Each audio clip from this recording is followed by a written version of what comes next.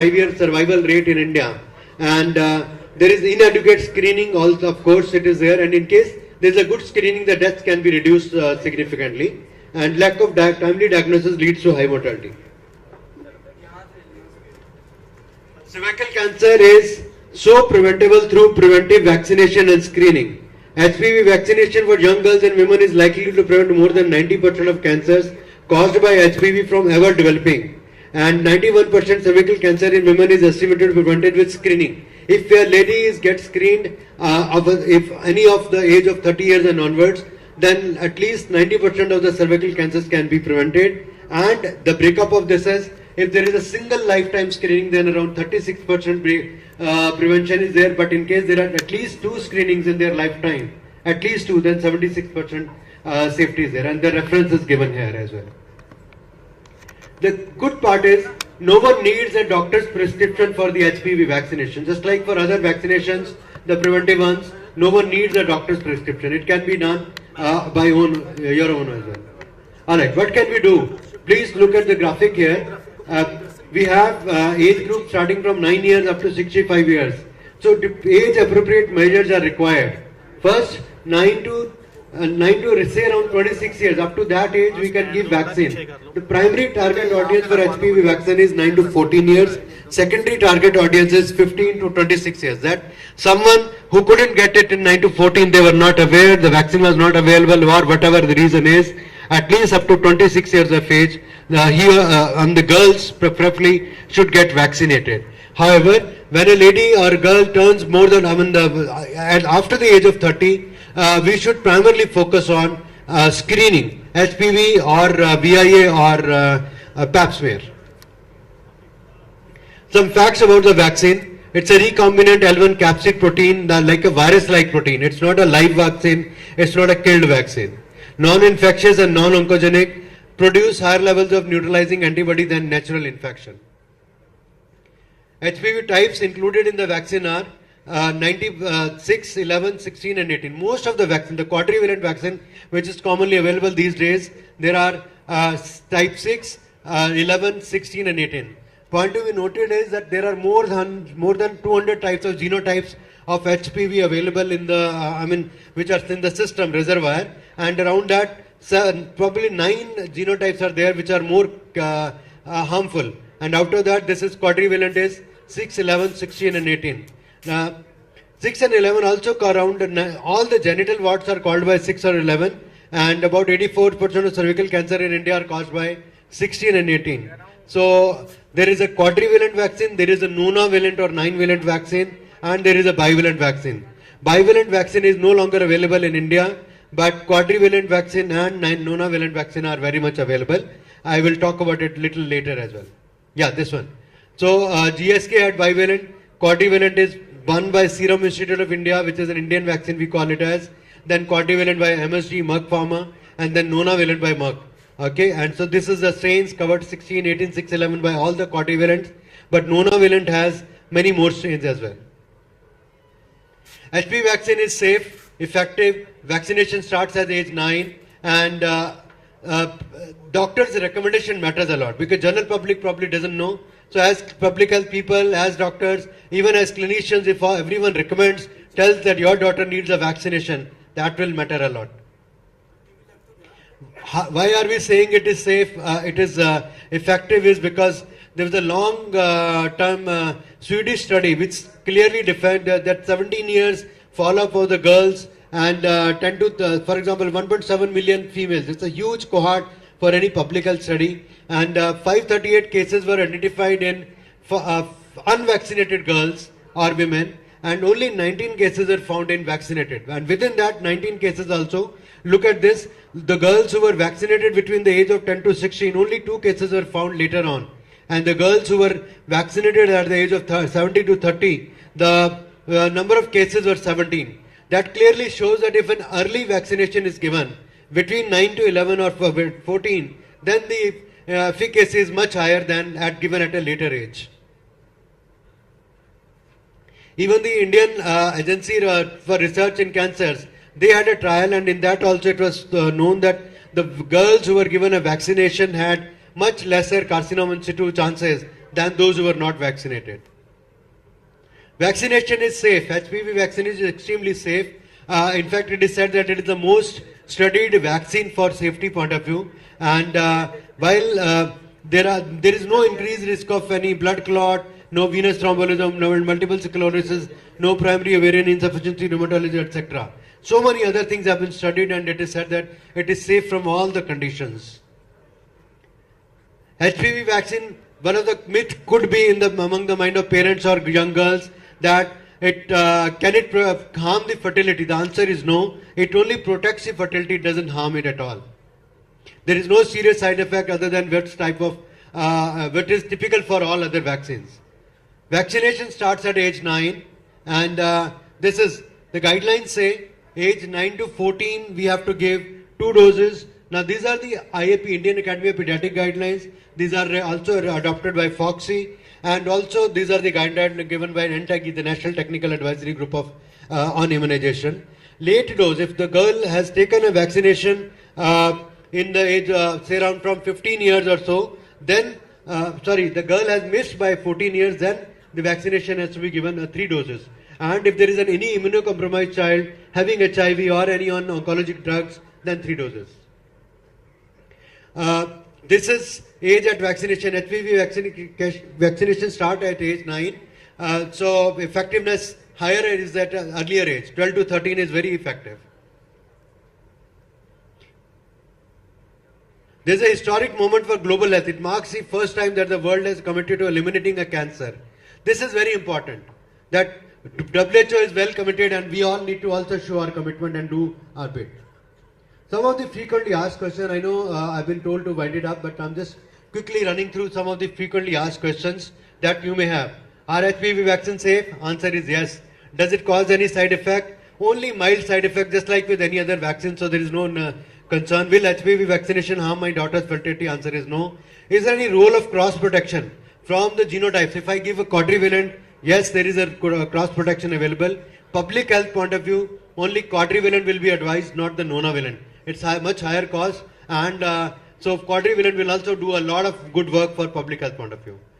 Why do they need at this age, 9 to 14? Why not earlier? Why not later? Because it works best. Incidentally, it was said that before the sexual onset, the sexual puberty of the girls, it should be given. That is why in the global audience, it was studied at 9 or 10 years. And the studies are still going on for younger age. Say if we club it with, say, 5th year vaccine, etc., how will be the efficacy? The studies are still going on. Can she not get the vaccine after marriage? HPV vaccine is recommended for all 9 to 14 and is not based on marital status. How long will the protection last? It's a long-lasting protection. And how long will the protection from, is there some form of herd immunity? The answer is yes. Herd immunity is also there from HPV vaccine. Role of vaccination in patients who are HPV positive.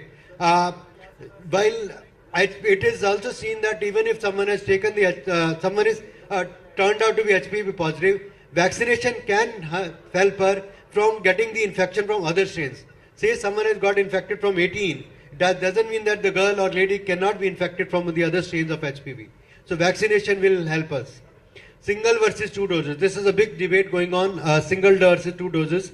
WHO has given an off-label information that single dose can also work.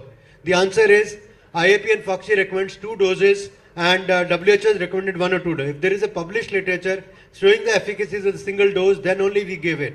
For example, Merck, the Gardasil vaccine, there is a published literature that the single dose can work. But the Indian vaccine, Serum Institute, it is still, the studies are underway. There is no clarity as of now that whether single dose will work as effectively as 2 doses. That is why the Indian guidelines say 2 doses only, but it also depends on scene to scene. Alright, just 5 minutes or 2 minutes more. Some of the resources that I will request my audience to listen or take it home as a take-home message. These are available on the website, which is written on the bottom of the slide. You can take a picture of this. Prevent global HPV cancers. Now, this is effectively communicating with the parents. It is available in 6 languages: Hindi, English, Bengali, Marathi, Tamil, Kannada. Then one, don't wait to vaccine. A poster for parents, it is available in 6 languages. And after that, there are posters to be put up in the clinics or the OPDs or the general areas. These are available in 6 languages. And then the HPV vaccination facts for physicians. This is also available. This is available in English. This is for clinicians. That is why this has not been translated into different other languages. Then dosing guide. What kind of doses should be given? This is also given. And then there is a standardized scientific presentation. Supposedly today someone gets motivated and they want to train, talk about HPV vaccination in their academic institute. There is a standard presentation available. You just need to download it, customize it to your local institute, put up your logo and then present it to your audience. Last slide, your call to action from now onwards. Consider your own first lady's timely vaccination or screening as applicable. First lady, everyone, all the ladies are first ladies for themselves, but for everyone else, if you ask them, it could be my mother, my wife, my daughter, as the age is there. So, for every lady, there is a role whether they are eligible for vaccination or they are eligible for preventive screening. That's how I would request that we should go and talk to our family members whether we have, can we screen or vaccinate them. Second is make all healthcare professionals and workers aware and facilitate screening to the extent possible. Healthcare sector is the biggest employer for females. But if you run a survey, say among the nurses, say ANMs, ASHAs, how many of them have screened themselves ever? At least once in their lifetime. And all of them, I'm sure, more than 30 years of age. How many of their children, girls, are vaccinated? I know that in Punjab, the Punjab government had rolled out a vaccination campaign in Bathinda and Mansar districts way back in 2017, but that was that didn't continue for a longer time. Okay, and also could also undertake HPV vaccine campaigns, maybe in a subsidized way. For example, Adesh or any other institute, if they want to subsidize but offer the vaccine to the student eligible girls, that should be done. That is a desirable activity. Quiz and poster competitions can also be done. All right. So last coverage, there is no official data, but around 2 to 3% coverage. And in Sikkim state like that, where it was going on for 5-6 years, coverage would have been more than 90% girls of the eligible age. And key question is how many of you are HPV vaccinated or how many of you got yourself screened? I will not ask them. The time is not there to ask you any questions. Thank you so much. There are so many resources available. Request is, let's get started in our own means. I know Government of India has not rolled out the HPV vaccine as of now, but a lot of effort can be made by each one of you. Thank you so much for the time and opportunity. Over to chairperson.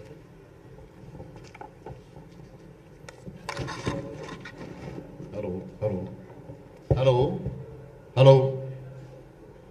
Good morning, distinguished guests, faculty of Adesh Medical College, and students.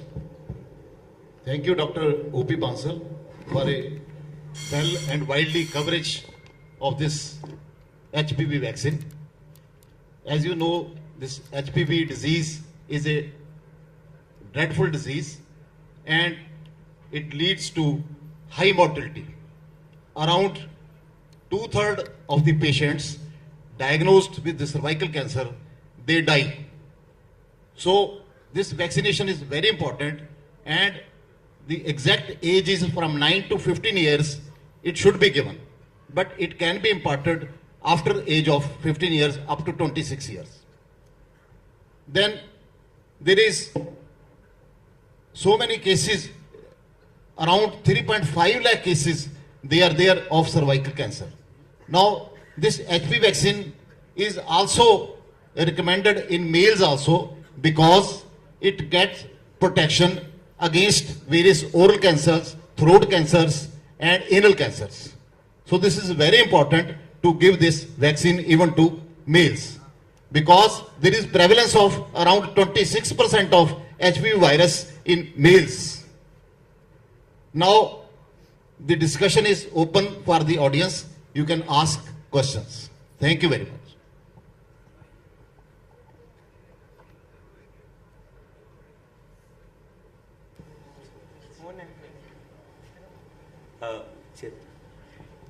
Right, so if there are no questions from the audience, I also would like to extend my heartfelt thanks to Dr. O.P. Kansal for this enlightening talk.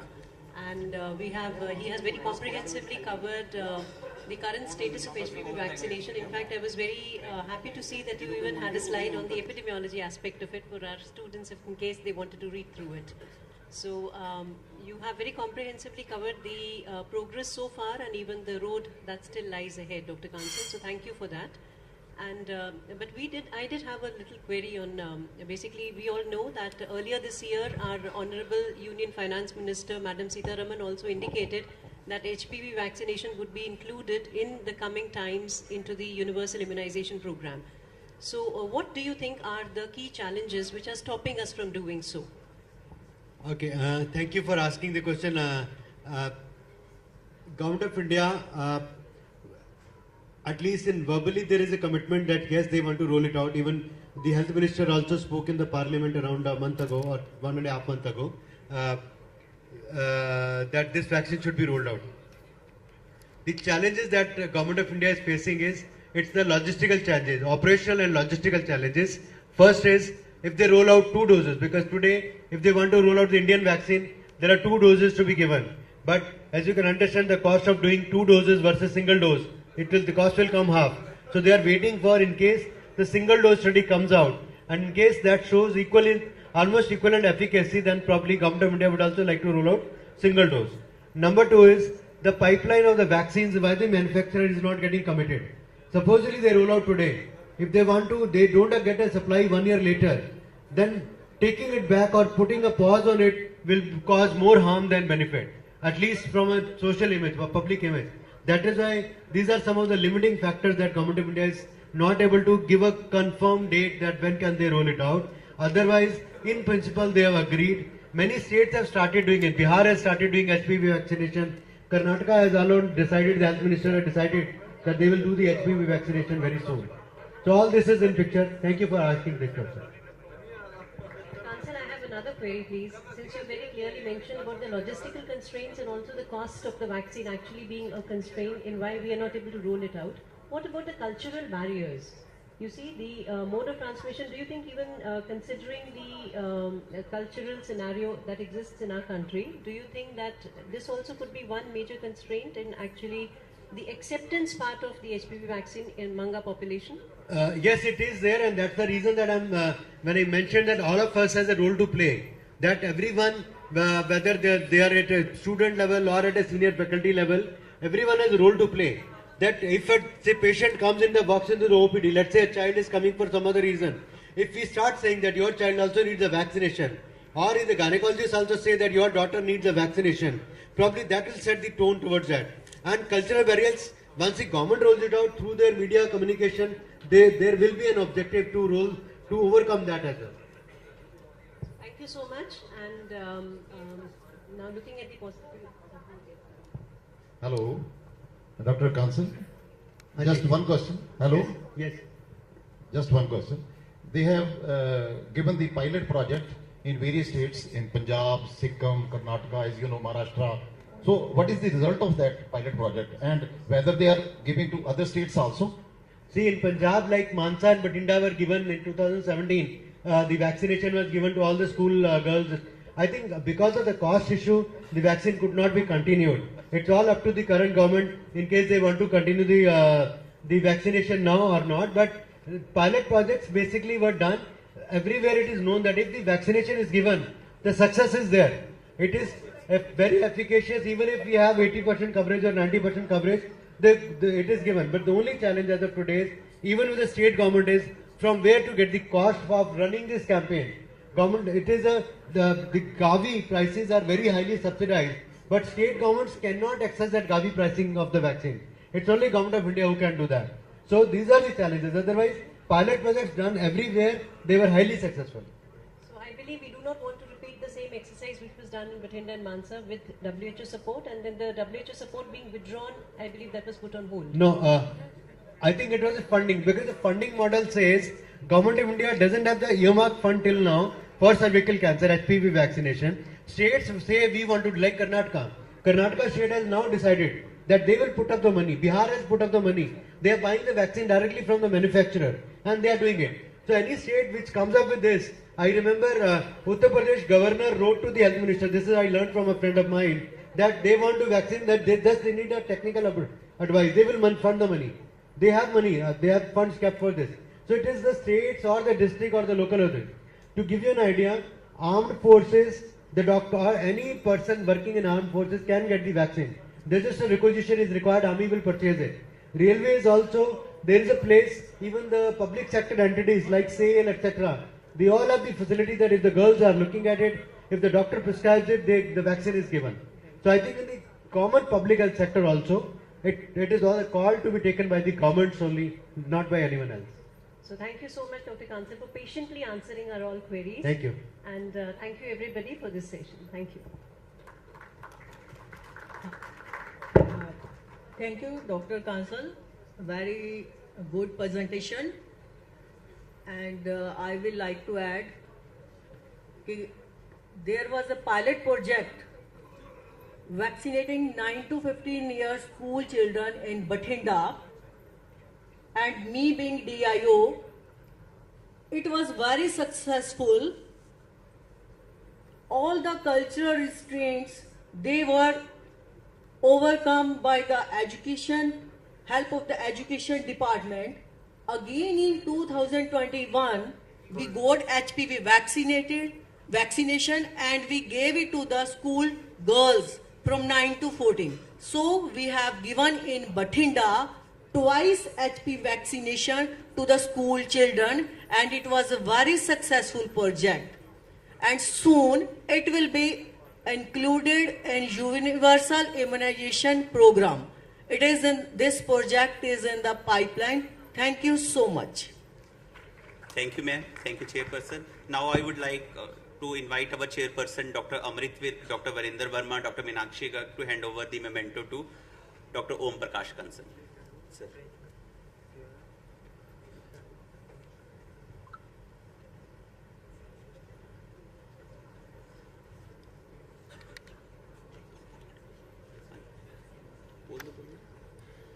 I also invite Lieutenant Colonel Dr. GPI Singh to join us on stage for felicitating our chairpersons.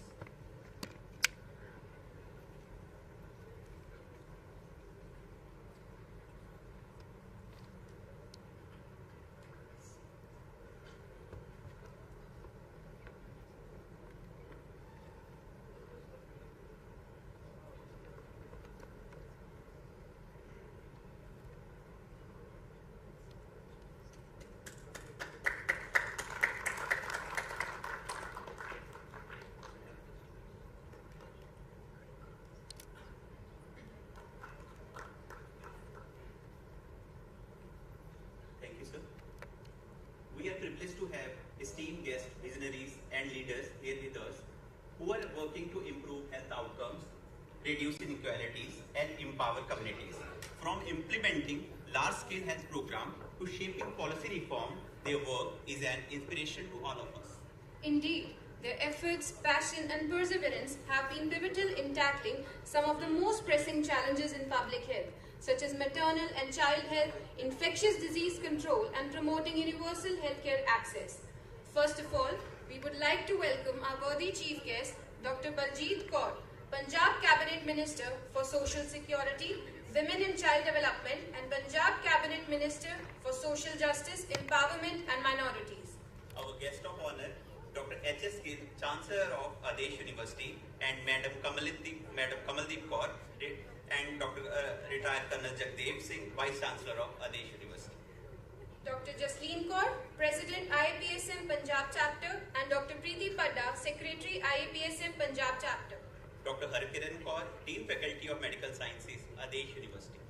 Dr. Pramod Kumar Goel, Principal AIMSR, and Dr. Gurpreet Singh Gill, MS Admin. Lieutenant Colonel Dr. Gurpreet Inder Singh, former Vice Chancellor of Adesh University, and Dr. Tejveer Singh, former DRME of Punjab. Dr. Jagjit Singh, Retired Professor, Community Medicine. Now, we would like to invite our student for green welcome of our worthy chief guest, Dr. Baljeet Kaur, Dr. H.S. Gill, Retired Colonel Jagdev Singh, Dr. Jasleen Kaur, Dr. Preeti Padda, Dr. Gurpreet Singh Gill, Dr. Harkiran Kaur, Dr. Pramod Kumar Goel, Dr. Gurpreet Inder Singh, Dr. Tejveer Singh, and Dr. Jagjit Singh.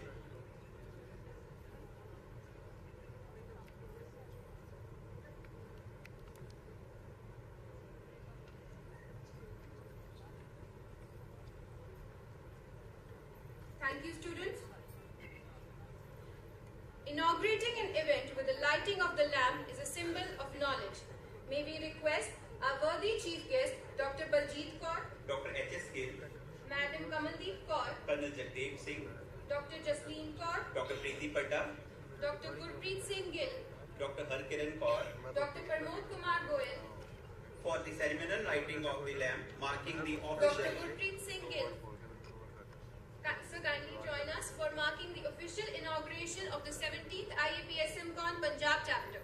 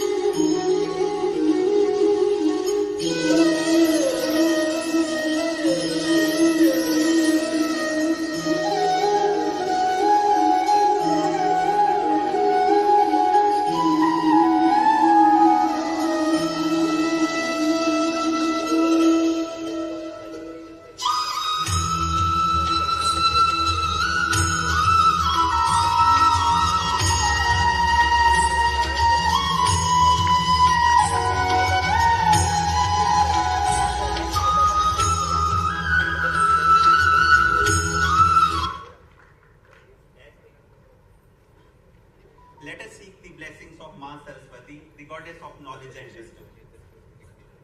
I request everyone to participate in Saraswati Vandana.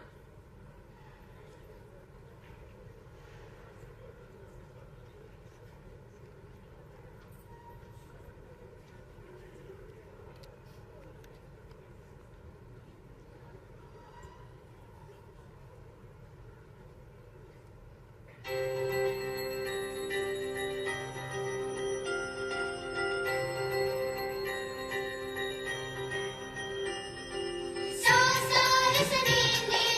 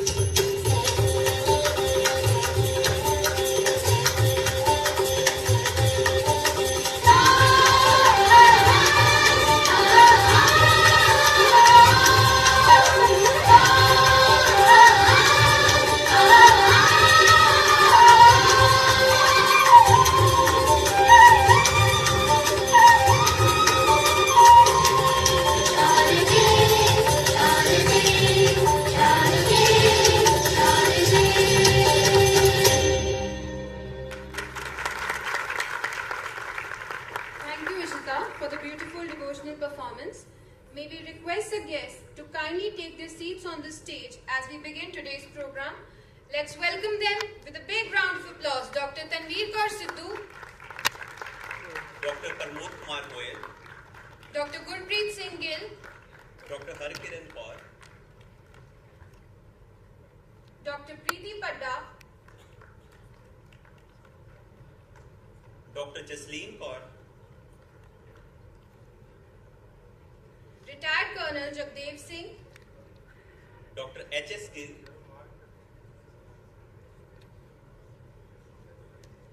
our chief guest, Dr. Baljeet Kaur. Let's have a big round of applause.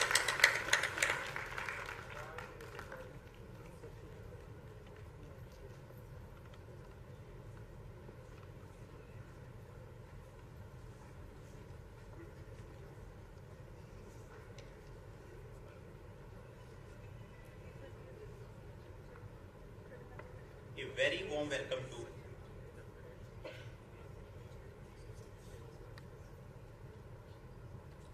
I also request DIU man to kindly join. On behalf of our civil surgeon, sir, who is actually on his way, I request ma'am to please join. A very warm welcome to 17th IAPSMCON Punjab chapter. It's an honor to have these distinguished guests and participants with us. Indeed, Dr. Gurmeet, today is a day to celebrate, learn and acknowledge the immense contribution of our esteemed guests and participants. Let's begin this event by inviting Dr. Tanveer Kaur Sidhu, organizing chairperson, for the welcome address. We now invite Dr. Tanveer Kaur Sidhu for welcome speech.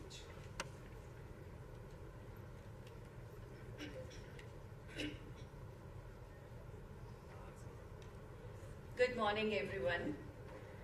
Distinguished dignitaries, esteemed guests, respected colleagues, and my dear friends. It is my great honor and privilege to welcome you all to the 17th Punjab chapter of Indian Association of Preventive and Social Medicine, proudly hosted by Adesh Institute of Medical Sciences and Research, Bathinda, under the umbrella of Adesh University. As the organizing chairperson, I am thrilled to have such a distinguished gathering of professionals and experts who have committed their lives to advancing the health and well-being of our communities. First and foremost, I would like to extend a warm and heartfelt welcome to our chief guest, ma'am, Dr. Baljeet Kaur. Born as a woman, becoming a doctor, and finally choosing to be a politician is a feat no less than breaking the glass ceiling.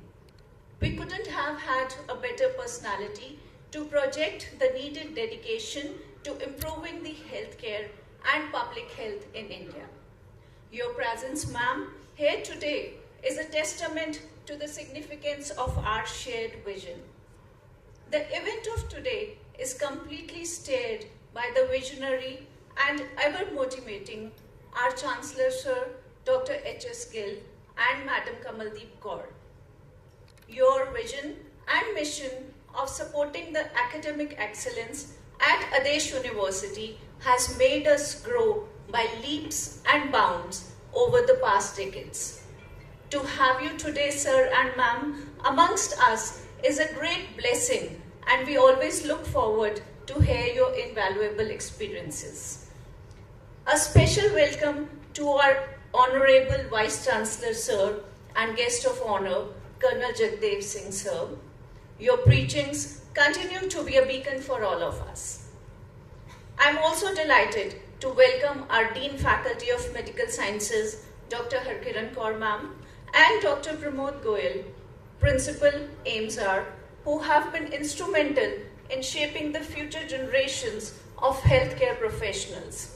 Your continued support strengthens the foundations of this conference and our cause.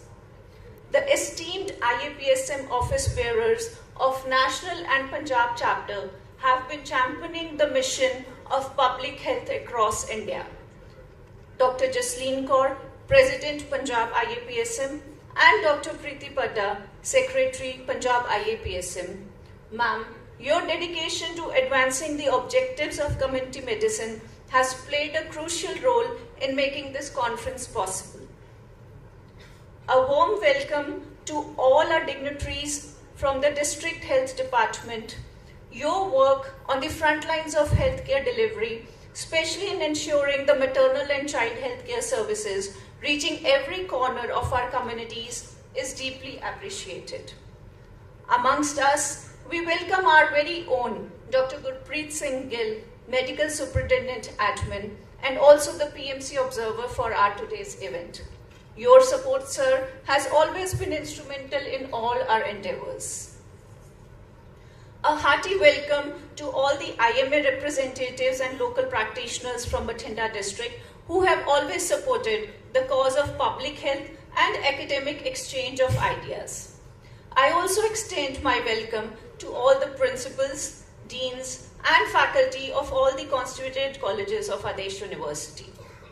I take the opportunity to welcome our orators, Dr. GPI Singh and Dr. Tejbir Singh, all the guest speakers, Dr. Sundarlal, Dr. Gagandeep Singh Grover, Dr. O.P. Kansal, all the panelists, chairpersons, judges, and all the faculty who have committed these 2 days of their busy schedule to meet under the banner of Punjab IAPSM and make it a great success. I am humbled to welcome the senior faculty of community medicine, Dr. Tejbir Singh, Dr. GPI Singh, Dr. Jagjit Singh, and many others, Dr. Amarjit Singh, who have always been guiding us in this field and today have come all the long way to shower their blessings onto us, the younger generations. We are excited to host 250 plus delegates, which include faculty of community medicine, medical officers from government sectors, private doctors, postgraduates, and undergraduate students. We also had a very successful pre-conference workshop yesterday on qualitative research, which saw the full strength participation of 30 delegates. Introducing the theme of this year's conference, From Bump to Birth and Beyond, Prioritizing Maternal and Child Health, underscores our collective commitment to improving the health outcomes of mothers and children. Quoting a verse from Sri Guru Granth Sahib Ji, Ang 1013, Jis garb mata rakhe, balak deh tari, meaning, the Lord protects the child in the mother's womb and gives it a body. This verse reflects the divine care of protection given to the child while being in the mother's womb. In context of modern maternal and child health, it emphasizes the importance of prenatal care, safe childbirth, and ensuring a healthy and holistic environment for both the mother and child. This helps in shaping the futures of families, communities, and our nation as a whole. As we move further for the academic deliberations of the day, I encourage each of you to actively participate in the discussions, engage, and forge new collaborations that will continue to drive progress in the essential field. Once again, on behalf of the organizing committee, a very warm welcome to all of you. Let us make this event a milestone in our collective journey towards healthier mothers, healthier children, and a healthier society, from bump to birth and beyond. Thank you.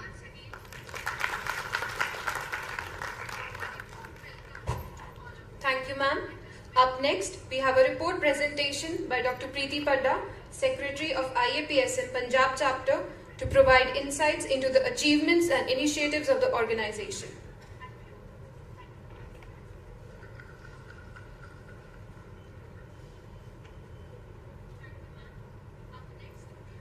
Good morning, everybody.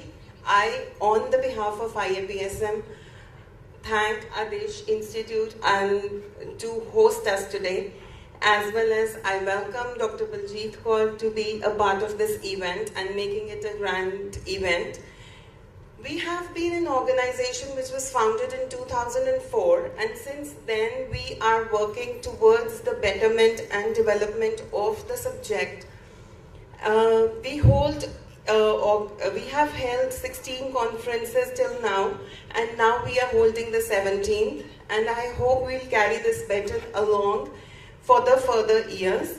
We always plan to organize few mid-year CMEs. One was organized by AIMS Mohali this year, under our aegis by the department in B.R. Ambedkar Medical College, Mohali. And now this year also we are trying to organize and have a prize ceremony for the best thesis for the postgraduate students, so that they can work more towards the betterment and work for the research methodology, which is the backbone of our subject. And along with that, we would be liking the inputs from all the faculty members of this fraternity as well as this to come and support the organization to the fullest, so that we can flourish further as we have been doing in the past. Thank you.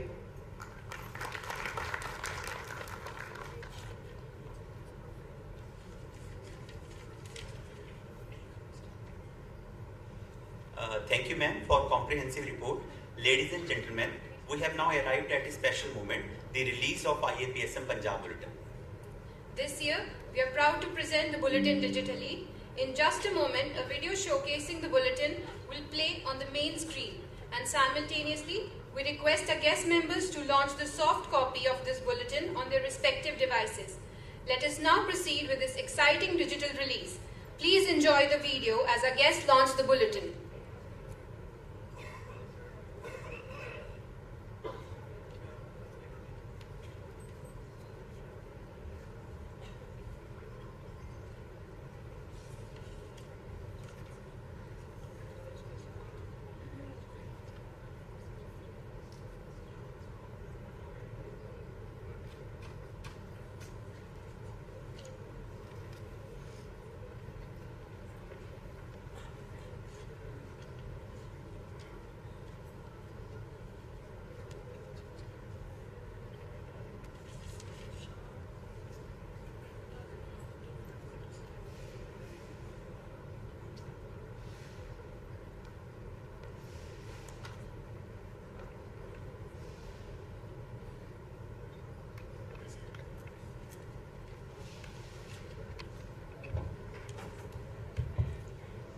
Now, I would like to request our chief guest to stand up for digital release.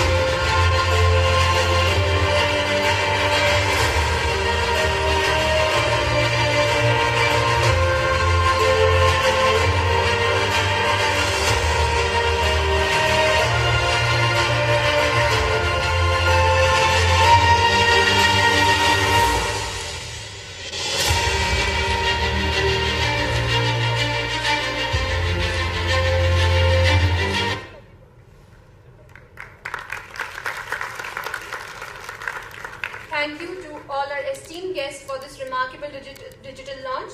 We are excited to see this edition reach far and wide to promote health and education across the region. To ensure comprehensive access, we are including a pen drive in the delegate kits with a soft copy of the bulletin, as well as links and QR codes for digital access to the bulletin and today's conference proceedings, featuring both oral and paper abstracts scheduled for the presentation in this conference. Now, We move ahead to the felicitation program, where we will honor our distinguished guests for their contribution. We begin the felicitation ceremony by inviting Dr. Harkiran Kaur, Dean of Faculty of Medical Sciences, Adesh University, to felicitate Dr. Preeti Padda, Secretary of IAPSM Punjab, for her valuable contribution.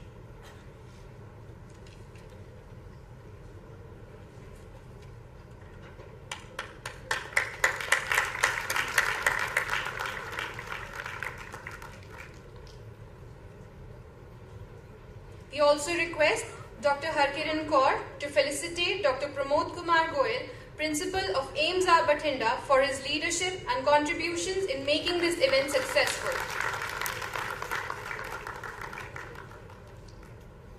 We request Dr. Pramod Kumar Goyal and Dr. Preeti Padda to kindly felicitate Dr. Harkiran Kaur for her support as guidance as Dean of Faculty of Medical Sciences, Adesh University.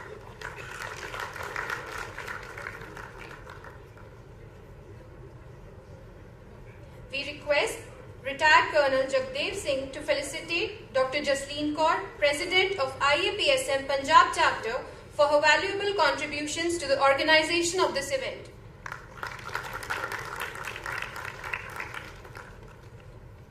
We request Dr. Jasleen Kaur to kindly felicitate Dr. Tanveer Kaur Sidhu, the organizing chairperson, for her tireless efforts in organizing the event.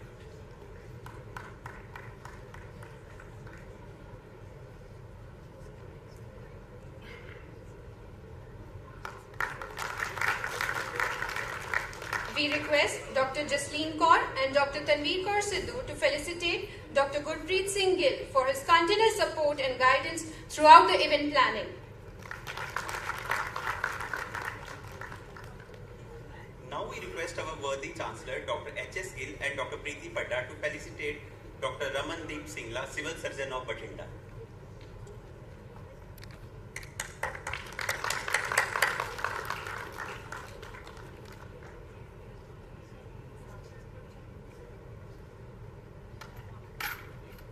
We now invite our chief guest, Dr. Baljeet Kaur, Punjab Cabinet Minister, and Dr. Jasleen Kaur, President of IAPSM Punjab chapter, to felicitate retired Colonel Jagdev Singh, Vice Chancellor of Adesh University.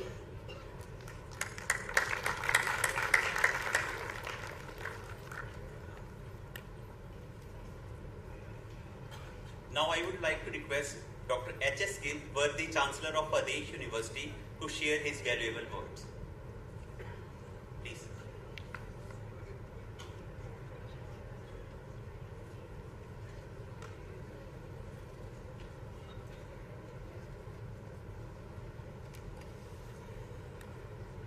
Honorable Dr. Baljeet Kaur, worthy Minister, Punjab Government, Dr. Sidhu, Professor I Head, PSM Department Medicine, Dr. Jagdev Singh, Vice Chancellor, Adesh University, Dr. Pramod, Principal Medical College, Bathinda, Dr. Preeti Padda, dignitaries on the stage, worthy guests, the expert faculty, and the orators who have come to long way to participate in this function. I, on behalf of Adesh University and the management of Adesh Foundation, welcome all the guests, worthy teachers, worthy students, and all my dear colleagues who have come over here to grace this occasion. It's a great pleasure to have Madam Baljeet Kaur over here out of our busy schedule. Our presence will be encouragement to our faculty, students, and all motivation for the coming of the institution. This is a great step toward the improvement of the faculty and the department development. I believe that this will give an opportunity to all our PG students and the research fellows to interact with the senior and the luminaries of this profession in their field, and will take the guidance from them. I especially welcome Dr. G.P. Singh, who have been the Vice Chancellor of this university also, who had traveled a long day from Janmahali to this place to participate and to encourage us.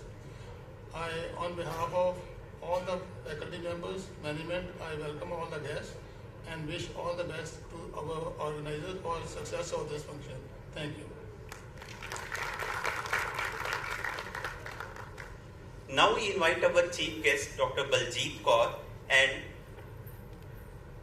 our worthy Vice Chancellor, Colonel Jagdev Singh, to felicitate Dr. H.S. Gill, Chancellor of Adesh University.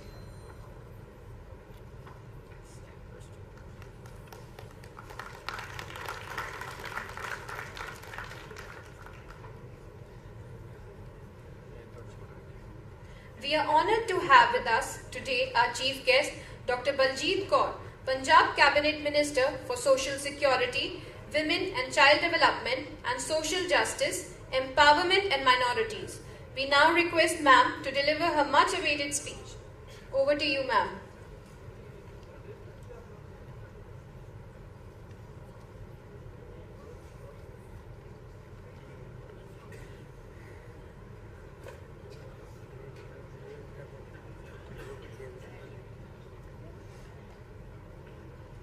Thank you, doctors, for inviting me in such a great function. First of all, I will congratulate the whole team of Adesh College, which has created such a remarkable steps towards the development of community medicine. And the topic is very much related to my subject, maternal and child health. Actually, community medicine is such a unique science which doesn't deal with the health of a single individual, a single patient. It has concern with the health of a community, with the health of the public. And it is its uniqueness, I think. And most of the students don't opt this subject for their profession, as I feel, as per my experience. Because we think it is just a hidden medicine and it has a great contribution for the society, for the health of the society. If we are living in a healthy society, I think there is a great contribution of the doctors which are working with the community medicine, basically oriented towards the prevention, towards the so many branches, vaccination, prevention, orientation, making policies. Such a complicated subject and such a subject which is related to each single family and which contributes for the health of each single family of our society. So I think more and more students should be aware of the importance of this subject, community science, community medicine.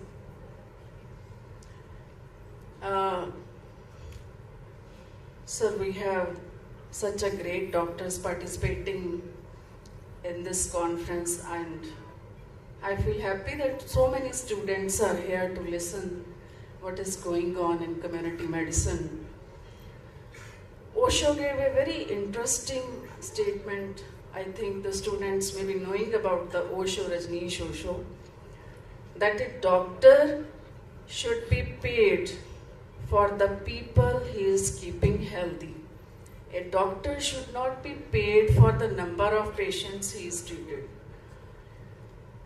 Like a policeman should be paid for the society he is keeping free from the criminal elements.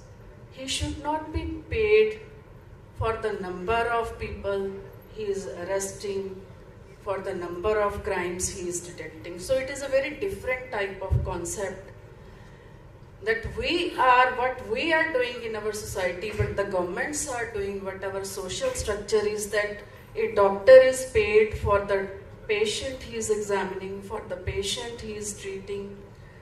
Like it is concept in our mind that patients are the bread and butter of a doctor, that we will get starved if we don't have patients. So the whole life a doctor searches for the patient, the more number of patients I should have, then I should earn more.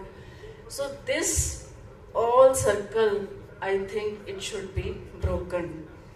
We should be oriented more towards the keeping our society healthy. We should be oriented, our goal should be more towards keeping the patient healthy.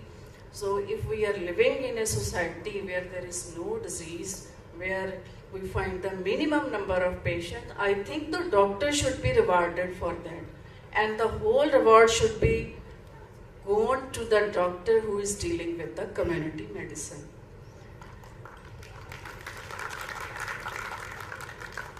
As I am also a doctor, so very vast experience in government sectors also, as the civil surgeon is also there. Students will go in government sectors and they will see the practices. Monthly reports are taken from the doctors that how many patients you are examining during the month, how many surgeries you are doing during the month. That is our performances, that we have to do maximum number of surgeries. In the other word, we can also see that we are searching how many patients are there in our society, how sick is our society. So, ਮੈਨੂੰ ਵੀ ਬੜਾ ਅਜੀਬ ਲੱਗਦਾ ਸੀ ਜਦੋਂ ਕਹਿੰਦਾ ਸੀ ਕਿ ਇੰਨੇ cataract ਇੱਕ ਮਹੀਨੇ ਵਿੱਚ ਕਰਨੇ ਹੀ ਕਰਨੇ ਆ, ਸੋ ਅਸੀਂ ਕੀ ਲੱਭ ਕੇ ਲੈ ਗਏ ਮਰੀਜ਼ ਵੀ, ਇੰਨੇ ਮਰੀਜ਼ ਅਸੀਂ ਬਣਾਉਣੇ ਹੀ ਆ. So it is a very wrong practice what I feel. So we should be paid for keeping the society healthy. We should be rewarded for keeping the people healthy. If such a trend is made, I think the picture of the society, the picture of the diseases, it will be entirely different. So I am first of all thankful to all of you for making me a part of this conference. Or is college I am attending second conference of this college. और मैनू लगता है कि इस एरिए दे विच Malwa reason दे विच एक बहुत ही progressing college आदेश college मैं कह सकती हूँ, क्योंकि एक कम्यूनिटी मेडिसिन के ऊपर, सोशल एंड प्रिवेंटिव मेडिसिन के ऊपर एक इतनी अच्छी कॉन्फ्रेंस और so much doctors are participating, students are participating. It is a great achievement of Adesh Medical College. So I congratulate Dr. Gill also कि इन्नियां अच्छियां efforts तुसी इस region च कर रहे हो, और this is the Malwa region where we get the maximum number of patients. Again, I will say कि अगर community medicine साडी इन्नी strong हो जाती है, ਸਾਡੇ ਡਾਕਟਰਸ ਦੀ ਪਾਰਟਿਸਿਪੇਸ਼ਨ ਇੰਨੀ ਸਟਰੋਂਗ ਹੋ ਜਾਂਦੀ ਹੈ, the day will come ਕਿ ਸਾਡੇ ਕੋਲ ਜਿਹੜੇ ਮਾਲਵਾ ਰੀਜਨ ਦੇ ਵਿੱਚ ਇੰਨੇ ਅਸੀਂ ਹੈਪੇਟਾਈਟਸ ਦੇ ਪੇਸ਼ੈਂਟ, ਕੈਂਸਰ ਦੇ ਪੇਸ਼ੈਂਟ, ਉਹਨਾਂ ਦੀ ਗਿਣਤੀ ਘੱਟ ਕਰਨ ਦੇ ਵਿੱਚ ਵੀ ਬਹੁਤ ਕਾਮਯਾਬ ਹੋ ਜਾਵਾਂਗੇ. ਸੋ ਉਹਦੇ ਵਿੱਚ ਮੈਂ ਫਿਰ ਉਹੀ ਗੱਲ ਕਹਾਂਗੀ ਕਿ ਕਮਿਊਨਿਟੀ ਮੈਡੀਸਨ ਨੂੰ ਪ੍ਰੈਕਟਿਸ ਕਰਨ ਵਾਲੇ ਡਾਕਟਰਸ ਇੱਕ ਅਜਿਹੇ ਡਾਕਟਰਸ ਨੇ ਜੋ ਪਰਮਾਤਮਾ ਦੀ ਬਖਸ਼ਿਸ਼ ਦੇ ਨਾਲ ਸਾਡੇ ਸਮਾਜ ਵਿੱਚ ਇੱਕ ਬਹੁਤ ਵੱਡਾ ਹਿੱਸਾ ਪਾ ਰਹੇ ਨੇ, ਸਾਡੇ ਸਮਾਜ ਨੂੰ ਤੰਦਰੁਸਤ ਰੱਖਣ ਦੇ ਲਈ. ਸੋ ਬਹੁਤ ਸਾਰੀਆਂ ਇਹੋ ਜਿਹੀਆਂ ਬ੍ਰਾਂਚਸ ਹੁੰਦੀਆਂ, ਬਹੁਤ ਸਾਰੇ ਇਹੋ ਜਿਹੇ ਪ੍ਰੋਫੈਸ਼ਨਸ ਹੁੰਦੇ ਆ ਜੋ ਬਿਹਾਈਂਡ ਦੀ ਸਕਰੀਨ ਕੰਮ ਕਰਦੇ ਆ. ਸਾਨੂੰ ਪਤਾ ਵੀ ਨਹੀਂ ਹੁੰਦਾ ਕਿ ਉਹਨਾਂ ਦੀ ਕੰਟਰੀਬਿਊਸ਼ਨ ਕਿੰਨੀ ਹੈ ਸੋਸਾਇਟੀ ਦੇ ਵਿੱਚ. ਸੋ ਕਮਿਊਨਿਟੀ ਮੈਡੀਸਨ ਇਜ਼ ਸੱਚ ਬ੍ਰਾਂਚ ਜਿਹੜੀ ਇਸ ਤਰ੍ਹਾਂ ਦੀ ਕੰਟਰੀਬਿਊਸ਼ਨ ਸੋਸਾਇਟੀ ਦੇ ਵਿੱਚ ਕਰ ਰਹੀ ਹੈ, ਔਰ ਉਹਦਾ ਇੰਪੋਰਟੈਂਸ ਉਦੋਂ ਪਤਾ ਚੱਲਦੀ ਹੈ ਜਦੋਂ ਕੋਵਿਡ ਵਰਗਾ ਟਾਈਮ ਸਾਨੂੰ ਫੇਸ ਕਰਨਾ ਪੈਂਦਾ, ਤਾਂ ਉਹਦੇ ਵਿੱਚ ਵੈਕਸੀਨੇਸ਼ਨ ਦੀ ਕੀ ਇੰਪੋਰਟੈਂਸ ਹੈ, ਪ੍ਰੀਵੈਂਸ਼ਨ ਦੀ ਕੀ ਇੰਪੋਰਟੈਂਸ ਹੈ. ਅਗਰ ਅਸੀਂ ਆਪਣੇ ਕਿਸੇ ਏਰੀਏ ਦੇ ਵਿੱਚ ਕੋਵਿਡ ਦੀ ਬ੍ਰੇਕਡਾਊਨ ਨੂੰ ਸਪਰੈਡ ਹੋਣ ਤੋਂ ਰੋਕਿਆ, ਤਾਂ ਮੇਰੇ ਖਿਆਲ ਦੇ ਵਿੱਚ ਉਹਦੇ ਵਿੱਚ ਸਭ ਤੋਂ ਵੱਡਾ ਹੱਥ ਜਿਹੜਾ ਉਹ doctor belonging to community medicine ਦਾ ਹੀ ਹੋਏਗਾ. ਸੋ ਡਾਕਟਰ ਸਾਹਿਬ, ਮੈਂ ਤੁਹਾਨੂੰ ਬਹੁਤ ਬਹੁਤ ਮੁਬਾਰਕਬਾਦ ਦਿੰਦੀ ਹਾਂ, ਆਰਗੇਨਾਈਜ਼ਰਸ ਨੂੰ, ਪਾਰਟਿਸਪੈਂਟਸ ਨੂੰ, ਕਿ ਇੱਕ ਬਹੁਤ ਹੀ ਇੰਪੋਰਟੈਂਟ ਸਬਜੈਕਟ ਨੂੰ ਤੁਸੀਂ ਅਪਲਿਫਟ ਕਰਨ ਦੇ ਲਈ ਇਹ ਬਹੁਤ ਜ਼ਿਆਦਾ ਗ੍ਰੇਟ ਐਫਰਟਸ ਨੇ. ਔਰ ਮੈਂ ਇਹ ਵੀ ਆਸ ਕਰਾਂਗੀ ਕਿ ਸਾਡੇ ਵੱਧ ਤੋਂ ਵੱਧ ਸਟੂਡੈਂਟਸ ਜਿਹੜੇ ਆ ਉਹ ਕਮਿਊਨਿਟੀ ਮੈਡੀਸਨ ਨੂੰ ਇੱਕ ਪ੍ਰੋਫੈਸ਼ਨ ਦੇ ਤੌਰ ਤੇ ਆਪਣੀ ਲਾਈਫ ਦੇ ਵਿੱਚ ਅਡਾਪਟ ਕਰਨ, ਕਿਉਂਕਿ ਇਸ ਤਰ੍ਹਾਂ ਦੀ ਸੁਸਾਇਟੀ ਬਣ ਗਈ, ਇਸ ਤਰ੍ਹਾਂ ਦਾ ਸਾਡਾ ਵਿਵਹਾਰ ਬਣ ਗਿਆ ਕਿ ਅਸੀਂ ਇਸ ਪ੍ਰੋਫੈਸ਼ਨ ਨੂੰ ਵੀ ਇੱਕ ਤਰ੍ਹਾਂ ਨਾਲ ਬਿਜ਼ਨਸ ਦੀ ਤਰ੍ਹਾਂ ਲੈਣ ਲੱਗ ਗਏ। ਔਰ ਬੱਚੇ ਜਦੋਂ MBBS ਬਾਅਦ PG ਵੱਲ ਜਾਂਦੇ ਆ, ਪੋਸਟ ਗ੍ਰੈਜੂਏਸ਼ਨ, ਤਾਂ ਸਾਡੀ ਸੋਚ ਇਹ ਹੋ ਗਈ ਕਿ ਕਿਸ ਬ੍ਰਾਂਚ ਦੇ ਵਿੱਚ ਸਾਨੂੰ ਮੈਕਸਿਮਮ ਅਰਨਿੰਗ ਹੋਏਗੀ, ਕਿਸ ਬ੍ਰਾਂਚ ਦੇ ਵਿੱਚ ਅਸੀਂ ਵੱਧ ਤੋਂ ਵੱਧ ਪੈਸਾ ਕਮਾ ਸਕਾਂਗੇ। ਇਹ ਕੋਈ ਅਚੀਵਮੈਂਟ ਨਹੀਂ ਹੁੰਦੀ। ਅਚੀਵਮੈਂਟ ਉਦੋਂ ਹੁੰਦੀ ਹੈ ਜਦੋਂ ਅਸੀਂ ਇਹ ਸੋਚੀਏ ਕਿ ਅਸੀਂ ਕਿੰਨੇ ਲੋਕਾਂ ਨੂੰ ਵੱਧ ਤੋਂ ਵੱਧ ਜ਼ਿੰਦਗੀ ਦੇ ਸਕਾਂਗੇ। ਸੋ ਮੇਰੀ ਆਪਣੇ ਬੱਚਿਆਂ ਨੂੰ, ਸਟੂਡੈਂਟਸ ਨੂੰ ਇਹ ਰਿਕੁਐਸਟ ਹੈ ਕਿ ਵੇ ਆਫ ਥਿੰਕਿੰਗ ਆਪਾਂ ਚੇਂਜ ਕਰੀਏ, ਔਰ ਇਸ ਤਰ੍ਹਾਂ ਦੀਆਂ ਬ੍ਰਾਂਚਿਸ ਜਿਨ੍ਹਾਂ ਨੇ ਸਾਡੀ ਸੁਸਾਇਟੀ ਨੂੰ ਹੈਲਦੀ ਰੱਖਣਾ, ਚਾਹੇ ਅੱਜ ਆਪਾਂ ਨੂੰ ਇਸ ਗੱਲ ਦੀ ਇੰਪੋਰਟੈਂਸ ਨਾ ਲੱਗਦੀ ਹੋਵੇ। ਇੰਪੋਰਟੈਂਸ ਉਦੋਂ ਫੀਲ ਹੁੰਦੀ ਹੈ ਜਦੋਂ ਸਾਡਾ ਕੋਈ ਆਪਣਾ ਕਿਸੇ ਉਹੋ ਜਿਹੀ ਬਿਮਾਰੀ ਦੇ ਨਾਲ, ਕਿਸੇ ਉਹੋ ਜਿਹੀ ਐਪੀਡੈਮਿਕਸ 'ਚ ਫਸ ਜਾਂਦਾ ਤੇ ਸਾਨੂੰ ਫਿਰ ਲੱਗਦਾ ਕਿ ਕਿਵੇਂ ਕੱਢਿਆ ਜਾਵੇ। ਤਾਂ ਉਦੋਂ ਡਾਕਟਰ ਦਾ ਦਿਮਾਗ ਖਾਸ ਕਰਕੇ ਘੁੰਮਦਾ ਕਿ ਇਸ ਐਪੀਡੈਮਿਕ ਨੂੰ ਰੋਕਿਆ ਜਾ ਸਕਦਾ ਸੀ, ਜਾਂ ਇਹ ਜਿਹੜੋ ਡਿਜ਼ੀਜ਼ ਹੈ ਇਹਦਾ ਜੋ ਸਪਰੈਡ ਹੋਇਆ ਇਹਨੂੰ ਕਿੱਥੇ ਕੰਟਰੋਲ ਕੀਤਾ ਜਾ ਸਕਦਾ ਸੀ। ਸੋ ਬਹੁਤ ਵੱਡਾ ਰੋਲ ਇਸ ਬ੍ਰਾਂਚ ਦਾ, ਇਸ ਮੈਡੀਸਨ ਦਾ, ਔਰ ਬੱਚਿਆਂ ਨੂੰ ਬਹੁਤ ਜ਼ਿਆਦਾ ਇਹ ਮੋਟੀਵੇਟ ਕਰਨ ਦੀ ਲੋੜ ਹੈ ਕਿ ਸਾਡੇ ਵੱਧ ਤੋਂ ਵੱਧ ਬੱਚੇ ਜਿਹੜੇ ਹੈ ਸੋਸ਼ਲ ਐਂਡ ਪ੍ਰੀਵੈਂਟਿਵ ਮੈਡੀਸਨ ਵੱਲ ਓਰੀਐਂਟ ਹੋਣ, ਡੈਡੀਕੇਟ ਹੋਣ, ਔਰ ਡਾਕਟਰ ਦੀ ਕੀ ਇੰਪੋਰਟੈਂਸ ਹੈ ਇੱਕ ਸੁਸਾਇਟੀ ਦੇ ਵਿੱਚ, ਉਸ ਦੀ ਡੈਫੀਨੇਸ਼ਨ ਵੀ ਚੰਗੀ ਤਰ੍ਹਾਂ ਸਮਝਣ। So once again, I congratulate all of you. Thank you very much. Thank you, ma'am. Thank you. I humbly request Dr. H.S. Gill, Colonel Jagdev Singh, and Dr. Tanveer Kaur to come forward to felicitate our esteemed chief guest, Dr. Baljeet Kaur, for her gracious presence.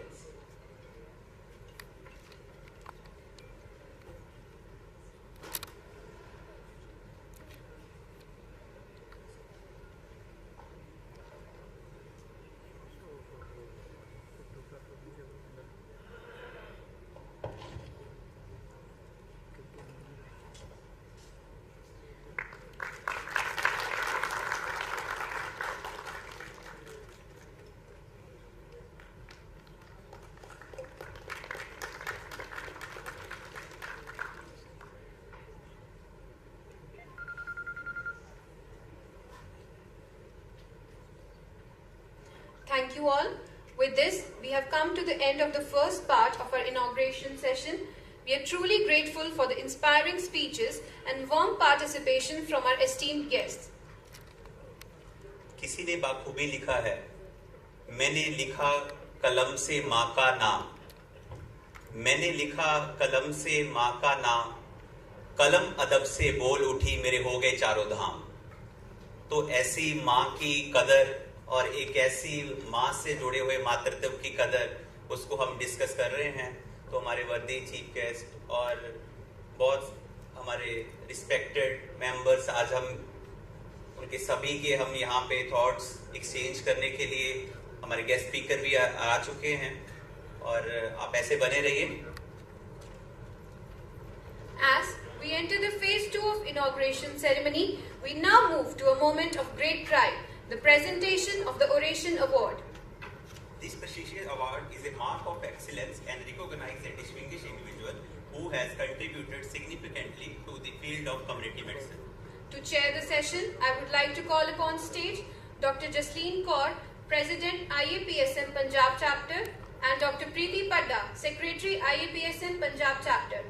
This year, the award is presented to Lieutenant Colonel Dr. Gurpreet Inder Singh, who will henceforth carry the title of Professor M.L. Chuk Orator. I humbly request Dr. Jasleen Kaur, President IAPSM, and Dr. Preeti Padda to chair this session. We are pleased to introduce an outstanding person whose work has made a big and lasting difference in the field of public health.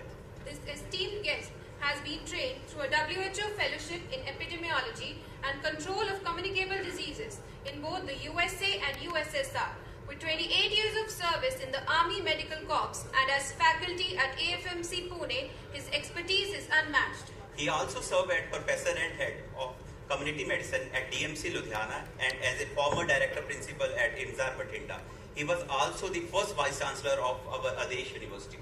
In recognition of his immense contributions, he has been awarded the Lifetime Achievement Award by the Punjab Academy of Sciences. He is an author, co-inventor with 4 patents, and a significant contributor to public health policy. A national expert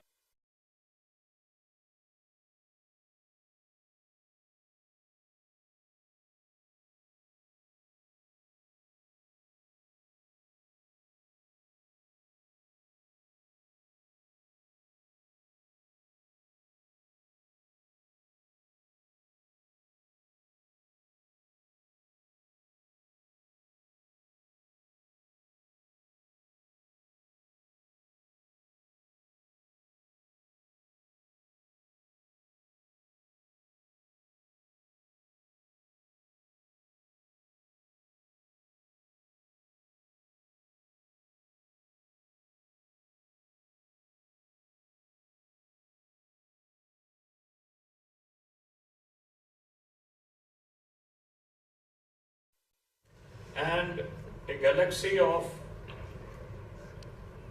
experts in community health, community medicine, public health, whatever you call it. I respectfully acknowledge the presence of elders in the profession, Professor Sundarlal, Professor Tejbir Singh, Professor Jagjeet Singh, and so many more, from whom we have learned quite a lot during our lifetime. As far as I am concerned, for me it is a homecoming. I was among the first people to hold this rostrum here in this auditorium.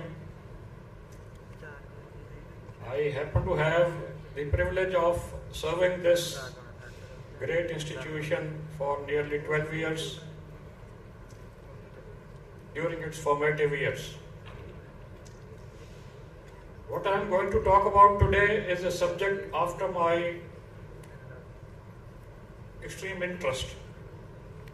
And as we go along this presentation, we will see how maternal and child health, not only tangentially but directly hit by the environmental health crisis in Punjab. I have chosen this subject because we are meeting here today in this geographical location, which actually is in trouble.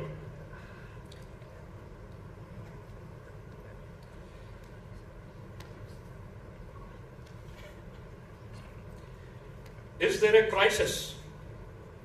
Crisis means we have reached an irreversible point where we are only going to go downhill and we will suffer immense losses in terms of human health. To illustrate what I am trying to say by the word crisis, sample this slide. If you notice, this is the births and sex ratios. The data is a little old, but it is illustrative of the point I am going to make. If you notice, Punjab has the lowest birth rate per thousand. Well, unfortunately, nothing to be proud of. It is not related to our fantastic family planning program. It has other problems, other connotations. Look at the sex ratio at birth. Lowest in the country. This is many years ago. Now look at the sex ratios in 0 to 4 years of age. Sex ratio is very alarming in terms of female population that we have got. Please note what I pointed out in red ink, that sex ratio had already fallen to 874 from 925 in 91. before the female feticide facilities by ultrasound became available in Punjab or anywhere else. So where were the female fetuses? I bring to your recall the dictums given to us by our elders, namely Hippocrates, who has brought out his great doctrine about airs, waters and places, meaning thereby that human health is intimately and directly related to environment. I bring to your notice just this hospital, Adesh Hospital, which treated a very large number of congenital defects in a short span of time, which is related to the previous slide. And majority of the defects were neural tube defects. You will notice that 80% of the congenital defects being treated belong to male babies. Where were the female babies? Female babies were gone in utero because all the environmental toxins that we have got here in Punjab act as either endocrine disruptors or antifolates, so that you have all these congenital defects. This is the list of the babies treated in this hospital in a very short span of time. I'll run you through very fast through some pictures which were treated here.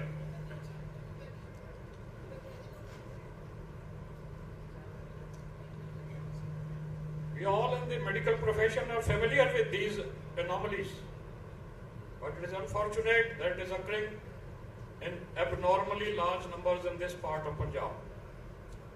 I again bring to your notice another dimension of, this is not working, another dimension of problem with the children as we are growing up, what affects their development. There was a great study carried out in all over India, covering 6 states. These 6 states were chosen because they were cotton growing states. That was the time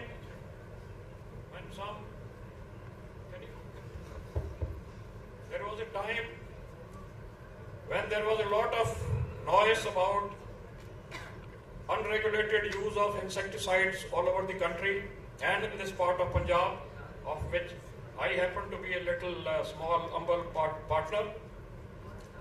This study in Punjab was carried out. The objective was to assess the chronic effects of pesticides on children in terms of their developmental abilities.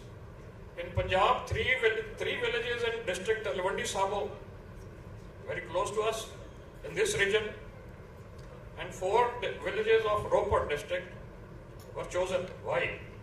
Talwandi Sabo happens to be an intensive cotton growing area which takes about 65% of the total pesticide used in agriculture. And Ropar district, Anandpur Sahib Tehsil, this is the least insecticide use area as controls. Similar matching controls in terms of age and sex were chosen, study and control areas. Now look at these tests which were applied on the children. All these tests were standard developmental indices, and they are standardized by WHO. Please look at that control and study groups. All the study group children had statistically significant or highly significant deficiencies in terms of their sensory abilities. Now look at this. This is a motor abilities. Same situation. Majority of the children have got deficit motor abilities. You can see the names of these tests. I will not waste much time on this. I'll carry on. These were the 4 facts about younger babies. Overall performance of younger children in the study and control groups, there was statistically long difference. Now the older children, The same pattern was observed as far as their mental abilities, concentration, tactile perception, and their motor abilities. Motor abilities have got highlighted as the children grow older. Same situation when the overall performance was put on the desk.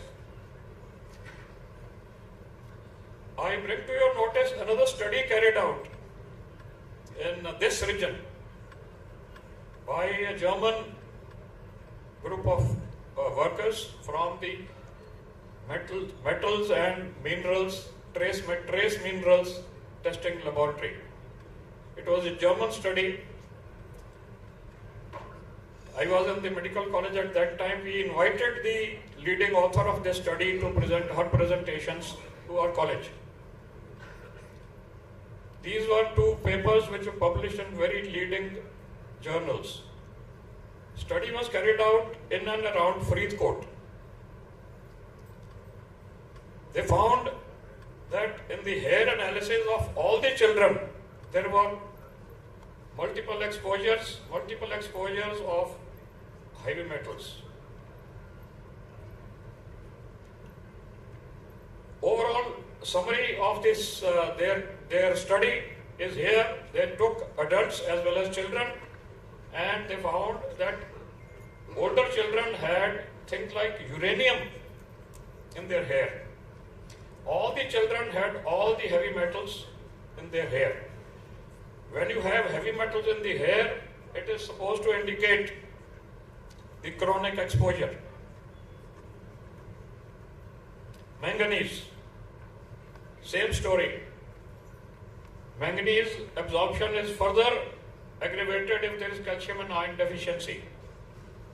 Barium, look at the Punjab children and look at the other children when compared with the study, compared them with other countries where they had carried out their similar studies. Cadmium. Phosphate fertilizers are supposed to contain a lot of cadmium. Maybe you would know that unlike other fertilizers, chemical fertilizers, phosphates are mined, phosphate fertilizers. They are not manufactured. And when they are mined, they are loaded with cadmium. Lead. Everyone knows about the toxic effects of lead, and look at the state of Punjab children against other children. We have talked about uranium. They studied uranium-238 and not the radioactive version of 235. Uranium is supposed to be the heaviest of all the metals. They followed up the study with urine metal testing. Urine metal concentration indicates acute exposure in the last few hours, 72 hours. So urine metal analysis again showed serious exposure, continued exposure, so that all the heavy metals were 3 to 10 times the normal expected ratio in the baseline urine. The author of this study kindly allowed me to use her slides, and these are her original slides.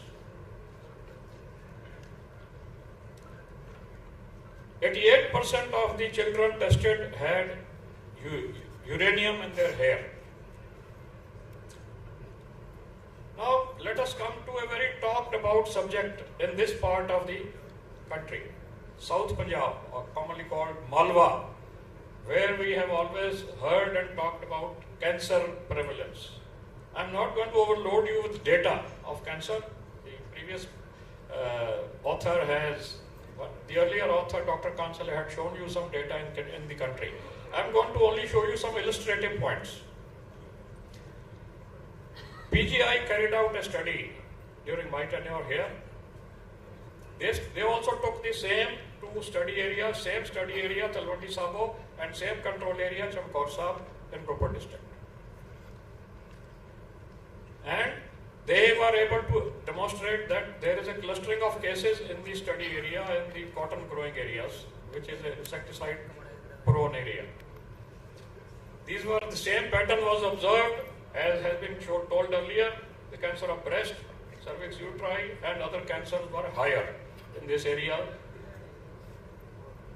These were the common sites which PGI study and elicited, but look at the comparison between the control area and the study area. There is a clustering of cases in the study area. They also tried to elicit the risk factors like insecticide users in agriculture, sprayers, people who are involved in storage of pesticides, and they also tried to look at the confounders like smokers, chewing tobacco, alcohol drinking, which are the known risk factors for cancer. They were able to demonstrate the same study, same outcome as we have discussed earlier. This was a fantastic study carried out by Punjab Health Systems Corporation. The validity of this study was under doubt, but it was a fantastic study because it was a study carried out with 100% population of Punjab, which is the dream of all epidemiologists. 100% sample. I will not go into the details of the study except to bring to your notice that there is a clustering of cases in Bathinda, Muxar, Mansa, insecticide-prone cotton-growing areas. It has long been thought that breast cancer has a strong endocrinal etiology. But ladies and gentlemen, look at this table. A study carried out, the data above. This is the breast tissue biopsies taken out from the tumors. These are the breast tissue biopsy taken out from the healthy breast tissue, and the statistically significant difference of all heavy metals presence in the tumor tissues. So now there is a heavy overlay of heavy metal exposure to breast cancer.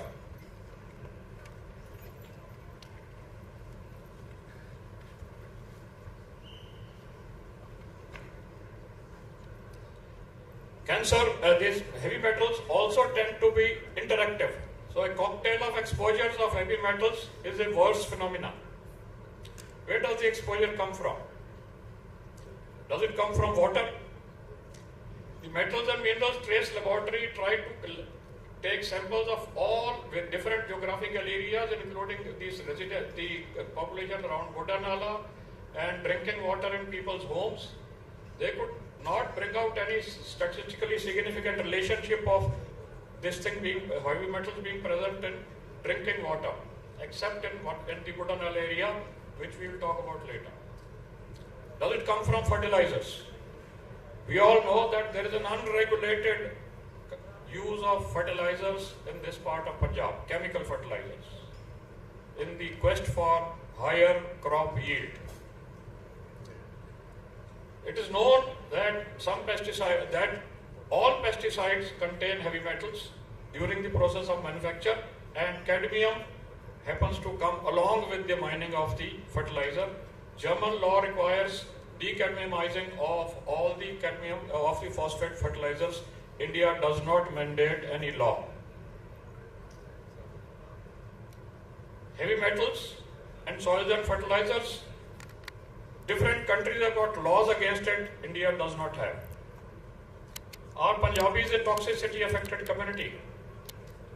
There are not enough studies to prove it beyond doubt, but there is enough circumstantial evidence to say that there is a problem. Whatever information is available, like some I have presented here, these studies were carried out by Punjab Pollution Control Board, PGI Chandigarh, Punjab Human Rights Commission, of which I was a part, Thapar Institute, Guru Nanak Dev University, Punjab University, Punjab Agriculture University, again I was collaborating with them in this study, and so on. I have presented a little data before you. In addition to that, as public health professionals, we know that there is a tremendous amount of published literature which indicates a relationship of exposure to environmental toxins leading to all kinds of cancers, male sterility, infertility, enhanced losses of female fetuses, we have talked about in the first part of this presentation. Then teratogenicity, mutagenicity, we have seen neural tube defects, and cerebral damage. We have seen these qualitative mental ability tests. and so on. What are the reasons for this grave scenario? Major reasons I am trying to say are environmental toxicity. And majority of the reasons fortunately are modifiable, but unfortunately not addressed. Significant among the factors are the faulty agricultural practices, which means indiscriminate use of pesticides and fungicides, herbicides, insecticides, use of chemical fertilizers, skewed cropping pattern. We are all aware, we are all alert that Punjab is not suited for paddy cultivation. It is a skewed pattern. We are killing Punjab. And use of groundwater resources. For the purpose of paddy, we are going to cause serious problems in Punjab today. 70% of the blocks in Punjab are in the red as far as groundwater suitability for drinking and irrigation is concerned. And then we are also causing damage by straw burning, paddy straw burning and so on. Look at the state-wise consumption of pesticides. Look at the two states highlighted in red. You will notice that Punjab happens to be the highest consumer of pesticides in the whole country.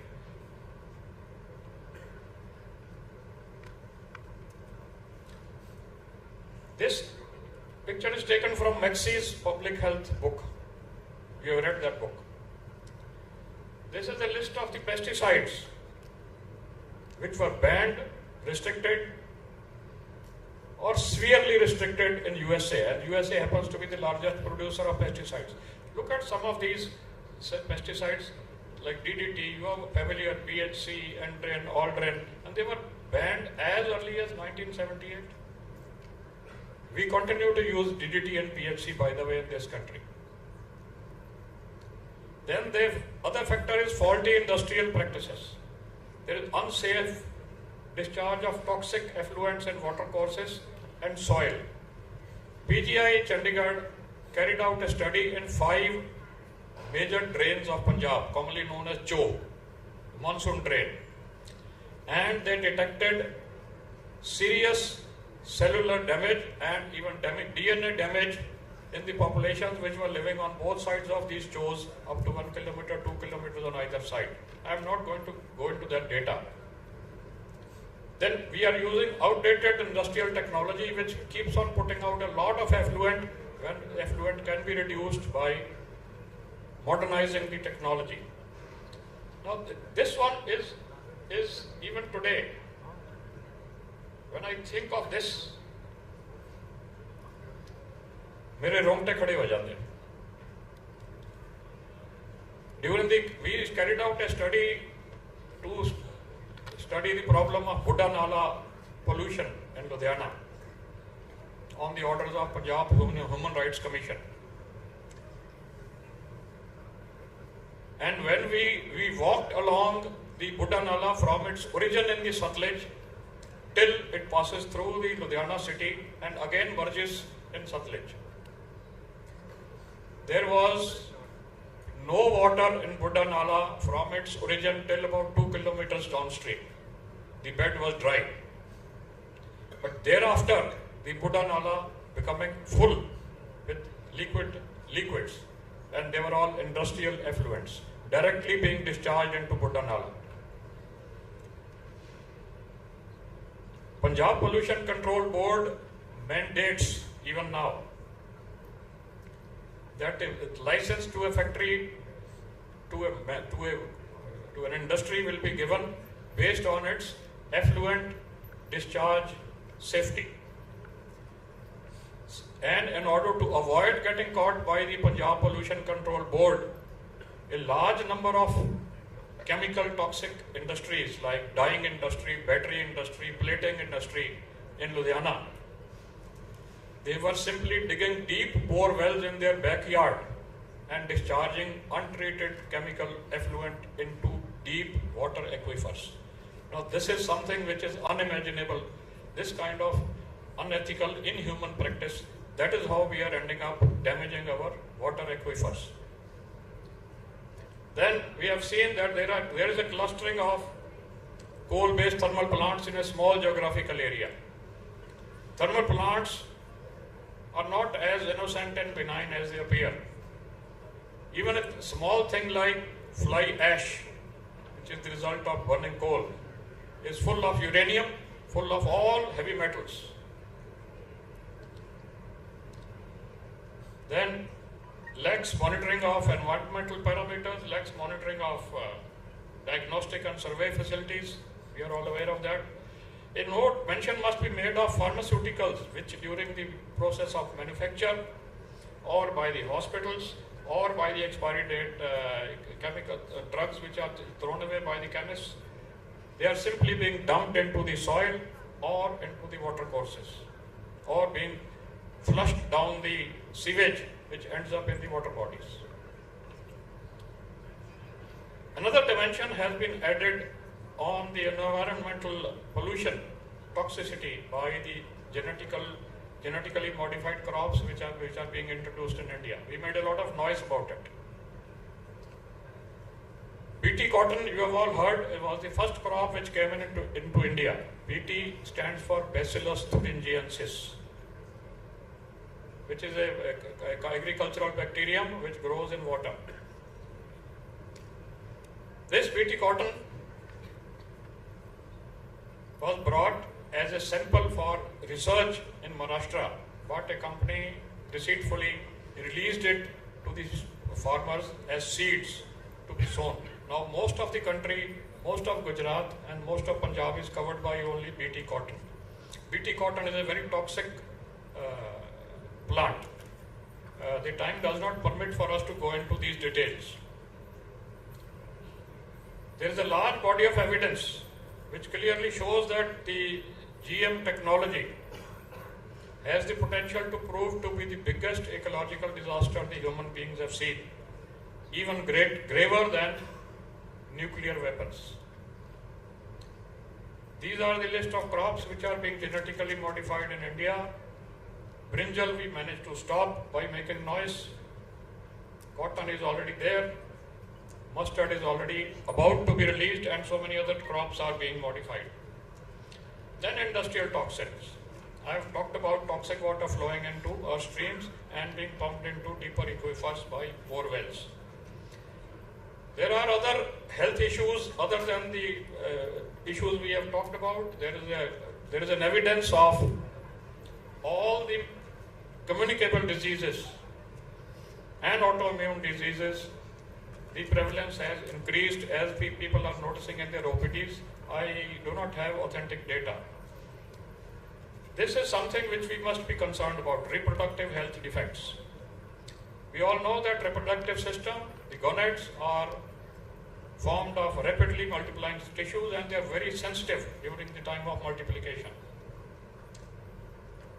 We all know that female fetuses are very sensitive to toxic insult, and that is why all the spontaneous abortions, majority of the spontaneous abortions are females,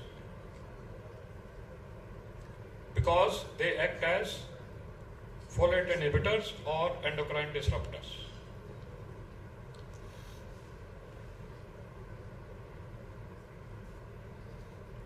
These are the observations made by the doctors in the community. I wish Dr. Baljeet Kaur was present here.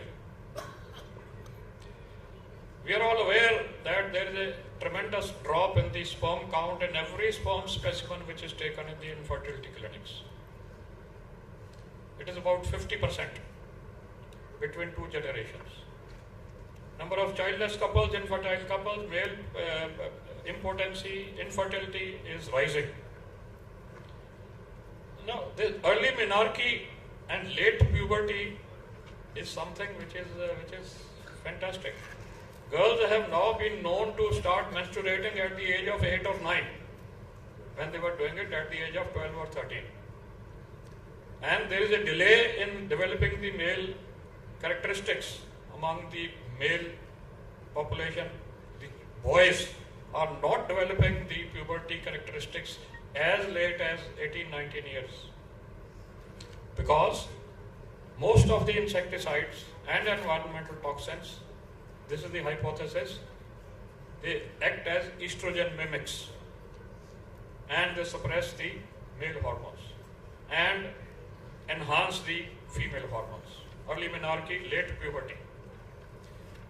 It is a very strange thing which has come to the notice of public health authorities that there is a highly prevalent anemia in adult males in Punjab, which is unimaginable because Punjab has been known for robust nutrition, food available, nobody dies of hunger here, and males are robust, strong, sturdy, but they are now, a large number of adult males in Punjab are showing anemia.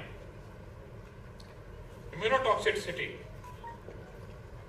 Most of these environmental toxins act as heptans, which form all kinds of unholy antigenic combinations, antigenic combinations, and there is an increase of autoimmune disorders. A mention must be made of health effects on animals, which share the same ecology as human beings. A lay observation by you and me tells us a large number of wild animals are no longer available. Birds of the vulture family. Vulture is now about to be extinct. In fact, there is a program by Punjab government to save the vulture from extinction. Crows, you don't see them anymore as much as you used to see them earlier. Banere te kaam bolda, hun nahi bolda. Out of about 10,000 species of sparrows, 7,000 are already gone. Earthworms are gone in all the farms where chemical fertilizers are used. Then honey bee, which is a very sensitive index of ecological health, is diminishing very fast. The milk yield is less in all the cattle by about 30%. Number of times of the pregnancies in the lifetime is down to less than 10, which was earlier more than 15 in the lifetime. Sterility in animals, same as human beings. And there is a premature deaths of all the cattle. Ayurvedic system logically is under attack because of the toxins which are found in the earth, because of the insecticide overload and fertilizer overload in the earth. The aromatic plants which form the backbone of Ayurveda could be toxic, and you can't serve toxic plants to human beings as drugs. I know it because I happen to have 4 patents based on the Ayurvedic drugs. Myself was part of a team in Banaras Hindu University. We worked, and it was a great problem for us to capture insecticide-free herbs as raw material for testing. Famous quote from Park's textbook: "We have insulted nature for too long, so that nature has now begun to strike back." Will the chairman permit a couple of more minutes so that I can talk about solutions? Otherwise, I will only pose the problems.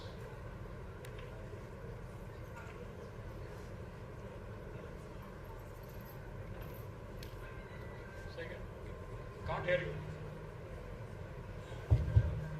Sir, 2 to 3 minutes, I guess. Okay, 2 to 3 minutes. We'll rush through. Can anything be done in Punjab? Yes.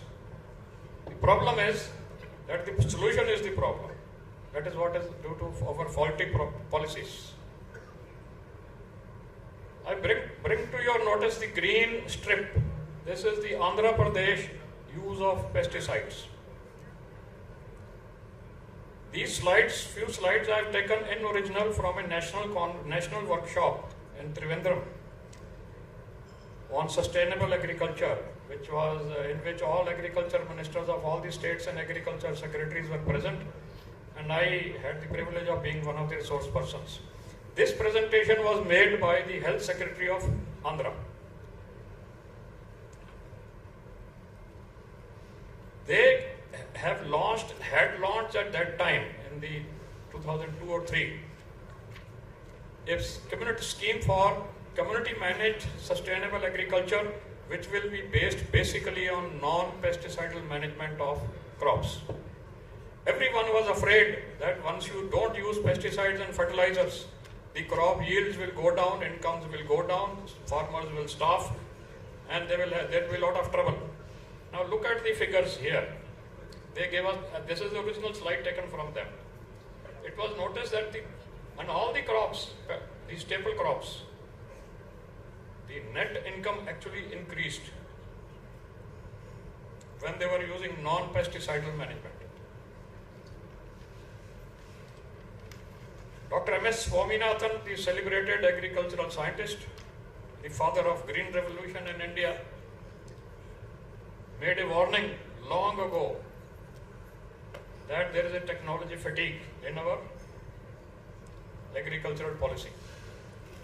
Despite increasing consumption of synthetic inputs, that is insecticides and fertilizers, the productivity has drastically fallen. Can we do anything? Yes. We invest in health. We action at the policy level, agricultural policy level, can be reduced easily from what I said earlier. Progressive reduction in the use of pesticides, fertilizers, encouraging organic farming, legislation for using the chemicals. India does not mandate decadmiumizing the phosphate fertilizers, which are used very commonly in Punjab. You are all aware of the NPK. Urea and NPK. NPK is phosphate. Then rationalization of use of Punjab. We must get rid of paddy. Do not permit field trials of GM crops. Health policy, primary, secondary, tertiary, identification of environmental toxicity hotspots. We are sitting in one. Permanent epidemiological research and surveillance stations in these areas. Systemic risk factor surveys to identify specific risk factors which are modifiable and can be regulated. Then awareness programs. Prevention of cancer. There is a lot of talk about creating cancer hospitals in Bathinda and Sangrur and wherever. But unfortunately, we seem to be investing a majority of the budget in treating cancer, waiting for people to have cancer and treat them, which is very costly.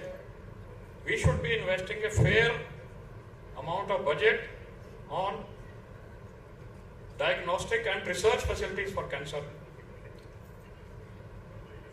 And industrial policy, effluent discharge norms, hazardous industrial processes, accountable of monitoring authorities.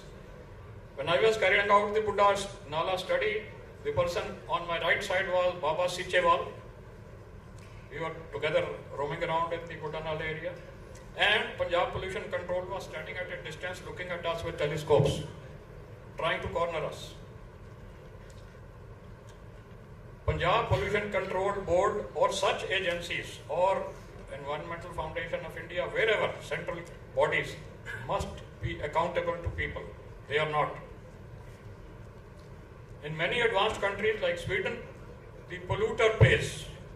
If there are certain diseases which are found related to pollution, the polluting industrial unit or units are punished and they pay for the management of these cases. In this country, who pays? So many other administrative actions can be taken. Cancer registry, population-based cancer registry, I think will be very helpful in this area. Potable water, I have told you, drinking water is unusable in 70% of Punjab. We are pulling out water, you are all aware that our bore wells are now being dug deeper and deeper, 200, 300, 400 feet to pull out potable water. And mind you, the deeper we go into the core of the earth, the more the drinking water will be loaded with heavy metals from the core of the earth. And that is what is happening.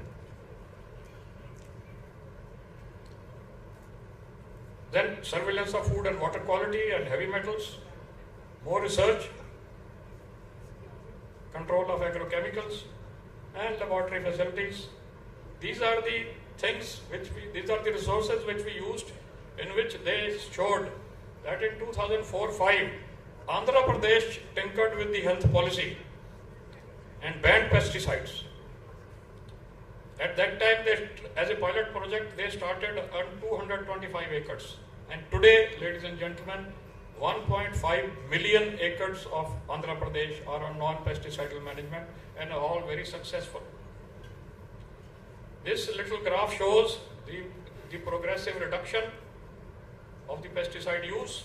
This is an old data, and progressive increase in the acreage which is under the non-pesticidal management, and the number of farmers which are progressively increasing who are adopting this kind of sustainable non-pesticidal agriculture. Do we have a role, all of us, community medicine? Yes, we all have a role to make sure that we perform our duties to detect these diseases early, to form policies and force the government to accept reasonable health policies and allocate more health budgets towards preventive measures rather than treatment facilities. Let's act before it is too late. Otherwise, लम्हों ने खता की थी, सदियों ने सजा पाई. Our next generations are going to curse us. Thank you very much.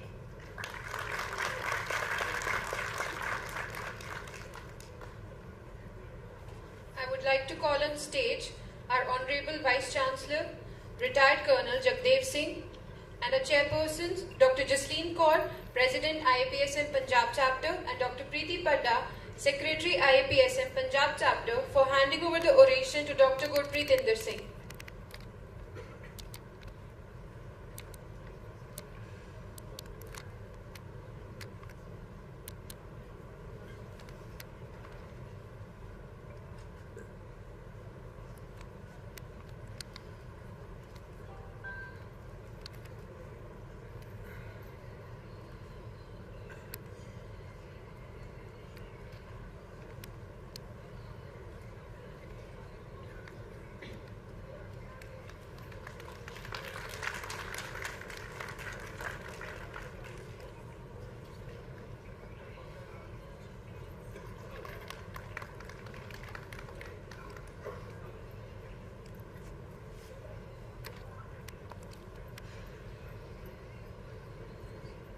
Thank you, ma'am. Thank you, sir.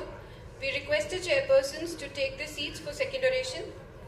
Next in line, we have the Dr. Urmila Lakhanpal oration, which is presented to Dr. Tejbir Singh for his contribution to the community medicine discipline. It's our great honor to introduce a visionary leader in the field of medical education and public health, someone whose legacy of service and commitment to the community has been truly inspiring. Our esteemed guest served as Medical Superintendent of GMC Amritsar from 2012 to 2013 and later as the Director of Research and Medical Education Punjab during 2013 to 2014. His leadership continued as Principal of GMC Amritsar from 2017 to 2018. He is the recipient of Professor M.L. Chugoration, and he is the founder president of IAPSM Punjab. His contribution also include being the founder coordination of Social Medicine Association. In addition to his numerous roles, Dr. Tejbir Singh has also served as the Secretary of Amritsar Medical College Alumni Association, further strengthening the bonds within the medical fraternity. Ladies and gentlemen, please join us in welcoming Dr. Tejbir Singh with a big round of applause.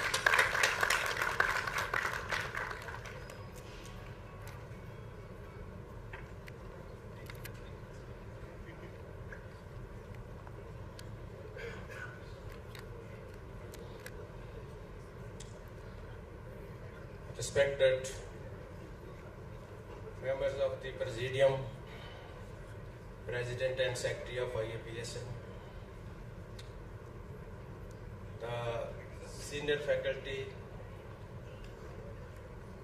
all the faculty members, students, dear friends, I have the privilege to be student of Dr. Urmila Lakhanpal,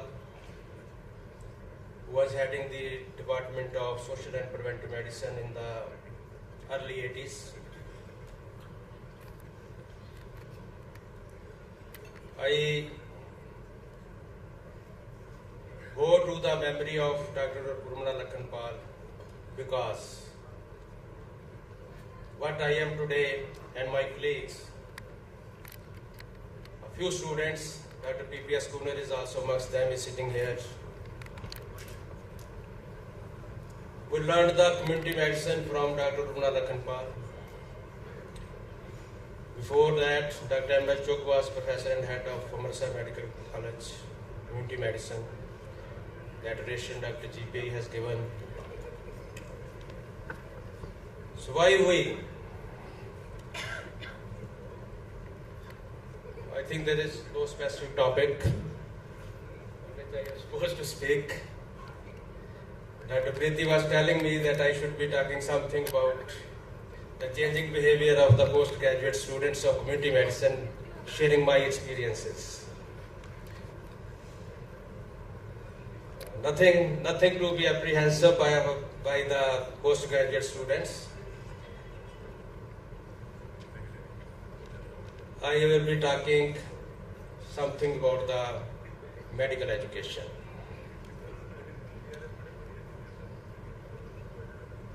Because students are the part of the medical education.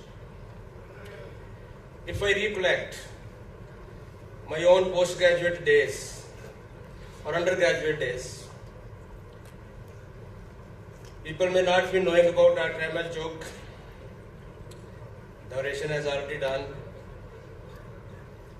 He was having the maximum degrees to his name, academic qualifications, not surpassed by anybody till today. But he was such a down-to-earth man. My colleagues of that time sitting here may be remembering that early in the morning, the students from the interns hostel were put out of their beds, and Dr. Chok was leading them to the field for the destruction of the dogs. Commitment to the rabies, that rabies should not be there. Early in the morning, Professor of Community Medicine is in the community along with the interns. Dr. Urmila Lakhanpal, when I joined the Community Medicine Department, at that time Social and Preventive Medicine, as a student of the postgraduate student, the first thing she asked me, have you come by choice? I said yes. I am doing MA in the sociology privately from the Guru Nanak Dev University. I have the interest and I have come. She invited me to her house in the evening, served the tea, introduced to his husband, the head of the radiology department, and said, he has come to the specialty with a choice. This is the relationship. Then, in 2002, when I joined as head of the department in the same institution, GMC Amritsar, I went to her house to pay my regards. Her first question was, do you go to the community? I said, yes, ma'am, family studies going on. She said, no. You are the professor. Are you going to the community? I said, yes, I am also going to the community. Then it's okay. So for the students of the community medicine, the message from those professors who built this specialty in one line, go to the community. And when I am deliberating on that where we stand today, probably somewhere continuously a thread will be there in my talk that somewhere we are missing the community. People of community medicine missing the community. Dr. Baljeet Kaur has left due to her engagements. I wanted to share one thing with her. The practical part of the community medicine which we people learned at that time, it is from the ICDS. Dr. Kunar is sitting here, his thesis was on the ICDS. We were visiting the different villages having the survey where the Anganwadis were to be started. Then after 5 years evaluating that what's the progress. Staying for the weeks in the village itself. Kapurthala we visited, Malot we visited, Budalada at that time, Bathinda district park we visited and stayed there. So this is the crux of, because there is so much confusion. We were the students of our degrees, social and preventive medicine. Somewhere the people were saying preventive and social medicine. The textbook is preventive and social medicine. Somewhere the people were starting saying community medicine. Then there was the public health. Again we are coming back to the public health. So in this plethora of words and in this confusion where we stand, but one part remains in it, that we are for the public, we are for the people, we are for the community. Each and every definition of public health, there is organized community effort, one step ahead. Not in the community only, organized community effort. Or that organized community effort may be the epidemiology for the prevention and control of the diseases, maybe for the betterment, for the prevention in the community. That means we have to understand the society. We have to understand the man in the context of being a social being, which differentiates it from the other animal life. Paul Flero has said, the great academician of the pedagogy of the oppressed, that the difference is the animal is in the society, the man is with the society. This traveling from being in the society to with the society, this changes the animal life from the animal to the human life. So to be with the community, that means we are part of that. And when we are part of that, that means we can act, we can organize, we can change. That change is important in this society. Change is going on two ways. One is to left its own. There is technology. Technology is coming, technology is changing the situation. And you are the observers. Second is, after the observation, you assess what's right and what's wrong.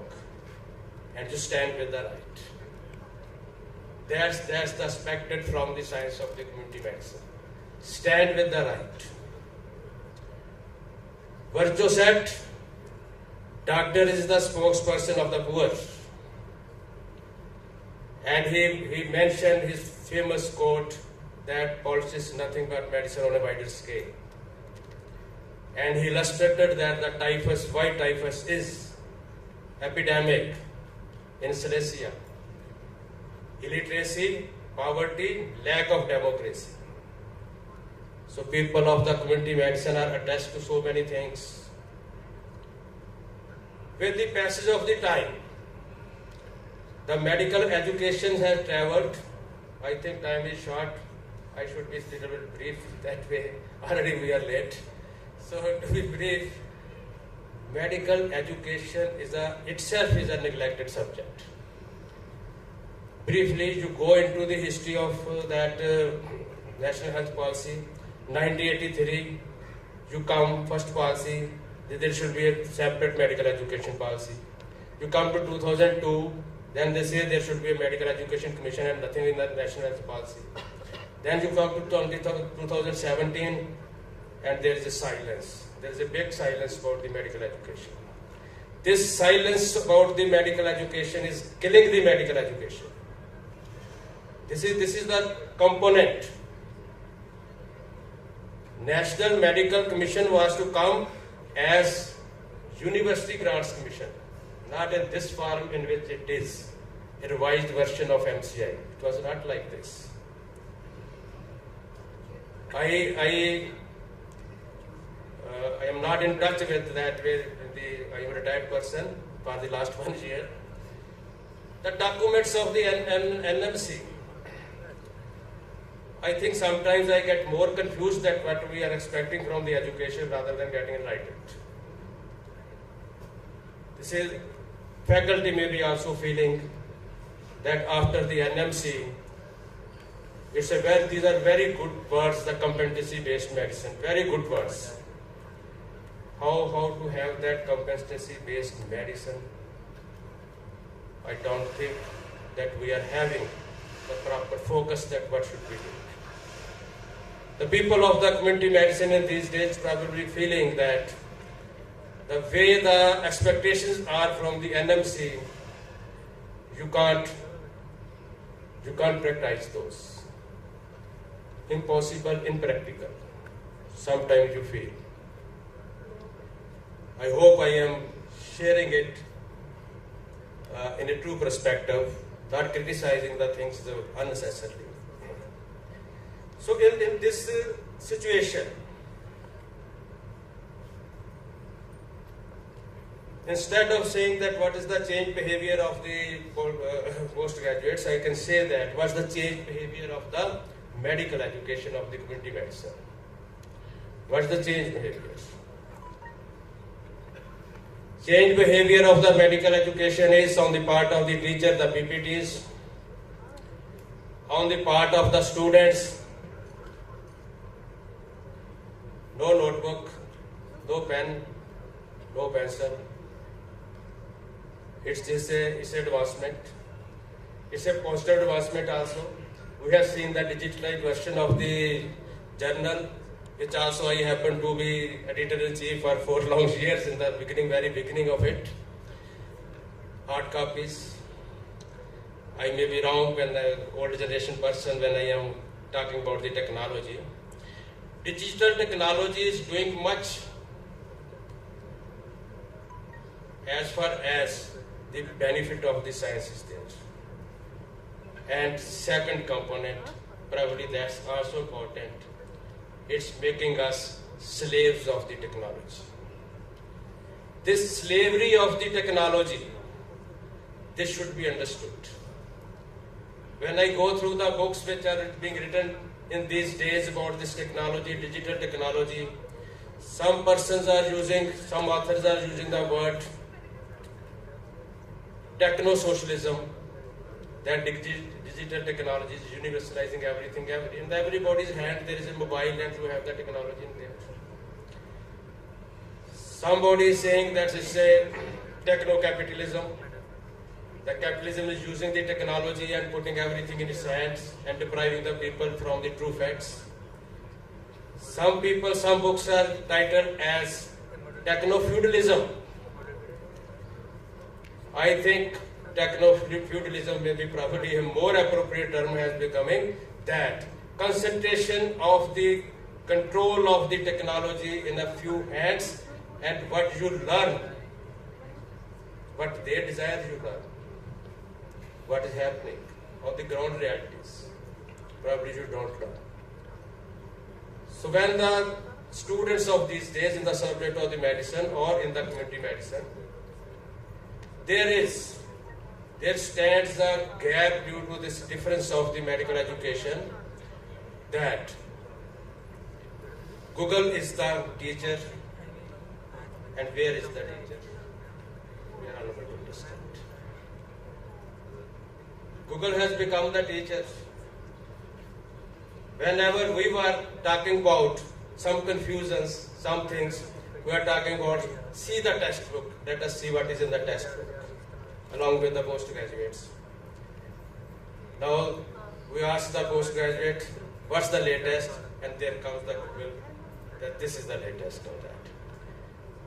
And whether they are experts or not, whether they are the teachers, students of community medicine or not, whether they are pure technicians which have borrowed the things from certain unauthenticated texts, that's theirs.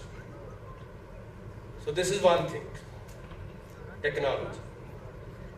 Second is the commitment, which I started with, and I repeat, go to the community. To understand the community, we have to go to the community. And probably we are lacking in these days going to the community. This armchair epidemiology, this office time epidemiology, that epidemiology does not serve the purpose if nurses don't go to the people. So that commitment, that zeal, that pleasure, that joy of going to the community, that's missing.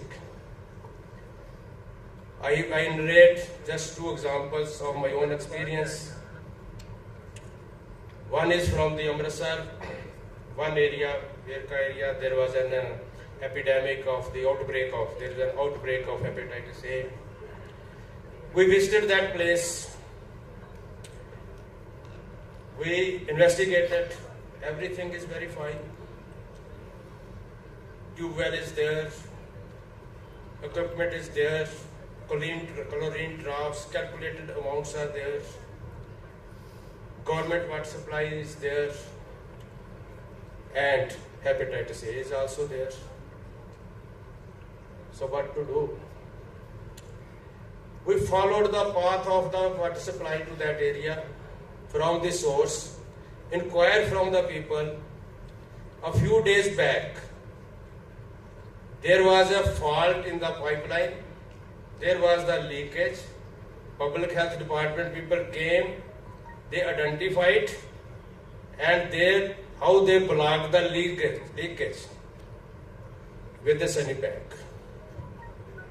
उन्होंने एक बोरी तुन दी ਉਹਦੇ ਵਿੱਚ ਕਿਉਂਕਿ ਉਹਨਾਂ ਕੋਲ ਉਸ ਵਕਤ ਠੀਕ ਨਹੀਂ ਸੀਗਾ ਔਰ ਉਸ ਇੱਕ ਬੋਰੀ ਜਿਹੜੀ ਤੁੰਨੀ ਗਈ ਉਸ ਦੇ ਵਿੱਚ ਉਸ ਪਾਈਪ ਦੇ ਵਿੱਚ ਉਸਨੇ ਹੈਪੇਟਾਈਟਿਸ A ਦੇ ਨਾਲ ਪਾਪੂਲੇਸ਼ਨ ਜਿਹੜੀ ਹੈ ਉਹ ਬਿਮਾਰ ਕਰ such types of Eureka moments, I say, as our committee said Eureka and he felt that I have found it.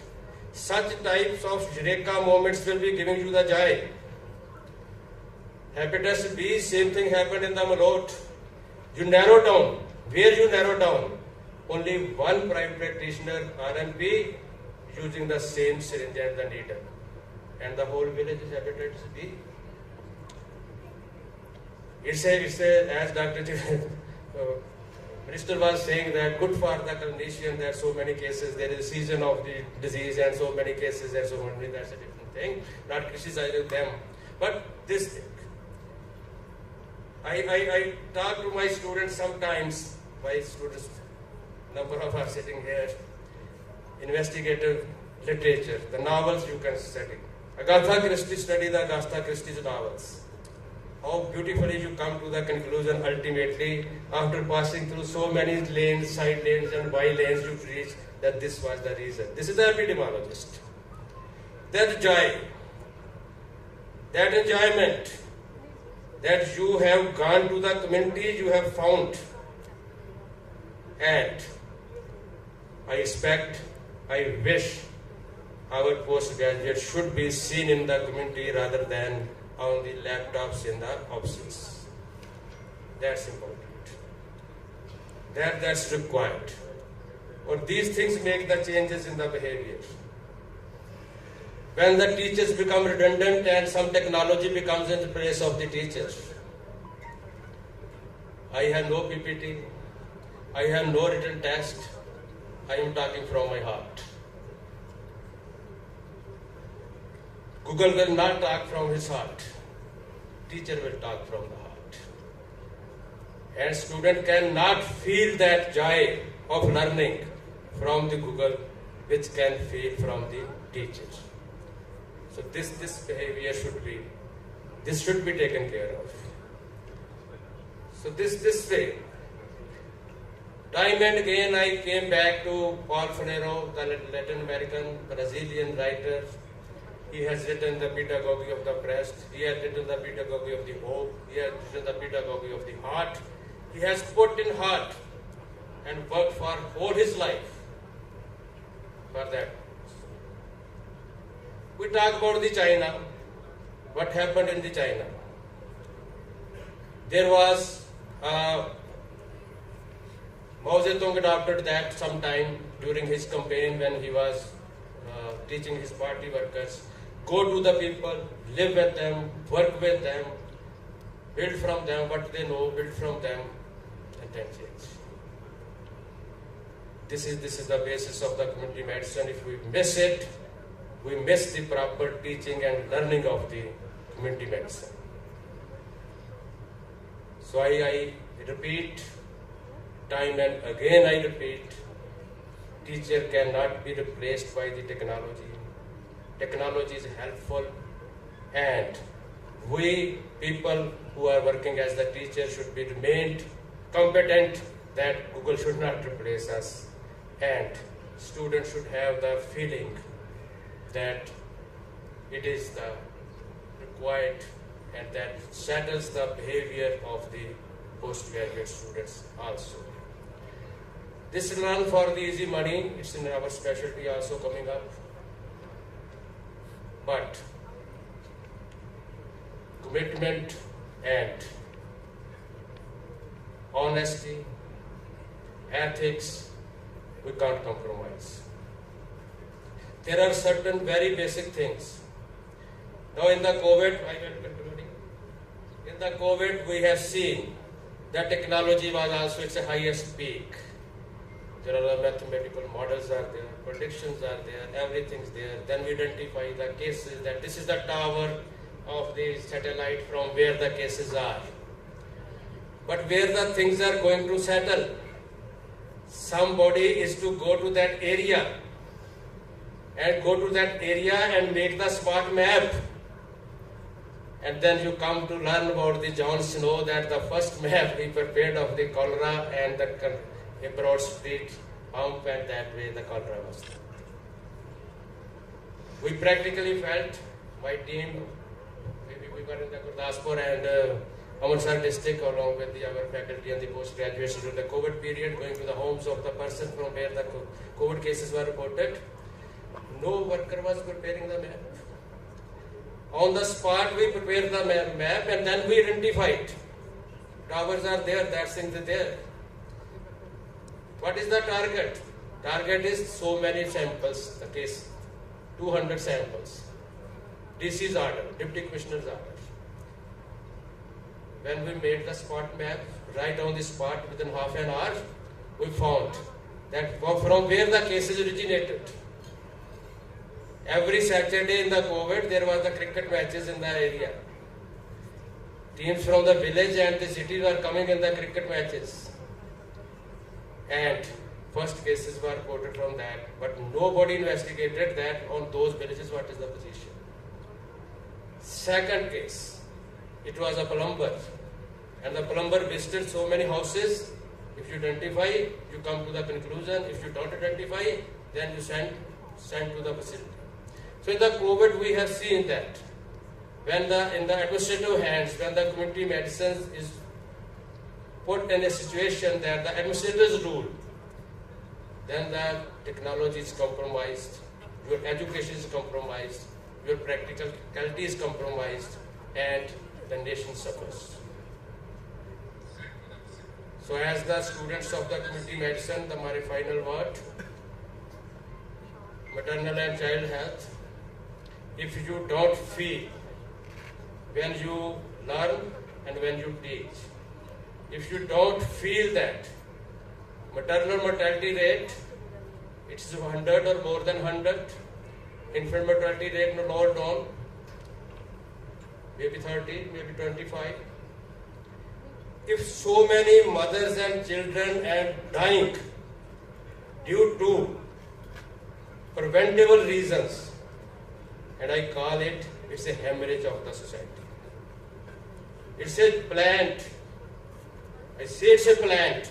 When you keep them the poor, when you deny them the services, it is a denial of the services.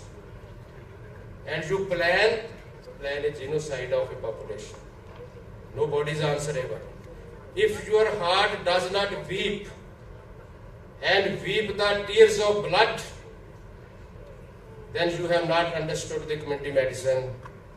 You can leave, you can choose something else. Your heart bleeds when you see that so much bleeding in the society is from the preventable reasons. And if you don't feel in your heart, community medicine is not in your heart.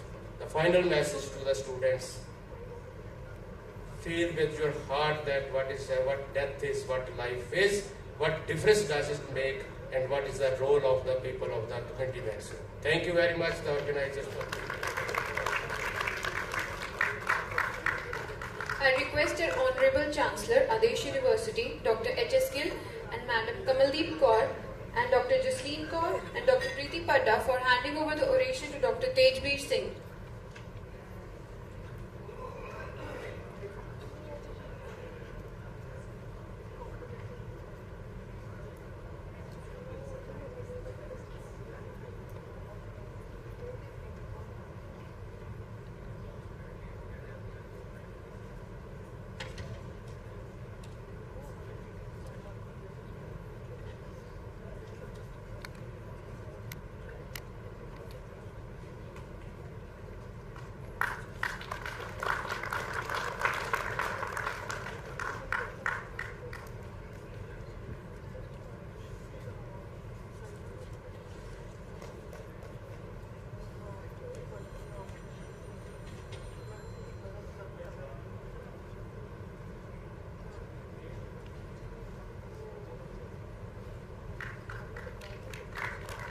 I would also request Dr. H.S. Gill sir and Madam Kamaldeep Kaur to hand over the memento to Dr. Jasleen Kaur and Dr. Preeti Padda.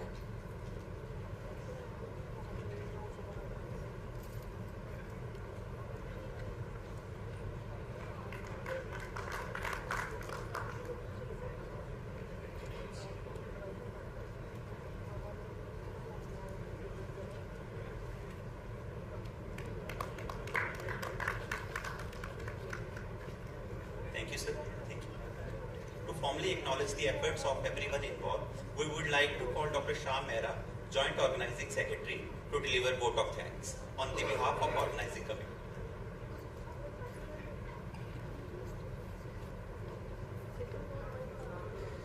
Good morning, everyone. I am deeply honored to propose a vote of thanks on successful culmination of 17th Conference of Punjab chapter of IAPSM on theme of maternal and child health. I am extremely grateful to our esteemed chief guest, Dr. Baljeet Kaur, Punjab Cabinet Minister, for sparing her valuable time to grace the occasion. Your deep understanding of welfare and health concerns of women and children have empowered and motivated us immensely. Thank you, ma'am, and we look forward to your presence in all our future endeavors. I express our sincere gratitude to our Honorable Chancellor, Sir, Dr. H.S. Gill and Mrs. Kamaldeep Kaur, a beacon of guidance and source of inspiration to us. I would like to take this opportunity to thank Dr. Gurpreet Singh Gill, MS Admin, Adesh Hospital, who has always encouraged and supported us in our academic endeavor. Vice Chancellors are driving force behind all academic and extracurricular activities in universities, and we are fortunate to have dynamic leadership of Colonel Jagdev Singh, our Honorable Vice Chancellor.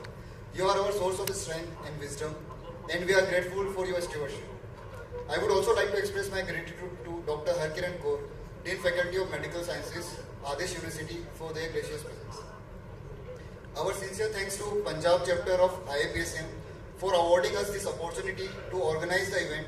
We hope that we could achieve high standards of academic excellence and heartiest hospitality expected from us. I would like to express our heartfelt gratitude to all our elite guests, stalwarts of public health, Lieutenant Colonel Dr. G.P.I. Singh, Dr. Tejbir Singh, whose presence is inspiring for the younger generation of public health specialists who are always looking for your guidance as well as your blessings. The quality of any academic meet depends on the resource faculty. My sincere thanks to our guest speaker, Dr. Om Prakash Kansal, Dr. Gagandeep Singh Grover, and Brigadier Dr. Sundar Lal, all panelists, chairpersons, and judges of various scientific sessions for sparing their valuable time to enlighten us with their vast experience and empowering opinion. I would also like to extend my gratitude to all the principals, dean, and faculty of various constituent colleges of Adesh University for taking out time from their busy schedules to grace the occasion. I would also like to thank district officials, HODs, faculty members, delegate, PG and UG students from various medical institutes for their presence and active participation. From the core of our heart, we would like to extend our sincere thanks to our worthy principal, Dr. Pramod Kumar Goyal, Dr. Varun Malhotra, Dean Academics, AIMS. Our thanks to Colonel Vishwamitra, Mr. Premlal, and the support team for their excellent logistics. Your support has immensely contributed to success of the conference. Last but not the least, I would like to thank the guiding light behind the conference, Dr. Tanvir Kaur Sidhu, and entire organizing team, including Student Council, volunteers, PG students, staff, and entire faculty of my own department. It just would not have happened without your support. Thank you everyone. Thank you so much. Thank you, sir. Ladies and gentlemen, let us stand for national anthem.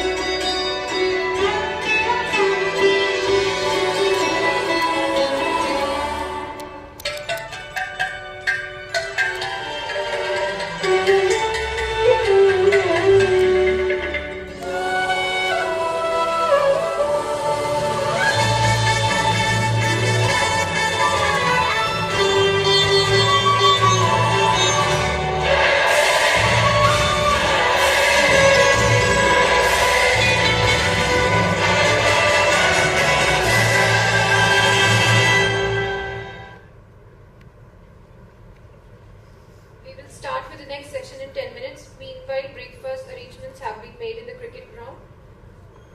Enjoy your meal. Thank you.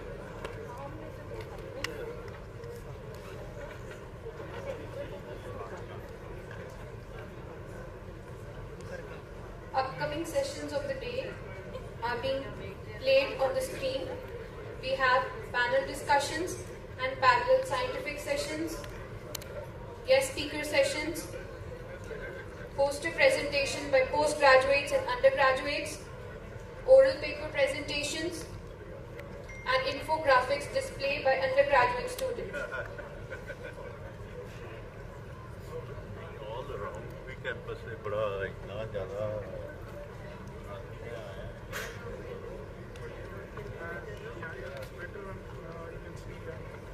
I can see that you raise and fit in fine.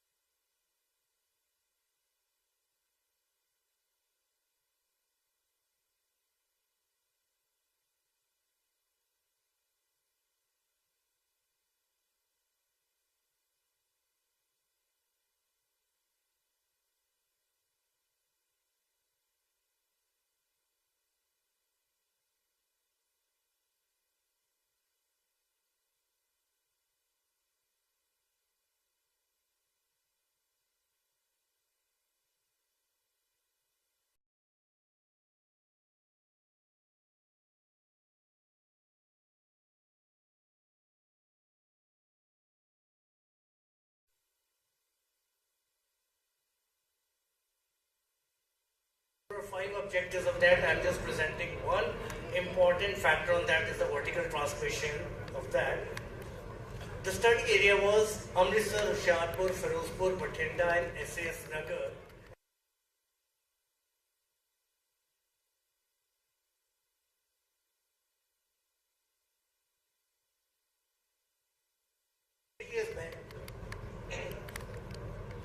Bathinda and Firozpur had acute upsurge of cases of dengue, so these 2 districts were also involved in the research project. So what was the methodology? The 2 criteria were taken. One, the larvae of mosquitoes were collected from the field, from the areas where a case has been reported. The larvae were collected, and they were mainly collected from the man-made containers, plastic containers. The most common were flower pots, discarded tires, your water container, drums, refrigerator trays, and other places. And all these larvae, they were collected by workers of health department, domestic breeding checkers, and team of PGI. And these larvae were then transferred to Department of Parasitology, PGI. These larvae were bred on a mixture of dog biscuits and yeast powder in the proportion of 3:1, and they were bred in insectary to become an adult. So they were not exposed to any human being, any patients. These larvae were bred and reared into adult in a laboratory. They were under our supervision. So this rearing is a very technical process where we have to use the exact temperature, where the humidity should be around 75% plus minus 5%, and your temperature should be 27%, average 20 to 25%. And we used humidifiers and dehumidifiers in that insectary so that these mosquitoes are developed. If I come back to that, the first slide, the first part shows you the larvae, second is the pupa, and third is the cage where the adult mosquitoes are kept for development. Again, if we look at the pattern of breeding for both Aedes aegypti and Albopictus, both are found in urban and rural areas. And the first preference and the most common container found was desert cooler in our study. Second was earthen pots kept for your birds and dog feeding and feeding of water to these. These are common. Garden, Aedes aegypti is indoor mosquito. On the other hand, Albopictus is an outdoor mosquito known as garden mosquito. Then refrigerator trays and water tanks subsequently. These containers are most common source of larvae. In process, these larvae were reared, collected, transferred to PGI, and at the same time, we did adult Aedes collection from these 5 districts. From the area where a case of dengue is reported, we collected Aedes mosquito adult from that, both indoor, that was from bedrooms, living room, then outdoor, your back doors, and articles, pots, vegetations. And these adults were also brought back to PGI for rearing. So we had 2 types of adults in our laboratory, where adults which have been captured in the field and adults which have been reared from larvae in the laboratory. So both were then tested, molecular testing, pooled samples to see how many of these are potential factors and whether they can carry virus or not. So if I look at the figure, so 180 experimented on, 96% were developed as Aedes aegypti and 4% were Albopictus. Out of Aedes aegypti, 68, 39% were wild and 61% were lab culture. So what we caught, out of that 61%, one for the lab and just 4% were Aedes albopictus. Out of 68 wild caught adult virus mosquitoes, 39% were found to be having a virus. So they were proven a potential source that they were carrying a virus. And 63% of lab-reared mosquitoes, which we call F0 generation, they had parvovirus. So that becomes a proven factor that the mosquitoes, they can do a vertical transmission. And out of them, in both the cases, more common virus was dengue virus. And chikungunya virus, surprisingly, 44% of mosquitoes had both dengue virus and chikungunya.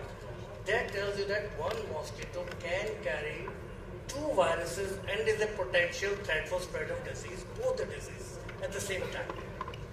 So what I was showing in graph is that written there the pool samples. And these recent results confirmed dengue virus, chikungunya virus, and co-circulation of both the chikungunya and dengue viruses.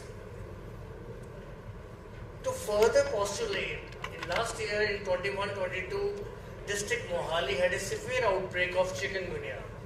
So just to prove whether it can transmit chikungunya as well as, we extended this project for 6 months for district Mohali in 6 areas where we collected again larvae and adult mosquitoes. 132 Aedes aegypti mosquitoes were cultivated, 36% were wild and 64% again were F0, which were lab reared. Out of those 48, that means around 57 to 60% had chikungunya virus, again proving arbovirus, they can be transmitted vertically from infected mosquito to a egg before it develops transovariant transmission. So without variant, all the areas are susceptible to that. So our interpretation of this project was, apart from the theory what we have been reading, as a policy planners, as a implementers, the virus Den2 was the most common and it was present in the mosquitoes. Serotyping matched with the virus what was in the patients in that area and the mosquitoes in that area. So that postulated again that that mosquito is spreading the same virus. And identification of Den-V in F0 generation, that was the lab-reared mosquito, proved transovarial transmission. This, and I'm happy to know this was the first study in North India to prove that. So that is F0 generation. We have not stopped there. The study is over, but still we are cultivating that viruses and those mosquitoes in PGI for F1 and F2 generation to see whether in that subsequent reproduction cycles, whether that mosquito is again transmitting the virus further or not, or it is a single generation. Because this factor can give us early warning of an attack. So what we wait, that we have to empty the containers, the mosquito will bite infected patient, only that will spread the disease. On the other hand, now we know that wherever there is a breeding, it is going to be a potential case of dengue or chikungunya. So we have to act upon every side and we are exposed to that disease. So it is required. I just had an interaction with many fellow colleagues from different medical colleges and they were asking for doing some collaboration. So this topic is open for collaboration for all the medical colleges of the state. You are doing research work, you have microbiology department, you have virology department, you have this work. So this can be extended and worked with all the medical colleges, and the breeding is being reported from entire state. So any medical college, be it SGRD, be it Government Medical College Amritsar or Patiala, or be it Adesh or AIIMS Batinda, anybody can contribute and start doing collection of mosquitoes and larvae, and in collaboration with parasitology, we can again further prove it. So today the topic was mainly on maternal health, and I was just deviating away from the topic, bringing about infection, disease. But I got hold of two studies, very importantly, this has been published. One study was done by Medical College Amritsar and another by PGI, where they investigated the effect of dengue infection on maternal and fetal health. So if all the pregnant females, they can be infected, and every year we get reported of pregnant females being infected with dengue. And if a pregnant female is infected, so there is a significant chances of intrauterine growth retardation, fetal malformations, fetal distress, and fetal outcome in dengue patient pregnant is adversely affected. So it is not just commonly general population of a maternal and child health group that is which are compromised and very important. They are too susceptible to this infection and can have significant morbidity and mortality. Thank you very much. That's coming to my time. Over to you. So, Dr. Gagandeep Singh Grover, working as assistant professor, he is a very dedicated and sincere officer in the field of public health, which is working at the headquarters. So first I give the congratulations because he has given a detailed information about the various aspects of dengue. So I think ਜਿਹੜੇ ਪਿੱਛੇ ਬੱਚੇ ਬੈਠੇ ਨੇ ਨਾ, ਇਹਨਾਂ ਦਾ ਕੋਈ interest ਨਹੀਂ ਲੱਗਦਾ ਤੇ ਗੱਲਾਂ ਹੀ ਕਰੀ ਗਏ ਨੇ। ਜਦੋਂ ਇਹਨਾਂ ਨੂੰ ਐਗਜ਼ਾਮ 'ਚ ਸਵਾਲ ਪੁੱਛਣਾ ਫਿਰ ਇਹਨਾਂ ਨੂੰ ਆਉਣਾ ਕੱਖ ਨਹੀਂ, ਫਿਰ ਇਹਨਾਂ ਨੇ ਕਹਿਣਾ ਸਾਨੂੰ ਸਰ ਨੇ ਫੇਲ ਕਰਤਾ। ਹਾਂਜੀ, ਫੇਲ ਤਾਂ ਕਰਾਂਗੇ ਹੀ ਕਰਾਂਗੇ ਅਸੀਂ। ਜਦੋਂ ਤੁਸੀਂ ਇਸ ਗੱਲ 'ਚ ਇੰਟਰਸਟ ਹੀ ਨਹੀਂ ਲੈਂਦੇ ਵੀ ਅਸੀਂ ਕਾਨਫਰੰਸ ਤੇ ਆਏ ਹਾਂ ਤੇ ਮੇਲਾ ਦੇਖਣ ਤਾਂ ਆਏ ਨਹੀਂ ਅਸੀਂ। ਮੈਂ ਦੇਖਦਾ ਪਿਛਲੀ ਸਾਰੀ ਰੋਜ਼ ਦੇ ਵਿੱਚ ਕਿਸੇ ਮੇਰੇ ਟਿੱਕੇ ਨਹੀਂ ਸੁਣਿਆ ਧਿਆਨ ਨਾਲ। ਜਦੋਂ ਇਹ ਤੁਹਾਡੇ ਵਾਸਤੇ ਕਾਨਫਰੰਸ ਹੈ, ਸਾਡੇ ਵਾਸਤੇ ਨਹੀਂ ਹੈ। ਅਸੀਂ ਤਾਂ ਤੁਹਾਨੂੰ ਡਿਫਰੈਂਟ ਲੈਵਲ ਤੇ ਮੈਡੀਕਲ ਕਾਲਜ ਪੜ੍ਹਾਉਂਦੇ ਹਾਂ, ਪਰ doctor Gagandeep Grover is my best student of post graduate. ਉਸ ਫੀਲਡ ਤੇ ਕੰਮ ਕਰ ਰਿਹਾ ਜਿੱਥੇ ਕਿ ਪ੍ਰੈਕਟੀਕਲ ਹੋ ਰਿਹਾ। So there is a gap between teaching and practical implementation of the programmes. ਜੋ ਨੈਸ਼ਨਲ ਵੈਕਟਰ ਬੋਰਨ ਡਿਜ਼ੀਜ਼ਸ ਦੀ ਗੱਲ ਕਰਦੇ ਹਾਂ, you can not give the correct answer. So ਧਿਆਨ ਦੇ ਨਾਲ ਗੱਲ ਸੁਣੀ ਦੀ ਹੁੰਦੀ। ਆਪਾਂ ਮੇਲਾ ਦੇਖਣ ਨਹੀਂ ਆਏ, ਜੇ ਕੰਮ ਛੱਡ ਕੇ ਆਏ ਆ ਤਾਂ ਕਿਸੇ ਕੰਮ ਵਾਸਤੇ ਆਏ ਆ। ਡਾਕਟਰ ਸਾਹਿਬ ਸਾਡੇ DHO ਸਾਹਿਬ ਨੇ, ਕਿਉਂਕਿ ਮੈਂ ਸਟੇਟ ਐਪੀਡੈਮੋਲੋਜਿਸਟ ਕੰਮ ਕੀਤਾ 8-9 ਸਾਲ ਹੈਡਕੁਆਟਰ ਤੇ। ਫੀਲਡ ਦਾ ਤੇ ਟੀਚਿੰਗ ਦੇ ਵਿੱਚ ਬਹੁਤ ਵੱਡਾ ਗੈਪ ਆ, ਪਰ we are lucky here to listen the things and learn the practical skills. So this was a just warning to my younger students ਕਿ ਤੁਹਾਡੇ ਲੈਕਚਰ ਵੀ ਨਹੀਂ ਪੂਰੇ ਹੁੰਦੇ ਕਲਾਸ ਦੇ ਵਿੱਚ। ਫਿਰ ਤੁਸੀਂ ਕਹਿੰਦੇ ਜੀ ਸਾਡੇ ਲੈਕਚਰ ਪੂਰੇ ਕਰੋ। ਲੈਕਚਰ ਪੂਰੇ ਕਰਨ ਦਾ ਸਾਡਾ ਆਬਜੈਕਟਿਵ ਨਹੀਂ।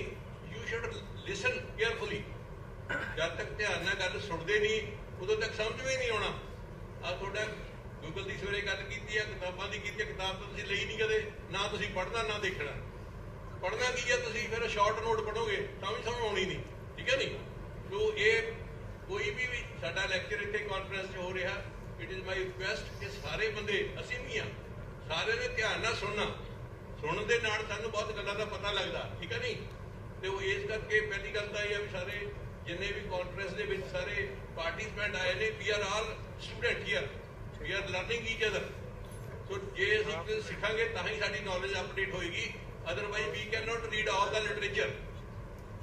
So ਪਹਿਲੀ ਗੱਲ, ਜੇ dengue is a endemic disease, we cannot call it epidemic. So first case was reported in China in 1960. So onwards this disease increasing in the worldwide. So 50 to 100 million cases are occurring in the worldwide. So out of that 50.5 million cases ਜਿਹੜੇ ਸਾਡੇ ਨੇ hospitalized ਹੁੰਦੇ ਨੇ। ਉਸ ਤੋਂ ਬਾਅਦ 1200 ਦੇ ਨੇ ਕਿ 2500 ਕੇਸ ਡੈਥ ਹੁੰਦੀਆਂ ਨੇ। morbidity and mortality, these are the two important concerns of epidemiologists. ਠੀਕ ਹੈ ਨਹੀਂ। it is a team work. We cannot work alone, neither the Department of Health and Family Affairs nor the medical education. So there must be team work. We should contribute everybody. So ਇਹ ਜਿਹੜੀ life style disease ਆ, changes ਸਾਡੇ ਆ ਰਹੀਆਂ ਨੇ, vector born ਸਾਡੀਆਂ breeding places new ਬਣ ਰਹੀਆਂ ਨੇ, ਉਹਨਾਂ ਨੂੰ ਆਇਡੈਂਟੀਫਾਈ ਕਰਨਾ ਤੇ ਉਹਨਾਂ ਨੂੰ ਐਲੀਮੀਨੇਟ ਕਰਨਾ। ਐਂਟੀ ਲਾਰਵਲ ਮੇਜਰ ਜਿਹੜੇ ਅਸੀਂ ਬੇਸਿਕ ਨੇ, we can talk on the simple measures which we can taken by the everybody in every house, so we can protect our own families. Otherwise ਕੀ ਆ, the government will not come to your house to save you dengue. So dengue is becoming a major public health problem. Mortality is very high and large misconceptions are occurring about the disease. So we take the all simple measures to eradicate the disease. So ਜੇ anti ਲਾਰਵਲ major ਲੈ ਰਹੇ ਨੇ, ਉਹ adult ਨਹੀਂ ਬਣ ਰਿਹਾ, ਤੇ definitely you are reducing the burden of disease. So similarly, as we get the knowledge from Dr. Gagandeep, definitely lot of research is going on. That is the duty of ICMR and PGI people. We are working in medical education, teaching and training, and implementing authority is the health department. ਸਾਡੇ civil surgeon ਸਾਹਿਬ ਬੈਠੇ ਨੇ ਤੇ DHO madam ਬੈਠੇ ਨੇ। Implement ਕਿਵੇਂ ਕਰਨਾ, issues ਕੀ ਸਾਡੇ challenges ਕੀ ਨੇ, how can expose our medical students to a particular situation. We do not need any slide. You collect the larva and see it. And what is a larva, how it acts, which type of mosquito, what are the breeding places. We have to identify these things. Definitely we can reduce the anti-larval measures if we are taken sincerely in our families. Definitely you can reduce the vector man contact. So similarly these things we must follow as Dr. Gagandeep has advised and suggested us. So this is my brief suggestion. So we act, think globally and act locally. What is the problem at what level? Where we are working. So it is a teamwork. All the members of the family and our health team must be cooperate. So then we can control the problem. Otherwise, mutations are changing, take place. Generation 1 jaga, 2 jaga, 3 jaga. This is the third question. But in implementation of the program, definitely we take very, very small, simple method so we can control this problem. Now I hand over the mic. Thank you, sir. A very good afternoon. Thank you, Dr. Gagan, for an elaborative talk. I must say, before joining as DHO Bathinda, I used to feel working for this anti-malaria branch, the dengue, hamara kaam nahi hai. Being a surgeon, I always used to feel. But believe it, now I feel that at least in our country we have diseases which still need to be looked into. Small things, basic diseases, and we are not looking into those things, but we are working for more complicated things and newer diseases. You being students, what I feel, please just look into things, these small things like Dr. Gagan said, वो जो पक्षियों के लिए एक बर्तन रखते हैं सुबह पानी डाल देते हैं सब घर के बच्चे generally it is you ask the children to do it. The youngest one, बेटा जाके पानी पाए ही छत पे जाके भागा जाता है and बस फिर डाला और because the birds have to drink that water, we don't even clean it. Mind it, every day our workers in the urban areas, in the field are finding, I mean it's that, that vessel is full of larvae.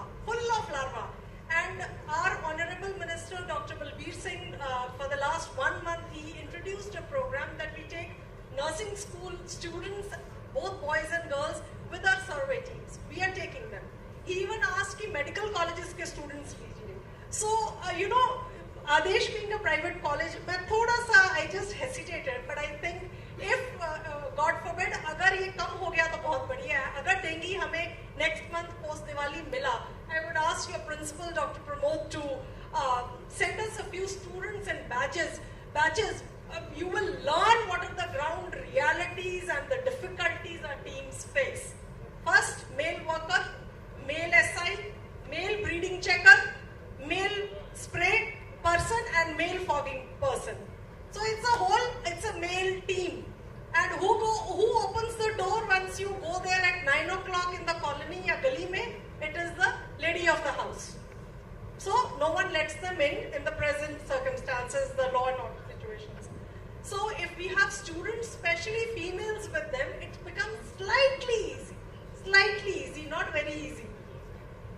We are finding what larvae in tires dumped on the rooftop, hung as decoration pieces, and small fountains you are keeping in your drawing rooms. Please look into those. Clean them today if you have in your houses. That's it, because from there you are getting the diseases. Thank you. Good afternoon. Thank you, Dr. Gagan. It was very informative, and you shared your research on this trans-ovarian transmission. Really, we at CMC would like to collaborate with you in this screening. Thank you so much. Thank you. Any questions from the please, Haji, sir. Professor Sundarlal. Mike.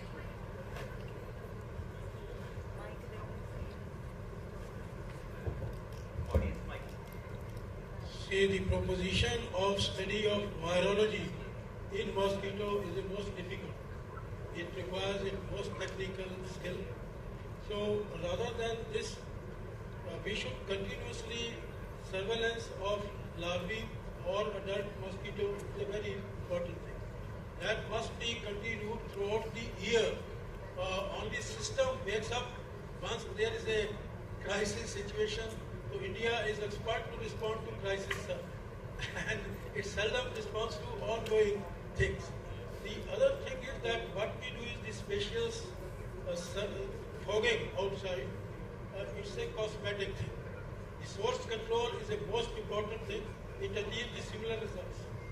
Unless the fog stays inside the house for 15 to 20 minutes, the mosquitoes mostly are inside the house. And outside environments are not liked by dengue mosquito. I know these mosquitoes do not like to be outside. So we are wasting most of the time, but to show something we are doing. It's a eye witness that we are, administration is doing something. So that is a waste of time, sir, unless, yes. Thank you for the question, sir. President I'll reply on that part. There are two things, sir. Surveillance. As I stated in my presentation, earlier it was only a post-monsoon pattern. Now it is showing round-the-year presence is being shown. Normally the breeding checking activity which is approved by Government of India in the program is from month of July till November. In Punjab for last year is starting its exercise in the month of April. 16th April is National Dengue Day and we start our breeding checking activities on that day. So we have preponed the activity for 3 months before the onset of the transmission season so that we can decrease the breeding. That is going around the year until it goes till not November, till December, 3 weeks. The number of breeding checkers till last year was just 500 and 800. Now it has been increased to 1200. That is proportionately increasing, one thing. Secondly, as far as sprays are concerned, the chemicals which are being used by municipal corporation and by Department of Health are different. That is a technical advisory committee and the technical thing which approves. Department of Health uses pyrethrum 2%, which is endospray and effective for Aedes aegypti. If you check and remember my slide, we are finding albopictus. As a planner, Dr. Usha is sitting here, Dr. is sitting here, I'm sitting here. If you're working, why I'm saying we need to identify the mosquito early, it is not a wasteful exercise, sir. If it is aegypti, you require endospray and fogging. If it is albopictus, that is a garden mosquito, an open mosquito, there you require only outdoor fogging. The outdoor sprays are required for albopictus because it does not breed inside. So both the mosquitoes have different pattern of spread and different pattern of resting and habitation. So outdoor fogging is very effective when we have albopictus. The only issue which needs to be incorporated and challenges the municipal corporation, they started using larvicides. These are only used by Department of Health. So Department of Health is where source reduction cannot be done.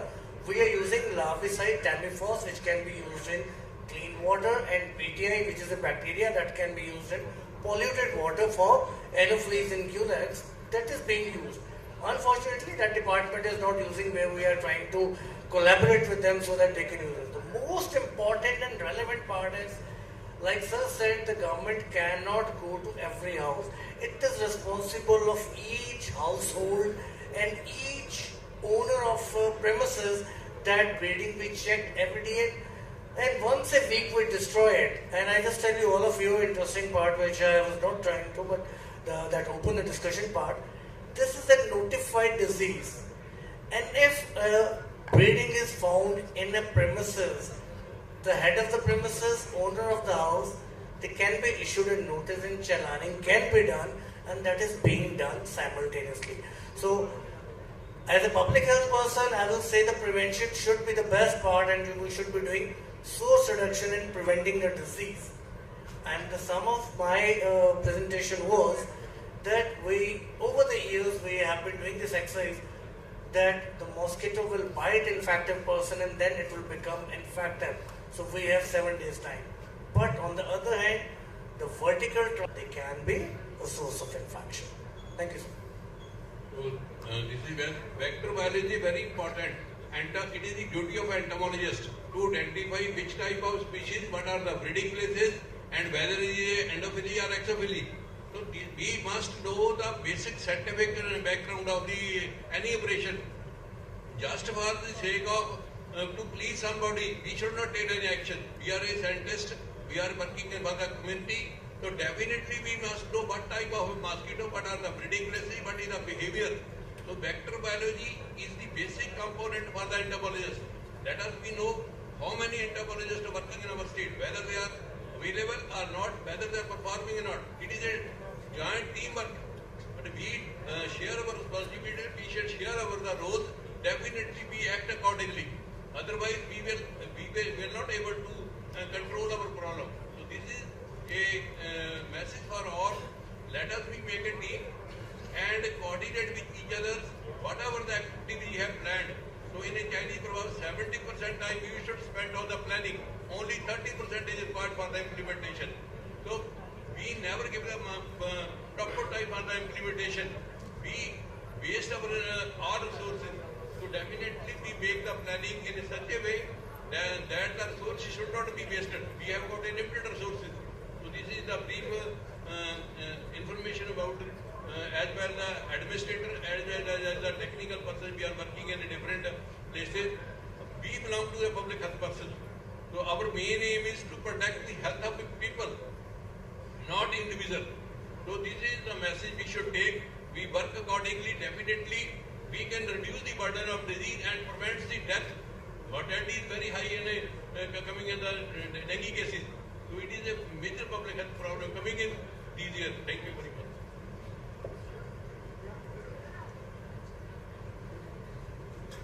Thank you, sir. Thank you, ma'am. Now I would like our chairpersons, Dr. Amarjeet Singh, Dr. Deepshika and Dr. Usha Goyal to hand over the memento to Gagandeep Singh Grover.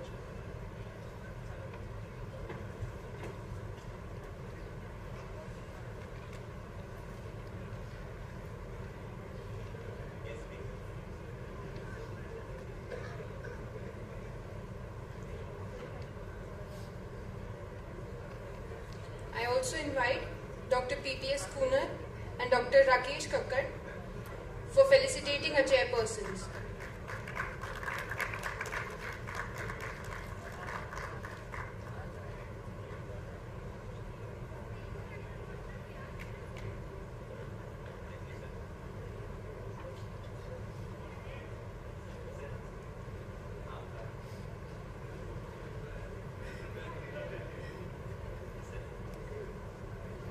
I also invite Dr. Simi Oberoi and Dr. Varun Mohan Malhotra for felicitating our special invitee, Dr. PPS Kunar.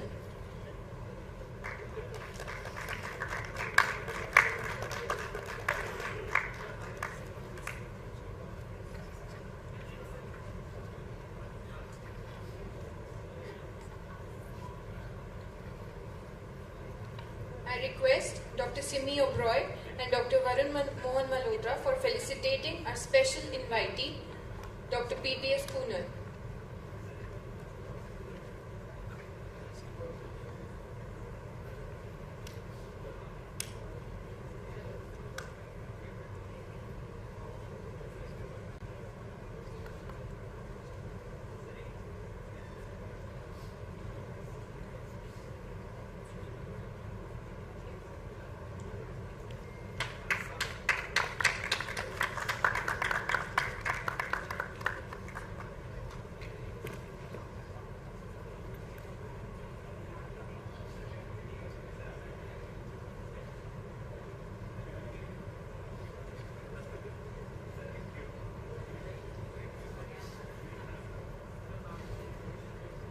Thank you, sir. Thank you, ma'am.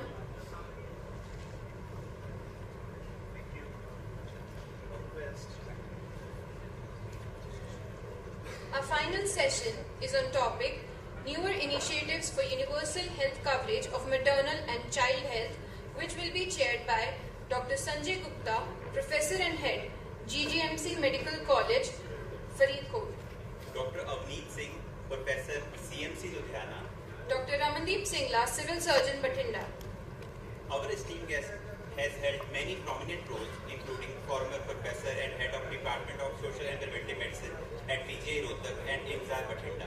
He has also served as a Professor of Community Medicine at MMU Molana and has held the position of Deputy Director General in the TA.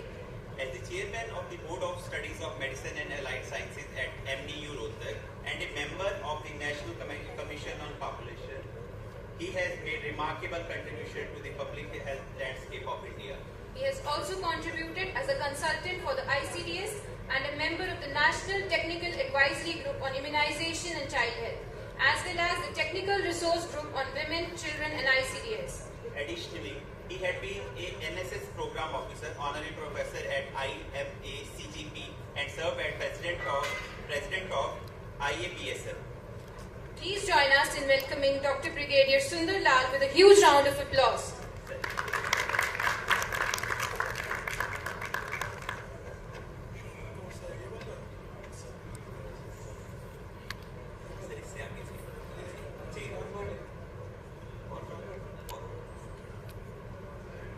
So at the outset, I find privilege to be associated with this conference. So I am grateful to the organizer and also the custodian of this institute. To start with, let me begin with, this is a very wide area. I will try to present some of the area as per my experience, and I leave to the audience to judge whether these are new or old estimates. So India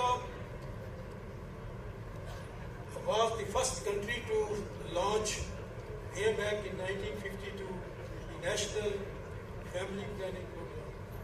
So after a gap of say 24 years, it was realized that one objective only is to stabilize the population, and contraception is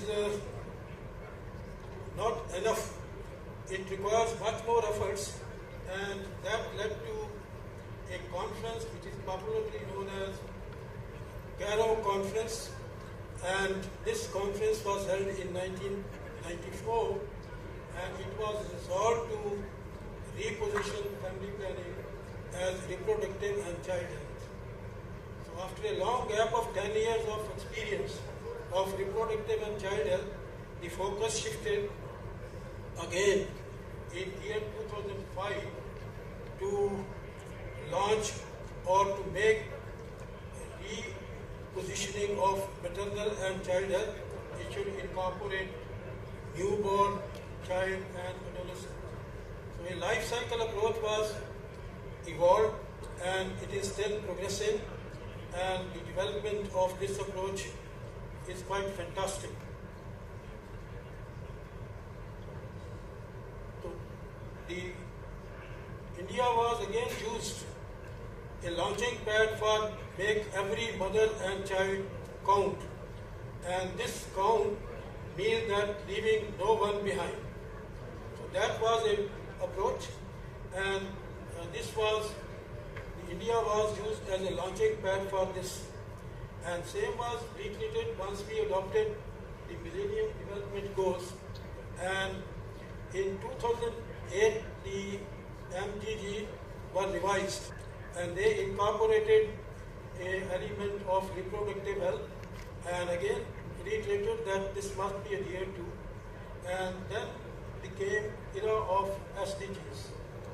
SDGs again reiterated that ensures universal access to reproductive health, family planning including IEC, and RCH must be integrated into national health programs, because in isolation it cannot work, and it has to be integral part of the system, because RM and CH services must be delivered into the system rather than a isolated approach. Then all of you are familiar with this diagram that universal health coverage means. It has 3 dimensions, and the lowest dimension is that the breadth means coverage of the total population, and the population coverage must be ensured that all mothers, all children, all adolescents are covered. So depending upon the resources, we have to prioritize certain groups so that the resources are concentrated and focused attention is given to marginalized and the high risk group.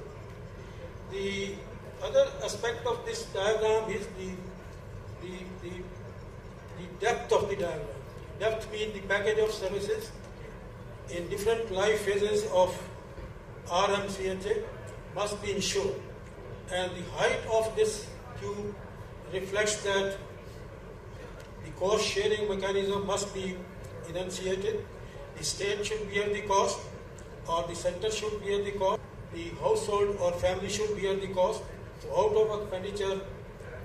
of pocket expenditure must be reduced. So that is an important issue. So we have already attempted that this national health system is a primary vehicle to move forward to universal health coverage. This year, the comprehensive primary health care is a path which leads to universal health care. Mind it that the health is a state subject, so all policies, all programs which are centrally initiated, the state is the implementing level. Much depends on the enthusiasm of the state, that how far and how quickly they achieve these goals. So that's a very important issue, that the state must respond to the program. Then they came in year 2018, the twin pillars of Ayushman Bharat. And Ayushman Bharat rests on two important pillars.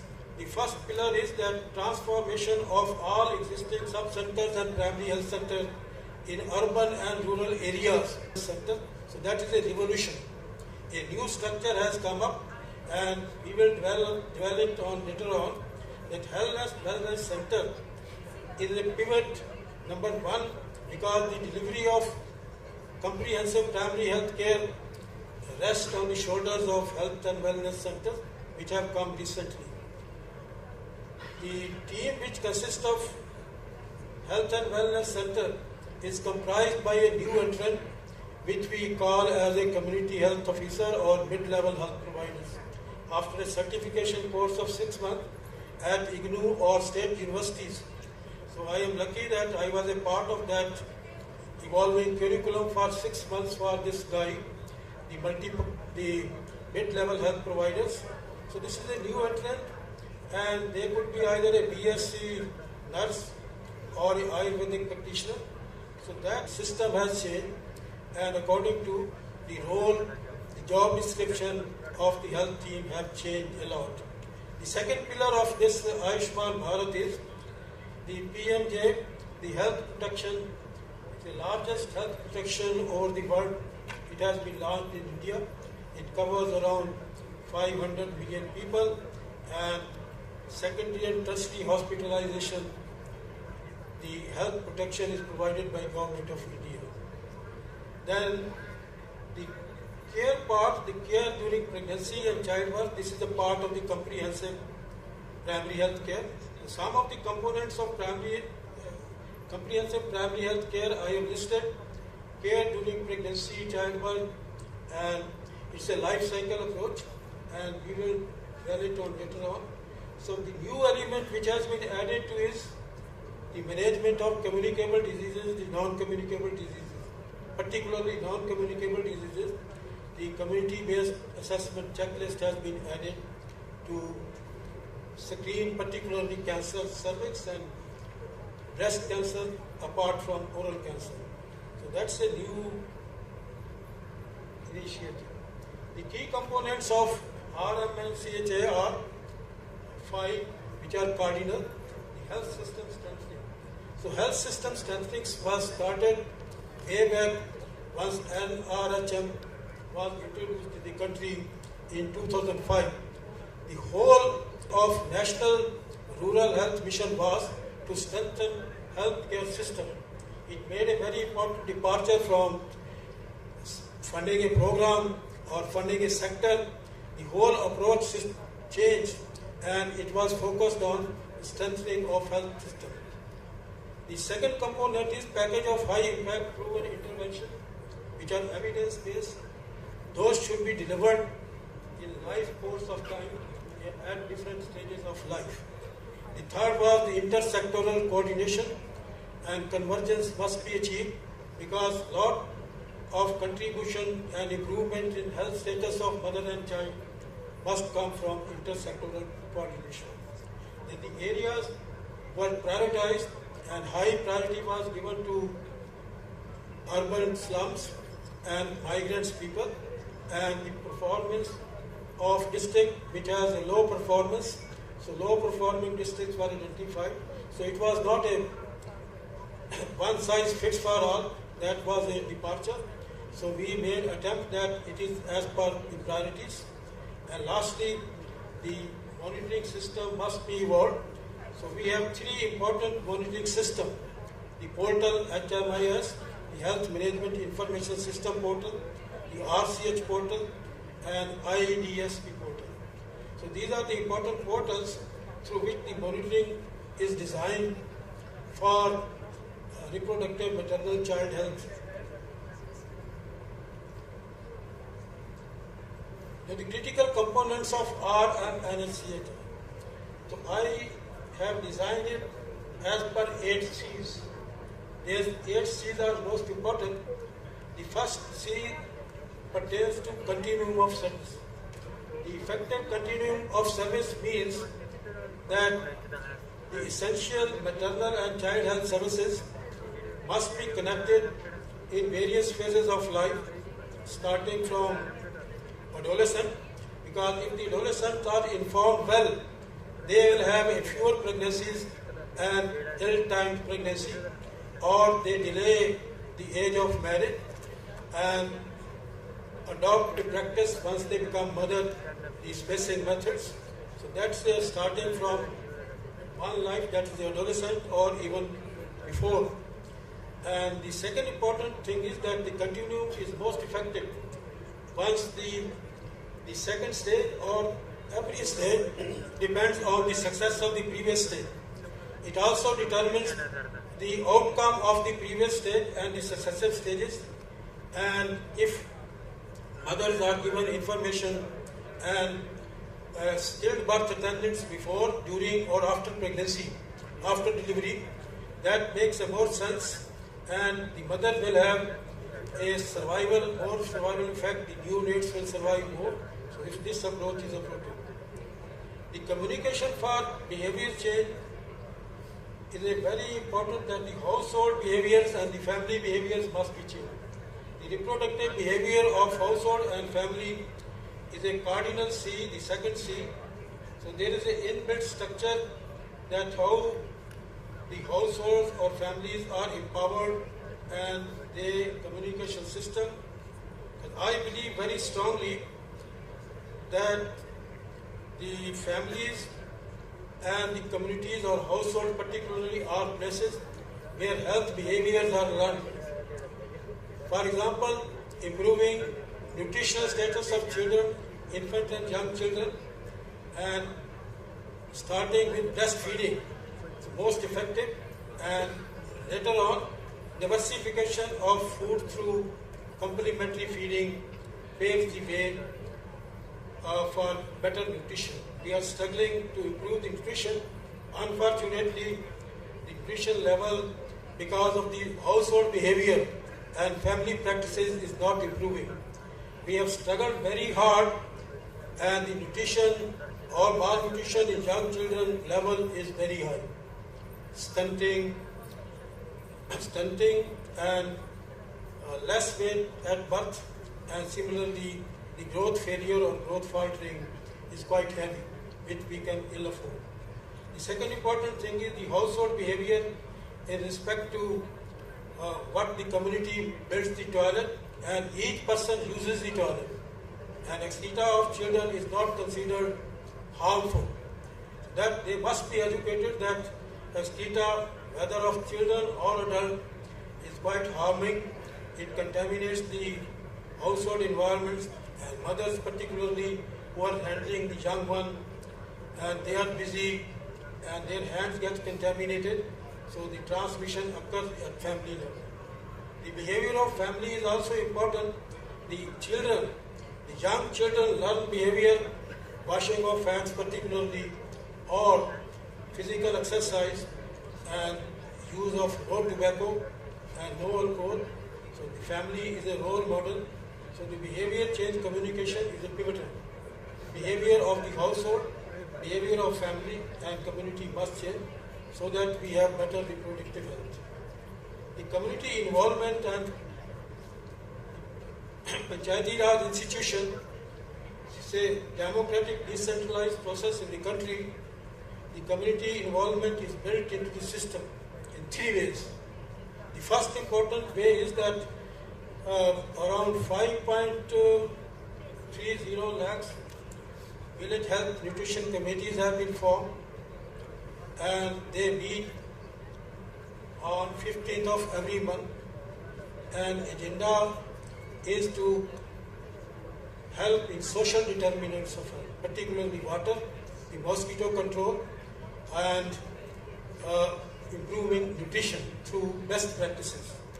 So the community involvement, the other part of community involvement is that we have created the Panchayat, and Panchayat is a democratic country. They have been given a power under Panchayati Raj Act, and they are considered as local governments.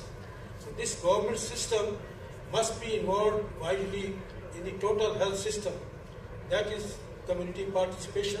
It means that they must take the responsibility for at least social determinants of health, and they support health teams working at the level of village. That we have shifted from comprehensive to comprehensive healthcare, and this is from sectoral and selective primary health winter, because we all the way through National Rural Health Mission, that was a vertical approach. The non-communicable diseases were not touched, and most emphasis was on reproductive and child health throughout its experience of 10 long years, and this system has been introduced recently. The other is the convergence, coverage. The coverage, fortunately, the coverage level of deliveries particularly, that has improved a lot. Now 90% of the deliveries are occurring in hospital. So ANMs at sub-centers are relieved of this fact, and they are not conducting any delivery, and 90% of the deliveries are home deliveries. So that provides an opportunity that once the woman is there, the 48-hour insured stay can be insured, and the postpartum family planning devices or IUD insertion can be promoted apart from breastfeeding and other preventive measures. So that must be encashed because of the high level of institution deliveries, and it will progress further.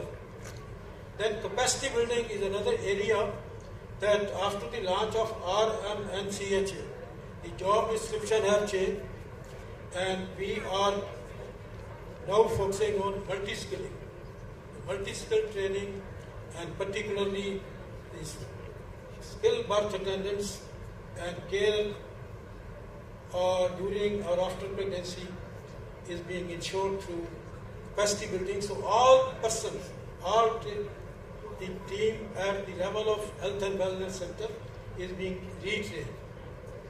Then convergence level at least is visible in 3 departments. The Integrated Child Development Services, it's the ICDS, which started in 1975. The Anganwadi workers, 14 lakhs strong Anganwadi workers, they ensure growth monitoring, feeding of infant and young children, the supplementary nutrition, etc. So this is a visible convergence. The other experiment done in this convergence was location of Anganwadi worker and sub-center at one place, or location of ICDS Anganwadi in schools, or a building given by Panchayati Raj institution. So these were the mechanism of convergence. The education department, the visible convergence is that we have launched a big school health program in the form of Rashtriya Kishore Swasthya Karyagram and Rashtriya Bal Swasthya Karyagram, where the screening of program is with the help of teacher. The other program is Anemia Mukt Bharat, the supervised delivery of these iron pills or tablets. The environmental sanitation is bothering us. The WASH program, the water and sanitation hygiene, is another tremendous area with public health engineering department.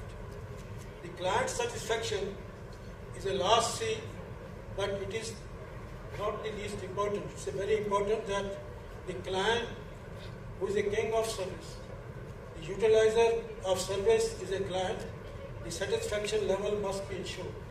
Right now, the government system is being used only to the extent of 26% or 30%.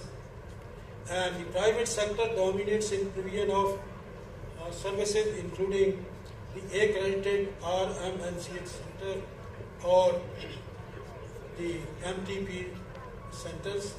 So we are bogged down with this problem of low utilization of government services.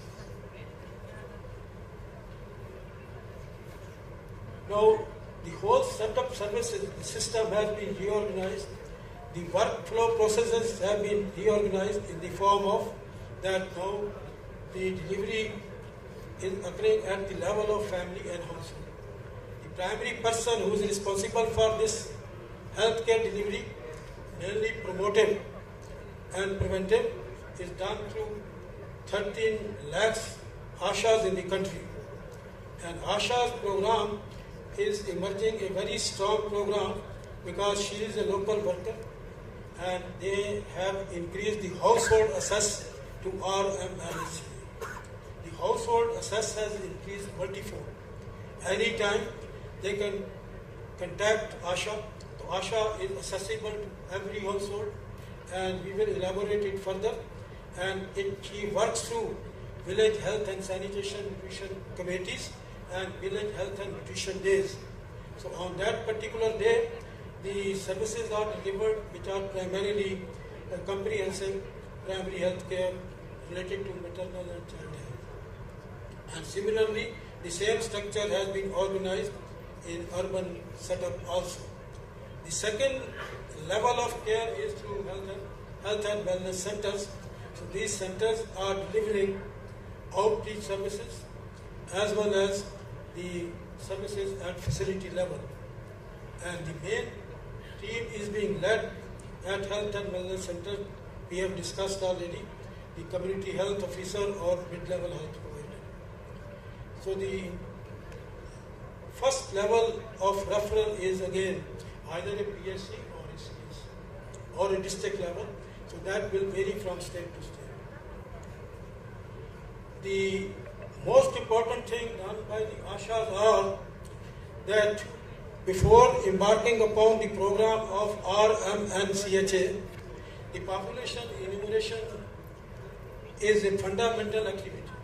The empanelment of every family, all resident families and households are registered. All individuals are registered and they are classified as infants and they are classified as preschool children or adolescent or between 30 to 65 years of age. So that segmentation is done to provide services and the service requirement of each individual is done by ASHA. The registration of resident families is a primary activity and this is updated by regular home visits or regular enumeration of events like marriages, migration or new eligible couples or new children, new birth, and regularly she ensures the updation of the enumeration list. The community-based assessment checklist is a new addition and she does it wonderfully. A scoring system which is an epidemiological sound approach for screening of cancer, breast cancer, cervix and oral cancer apart from non-communicable diseases. The revised public health standards have come up and if you recall correctly, we had no public health standards for sub-center, PSC or CSC before 2006. On the journey of Indian public health standards started in year 2006, and it was revised again in 2012, and it again revised in 2022 because of certain newer developments. The national health policy has come up, the comprehensive primary health care has come up. So in view of these developments and the 7 important shifts in national health policy, the standards were revised. The standards are benchmark. These benchmark must be achieved, and they now prescribe what manpower is required at health and wellness center, what essential medicines are required to deliver essential services and to aspire desirable services, and what infrastructure or the space.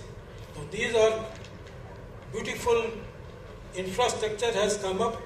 I see it developed. So all kinds of information and national health programs are depicted or displayed in these centers. And the team has started working. So their experience is 5-year-old, but I am satisfied the way it is progressing. So it has to be built up and it has to be supported wholeheartedly, not to be seen as a low degree kind of a thing. And performance gap of analysis and their root causes are to be determined so that the Indian public health standard is effective. Now, this health management information system is a new addition, and we have added lastly in 2020 and 21 a revised health management and information system. It has come up, though the whole purpose of management information system is to help the planner, to help the manager to make decision. The gut, we must not decide on gut feeling. The evidence system should be very strong.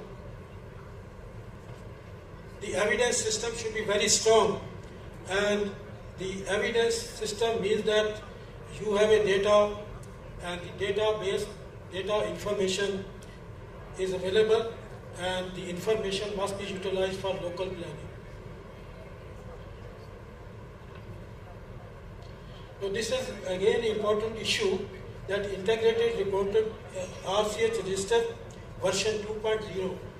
This is a heavy register and bulky one, but to my mind it is a ready reckoner for RM and CH. Why ready reckoner? Because all 18 to 20 program related to RM and CHA are visibly there for data collection. So this register is a very heavy. So data is being collected by ANMs, the Anganwadi worker, Ashas. They are helping or supporting this. It has many sections. Section A is responsible for tracking eligible couples. So this is a cohort of eligible couples. They are being followed for lifelong, beyond even reproductive age, so 15 to 49 years. So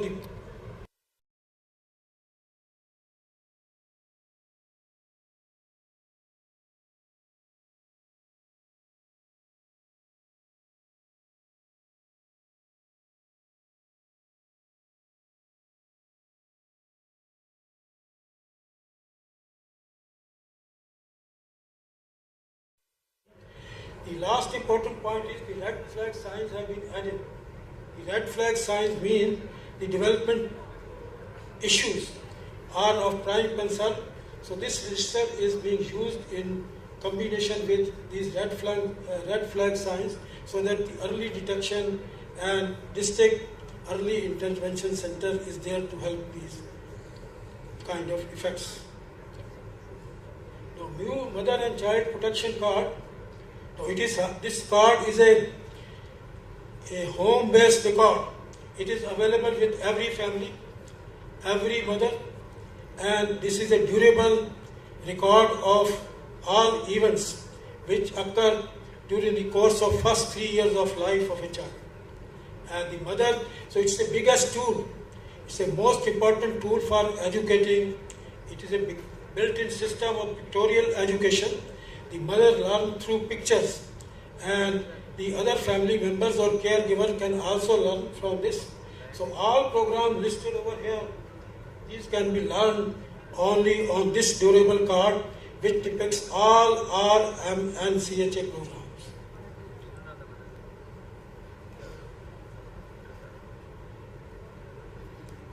The new reporting formats shall be developed, and it's a very important issue that this monitoring form is a single reporting format designed in 2023 April, very recently, and it has essentially 3 parts: the reproductive and child health services, the outpatient, inpatient services, and mortality statistics.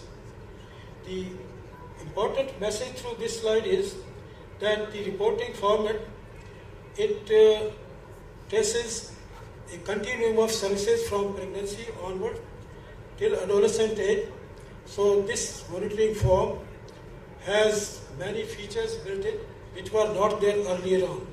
So this can be used as a learning resource material or training material apart from monitoring, and you can discover the performance of worker and service gap in the performance through this kind of approach. This is a very important issue, that what goes into the program and what comes out ultimately out of the program. So it has to be in the form of 5 elements: that what inputs have been invested, what activities or inputs have been created into activities or processed into activities, and if activities are performed, we expect services, and if the services are delivered, they may change the knowledge, attitude and practices or behavior and coverage part, and ultimately this results into improved status. And I have cited one example. So this can be applied to all services, all 14 services being delivered under R, M and CHA approach can be specified.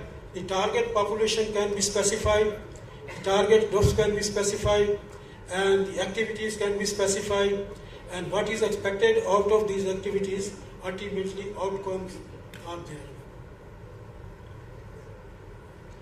So some of these strategies, you are already aware that we introduced a 3rd dose of IPVA in January 23. The measles rubella elimination is a new thing, that it has to be eliminated by 2023. So many activities are underway, and the robust surveillance system has changed. This has changed from a outbreak surveillance, shifted to case-based surveillance, and ultimately fever rash surveillance. The fever rash surveillance is most sensitive. It captures earliest outbreak of measles.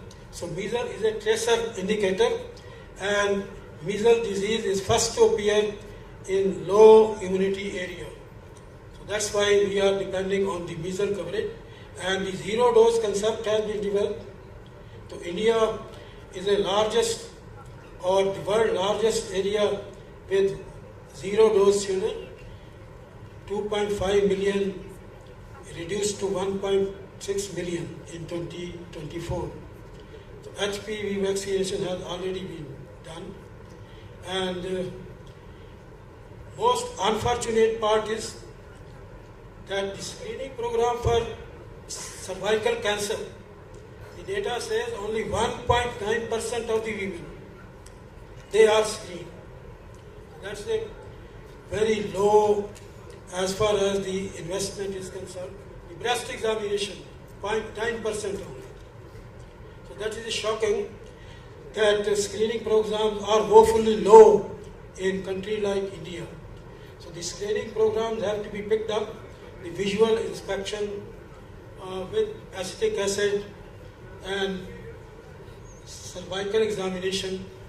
So I find that the lady doctors and the health workers female, they are not doing any first curriculum examination. So that is the most important issue, and the sub-center or PSC level must initiate. The other issues are that the Punjab has been, it has done well, but only shocking thing about Punjab is that the anemia in pregnancy is 81%. This is a report of Health Management Information System. 81% of pregnant women in Punjab are anemic. The fertility rates are low. Again, the dubious data of Punjab is that the sex ratio, 0 to 6 year old juvenile sex ratio, 846 is very bad as compared to the national level of 914. So the death rate of Punjab, again, 7.2. It means the Punjab is able to reduce the death rates in neonates, infant mortality, maternal mortality. The Punjab is capital of obesity, the heaviest state in the country. All men are heavy, all women are heavy, and obesity, and Punjab is capital of heart strokes and heart diseases. That's why the 7.2 crude death rate is very high. So it reflects, in my way of analysis, that deaths are occurring mostly in older people. Reduction has occurred, but so this has to be tackled. The other indicators are okay, fine. Now the message is that the competency-based medical education in community medicine has been started. Revised again recently in 2024. The family adoption program has been also revised. Now, the job has been entrusted to Department of Community Medicine. So I have visited many medical colleges in the country. I have seen that multiple logbooks are being used. The whole curriculum has to be translated into 136 competencies, which is a very slow process. It has not been done by many medical colleges. The old system of teaching, training and research continues, and the old system has not been transformed into competencies.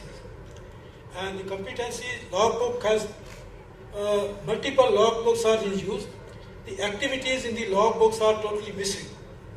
What activities are to be pursued by the students, so those have not been delineated by most of medical colleges. So this is a reminder, and the reminder is very strong, that the medical education system, including the competencies related to RMNCHA, must be effectively demonstrated, done, and repeated demonstration must be done so that the competency really develops.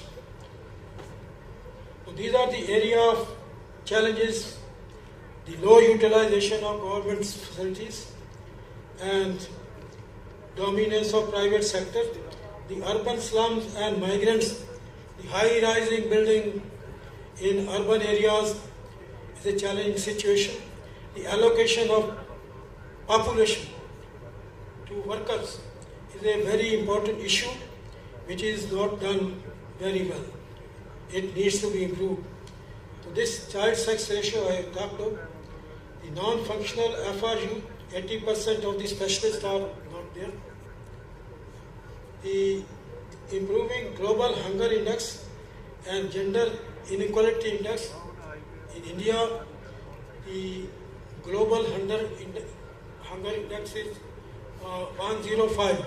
Out of 174 countries, India is ranked at 105, which is a bad show. And same is true about gender inequality index. So these are 105.437. So these are three important messages out of the total summary. The first message is become part of the health system. The healthcare delivery system, you must become part of it, and only then you will be able to capture the developments of RMNCHA. The system approach which I have described is very important, to person sitting or chairman person sitting over the desk for planning purposes, for implementation, for monitoring and for review. So medical faculty and professors particularly, they must become aware of this thing and they become part of it. They make competency-based RM and CHA learning lively and keep on learning and pursue research on gaps in the RM and CHA.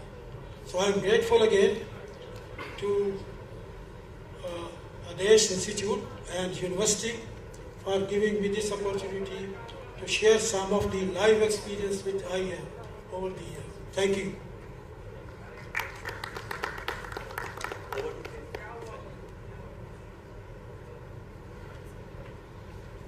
Thank you very much, sir. I just want to share Dr. Sundarlal is one of the most senior person of our field, and it was not a session. Actually, it was the blessing of the Dr. Sundarlal. Please have a book. Dr. Sundarlal is himself a book. they कहते हैं चलती फिरती किताब. So nice, sir. We are already late. Any question, any query from audience side?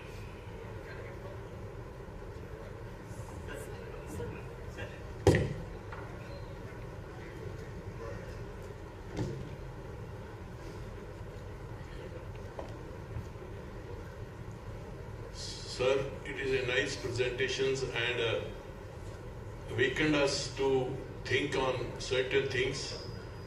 My two suggestions. Number one, family adoption program. We have seen, we visited the village, the workers working in health and ICT departments, whatever the record they are keeping, they are not completing full. So they left so many things. So this is the most observation we have done. Second, the gap is there because we are also working in same village, they are also working, but we are not sharing the data. So let us make some such a method. So we should work in a team. We contribute each other to complete the data. So this is a family adoption program under we are working some village, we are adopted the village. From that village, the multi-purpose workers, ASHA workers and the community health workers, let us we work together for the whole population. This is my suggestion, sir.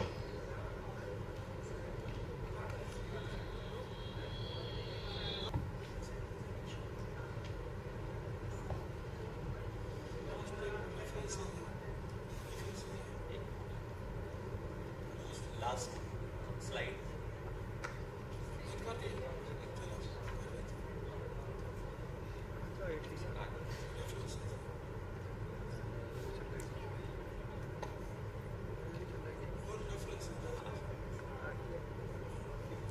See, you have asked a very valid question and you will find the answer in this, particularly this one. So chapter number 10 answers your all queries. So it is readily available on the desk outside. So I agree with you, your observation, no doubt about it. So recently I have put this reference in your bag also. Probably it is there, I believe, but I don't know, I have not seen it. Thank you.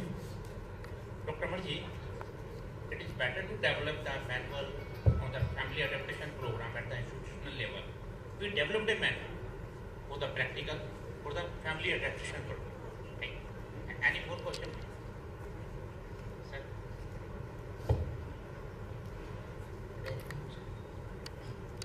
Very true and very knowledgeable presentation was there.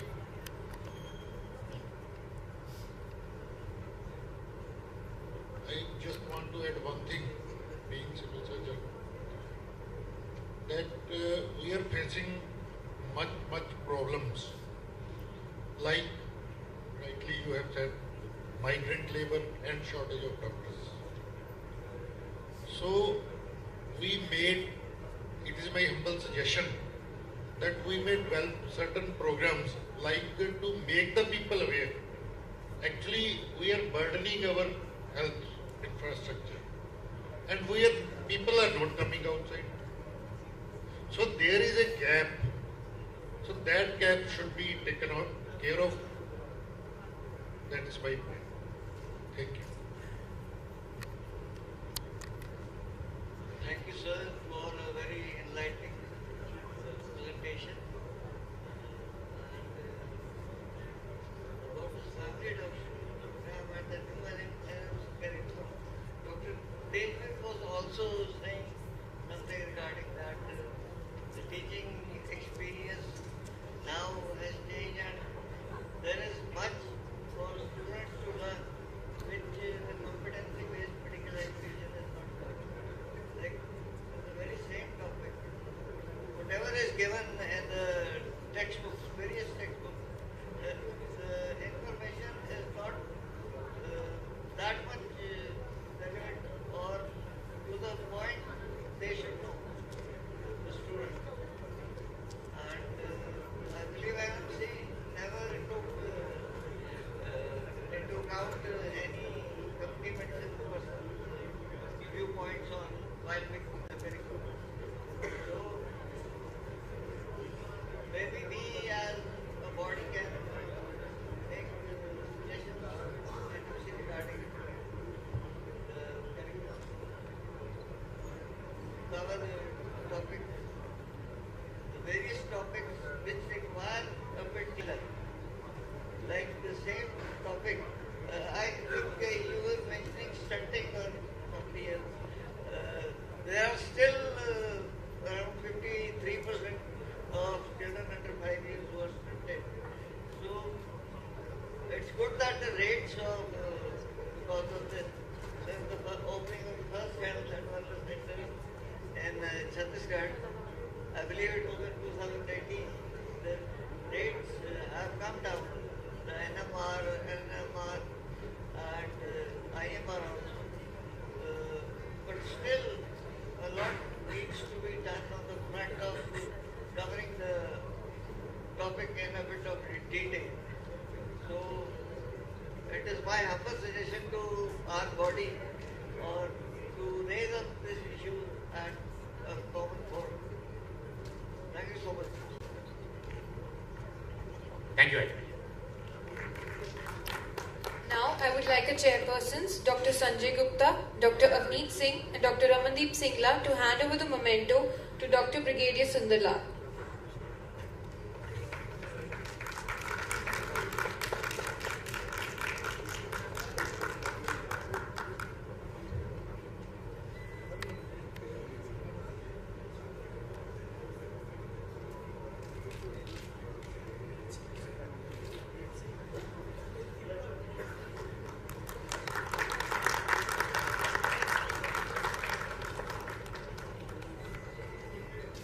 I also invite a principal, Dr. Pramod Kumar Goyal, Dr. Tanveer Kaur Sidhu and Dr. Varan Mohan Malhotra for felicitating our chairpersons.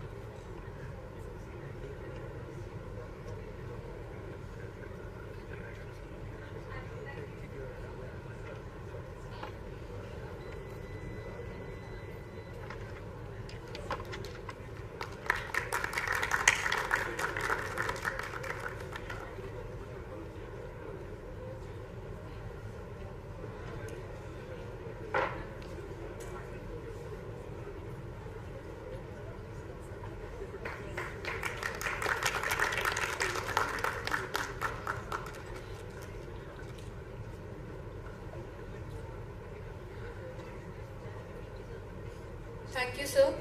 Thank you, sir. Thank you, ma'am. We are now beginning the parallel scientific sessions of the conference. a segment dedicated to fostering focused discussions and showcasing a diverse area of insightful research.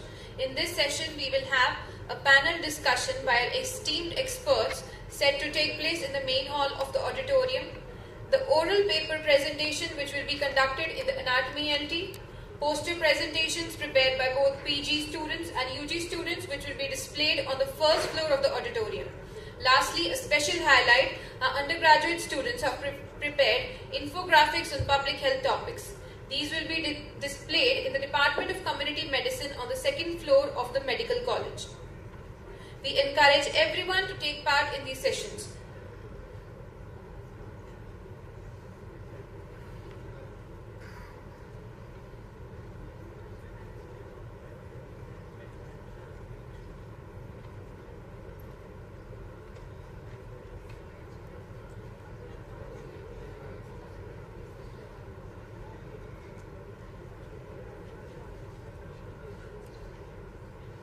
We now transition to a highly anticipated session, our panel discussion titled Beyond Tradition, Unveiling Modern Risks in Mother and Child Health.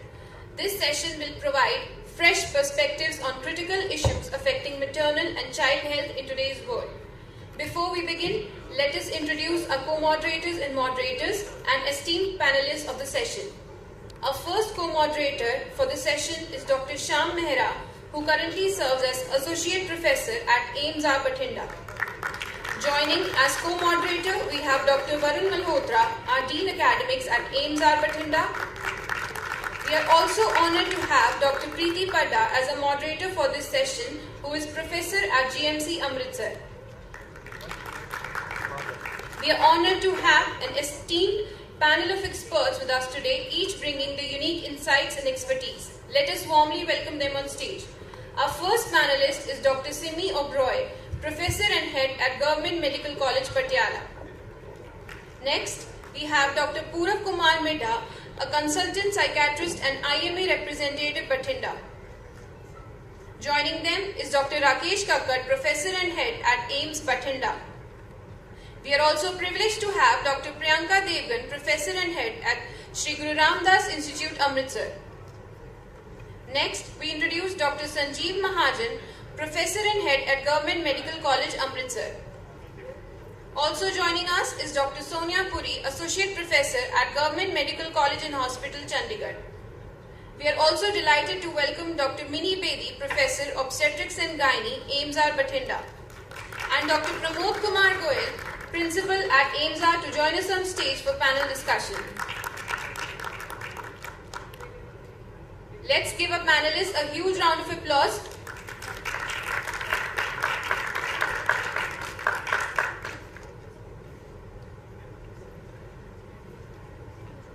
With everyone on stage, let's get ready for an enlightening discussion. Over to you, Preeti ma'am.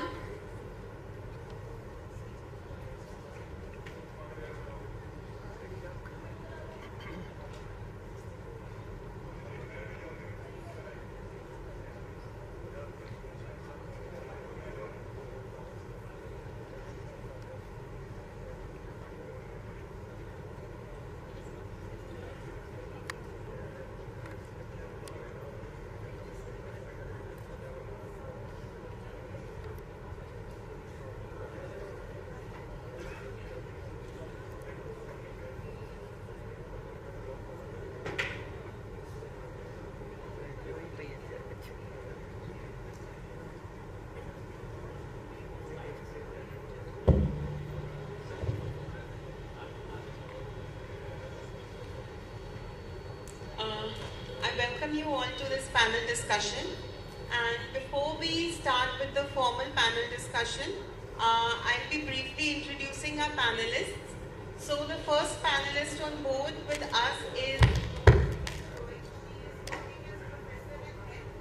in Department of Community Medicine at GMC Patiala, and her main areas of interest have been epidemiology, public health, and she has a vast experience of over 25 years. More than 50 publications in various national and international journals, and she has mentored numerous research projects with intramural and extramural research, grants, and has been also involved in various multinational surveys. The second panelist we have is Dr. Purav K. Midha.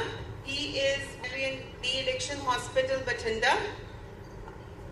He is a graduate from SP Medical College, Bikaner from Rajasthan, and done his PG from SMS Jaipur. He is a private consultant and his academic interests bring him here. And he is fond of public speaking, has popular amongst the listeners of Bathinda for public awareness programs on mental health. His areas of interest include geriatric mental health, psychodynamic psychotherapy and bipolar disorders. He is working as president of Bathinda Psychiatric Forum since December 2023 and he is the general secretary of the same for 2020 to 2022. He has authored about 15 papers and contributed 5 chapters in various textbooks and has been on board as a member of the task force for formulating the guidelines of psychiatrists for India. Next, we have Professor Dr. Rakesh Kakkad.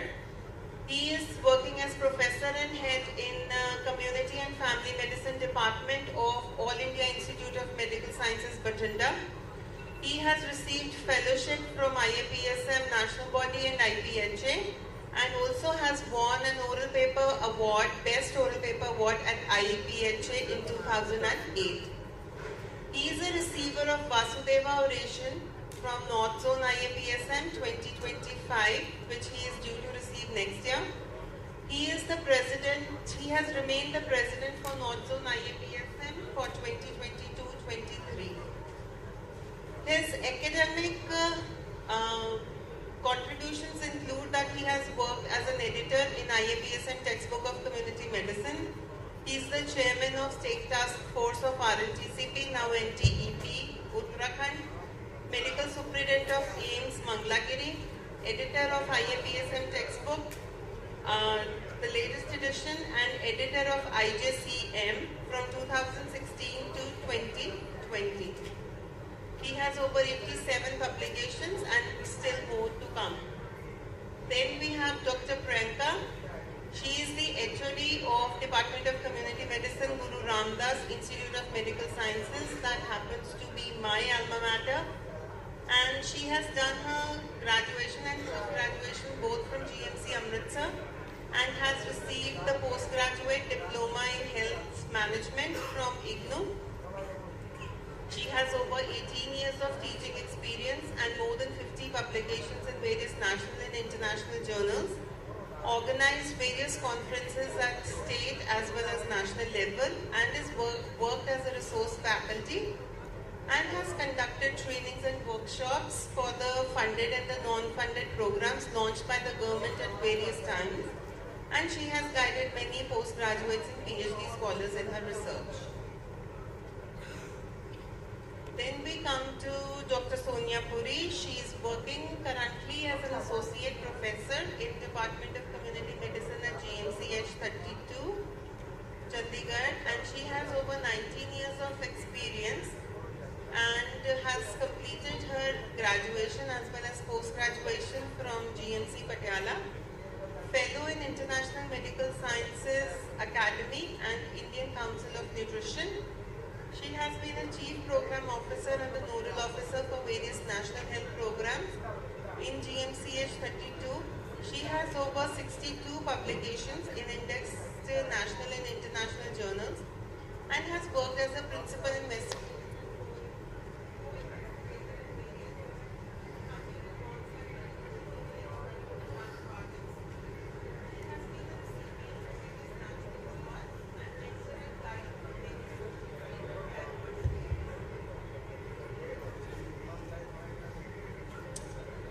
Dr. Minni Bedi, she is Professor of Department of Obs and Gynae in AIMS, Bathinda.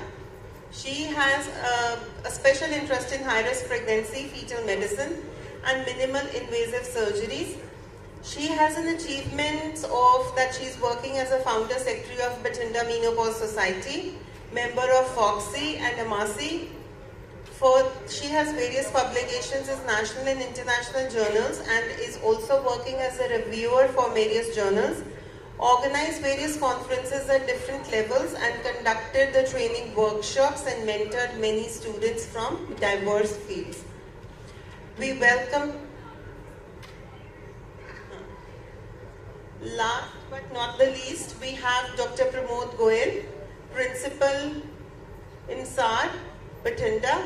He has done his MBBS from KMC Manipal and Forensic Medicine from GMC Amritsar. He is a FAMER Fellow 2013 and completed his ACME in 2015. He currently works as Professor and Head of Forensic Medicine along with his principalship. He is a coordinator of the Medical Education Unit Body Donation Program of ADESH and has worked as Controller of Examination, Member Secretary of Ethics Committee, Convener of Board of Studies Medical PG in ADESH University, Bathinda, and Editor-in-Chief of Journal of Punjab Academy of Forensic Medicine and Toxicology. We welcome you all to this forum, and now one by one we'll be hearing from each of you. So I'll give the mic to Dr. Shah. Thank you, ma'am. Our first panelist, Dr. Sonia Puri. She will speak about genetic trends in modern medicines.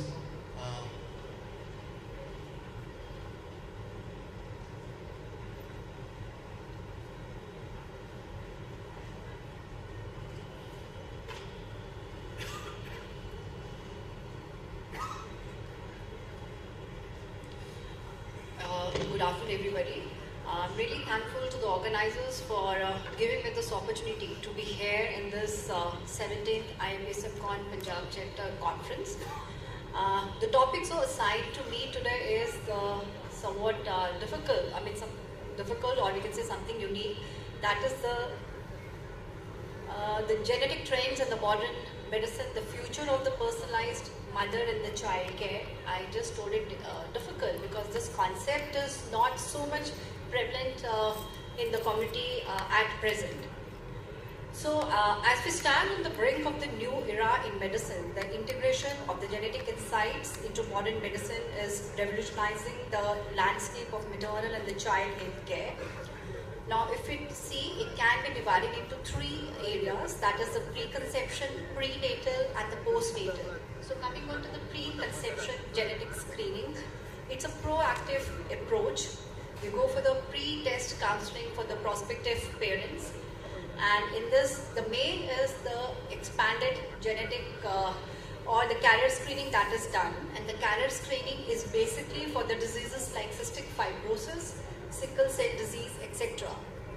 One of the previous slide please.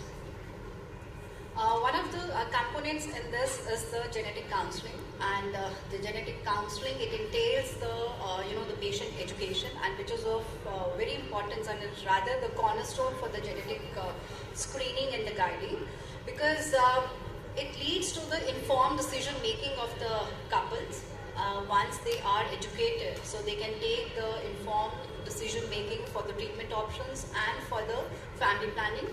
Another is once they are educated, they adhere to the treatment options in a better way, and by education only, they can foster the collaboration with the healthcare providers in a better way. The patient education or the counseling also helps in coping with the stress they usually have or the anxiety they usually have before undergoing any of the the genetic testing. And the carrier screening, it is usually done in the preconception, or it can also be done in the prenatal area. The next slide. Now coming to the prenatal genetic testing. Now it's a valuable tool for the expectant parents, providing insights into the genetic health of their unborn child. By analyzing the fetal DNA, these tests can identify a range of the chromosomal abnormalities like Down syndrome, Edward syndrome, and Biddle syndrome. So it is the trisomy 21, then it is 11 and 18. Sorry, 18 and 9. So the prenatal genetic testing, it involves the non-invasive, the prenatal testing that is usually done at 10 to 13 weeks of gestational time, and it is more accurate and it gives a more, the faster results. The other, once the NIPT it comes out to be positive, then usually it is diagnosed with the chorionic villus sampling and the amniocentesis, which is usually done at the time span of 15 to the 18 weeks or the 22 weeks, and later on even the ultrasonography that is done at the 18 to 22 weeks. So in non-invasive prenatal testing, the sample is taken from the mother's blood, and then we look for any of the increase in the various markers like alpha fetoprotein and we see that if they are raised, so then the mother is more susceptible for the Down syndrome and for the other aneuploidies or the trisomies. And moreover that, the ultrasound that is also done, so that is the nuchal translucency test, so that can tell you that if the width is more at the fetus, the spine, then we can say that he is more likely to be suffering of the Down syndrome or some defect in the abdomen, liver, heart, etc. Next slide.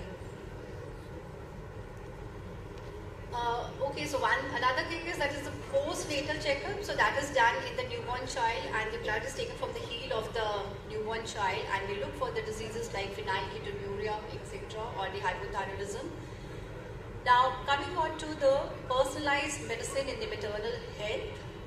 So it is basically tailored to the we go for the the genetic makeup of the fetus and the mother, and we see that what if there are certain chances, then the tailored prenatal care that is told to them. Risk assessment for conditions like gestational diabetes or pre-eclampsia, genetic counseling for the expecting mothers, and implications for managing hereditary conditions. Now, what can be the impact on the child health? It can be that there can be the early detection of the genetic disorders, pharmacogenomics, that is by studying the gene pattern, we can see that to which medicines they will be more responding, and then personalized vaccination and the treatment plans, and the long-term health monitoring using the genetic information. Next slide.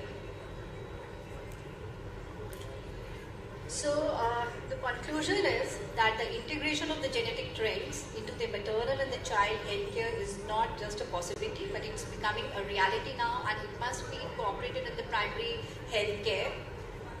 The genetic trends in the modern medicine are setting the stage for a future where the personalized mother and the child care becomes the norm, leading to healthier pregnancies and the improved outcomes, and of course the decreased healthcare costs in this. So the future directions is the integration of the AI and the machine learning. By the integration of the AI and the machine learning, as we know that this is a digital era, and everything is coming up. The AI is coming in almost all the fields. So it can lead to the development of the more predictive algorithms, and hence the more accurate prediction of any of the genetic disorders if that is there or there is a risk. Another is the CRISPR and the gene editing. Now the CRISPR is the the cluster regulator interspaced short palindromic repeats. Now by this we can edit the the areas where there are some change in the protein coding of the DNA, and by this we can just correct many of the genetic disorders. So this is the latest, or this is in the future that will come up in a very big way. Then is integration of the genetic information in the routine healthcare that I have told, and in many of the developed countries it is already there, and the development of the personalized treatment plans. Next. So I think with this I finish my talk. Thank you. Thank you, Dr. Sonia. It was a quite informative session. Nowadays, in the era of assisted reproductive technology coming up, and we more and we've seen across now in all the private setups, we see fetal medicine units getting up.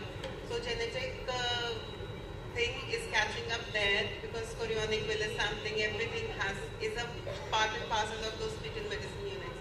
So thank you for enlightening us on this. from the audience, if anybody has a question related to this, please.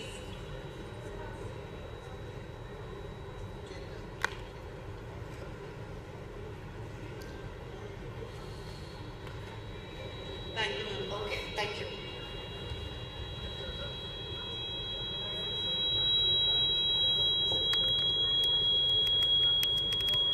Our next speaker is Dr. Simi Oberon.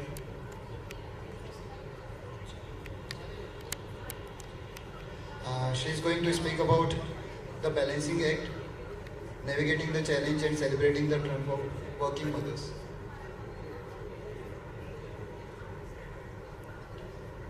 Good afternoon, everyone. Dear colleagues present on the dais and colleagues and friends in the audience, the topic allocated to me is navigating the challenges and celebrating the triumphs of working mothers. Many of us are working, are mothers, or going to be mothers. So what we are doing, or we are having the relatives who are doing in such field.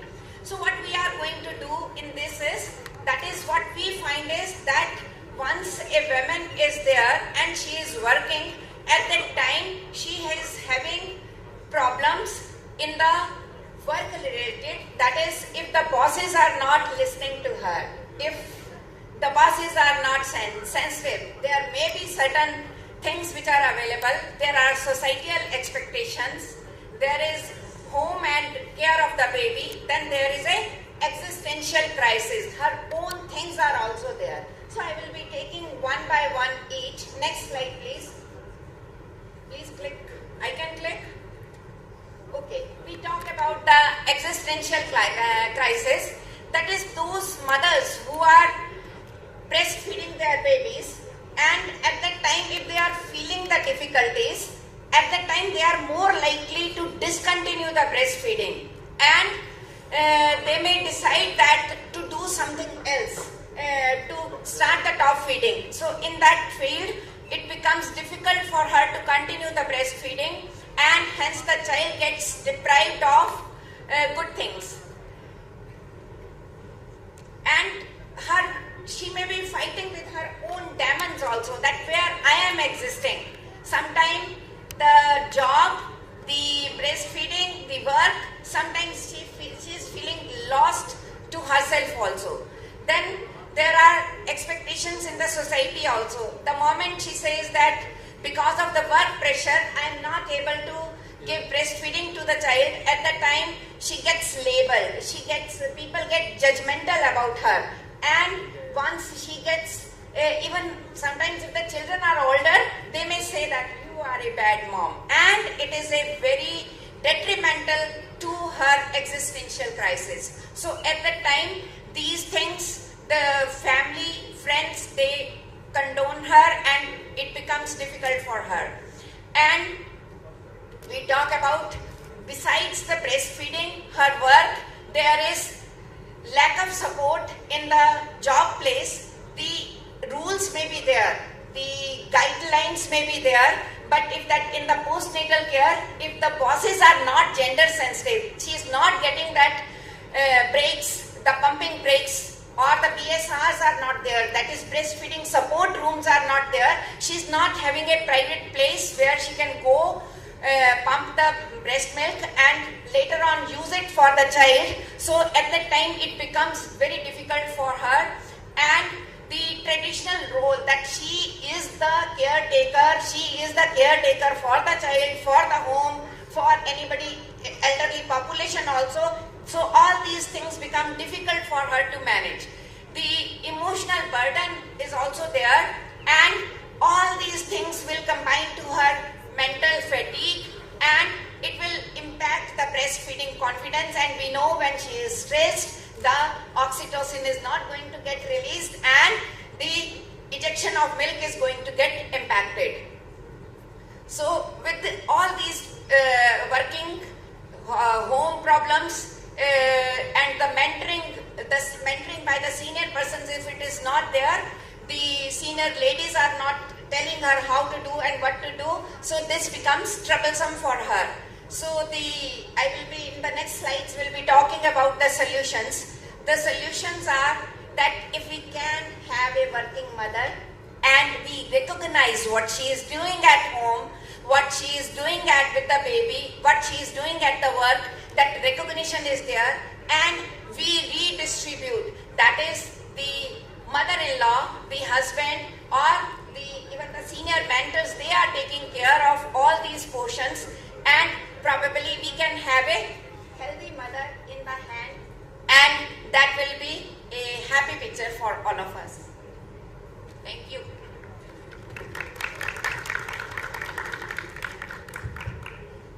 Thank you, ma'am.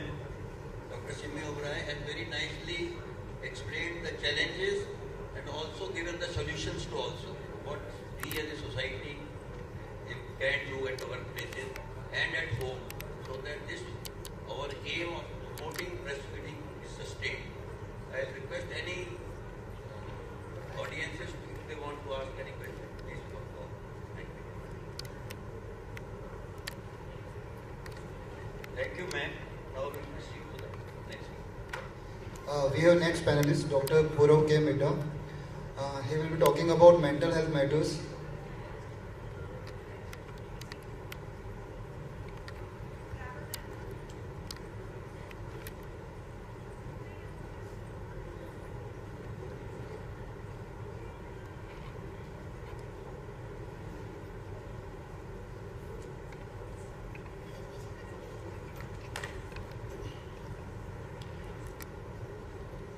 At the outset, I would like to thank organizers of 17th IAPSMCON and the Adesh University for inviting me to this panel discussion and giving me all the big shots of the medical faculty. I thank especially Dr. Simi Obrai. She has set the stage for me, and I have to just carry forward from that.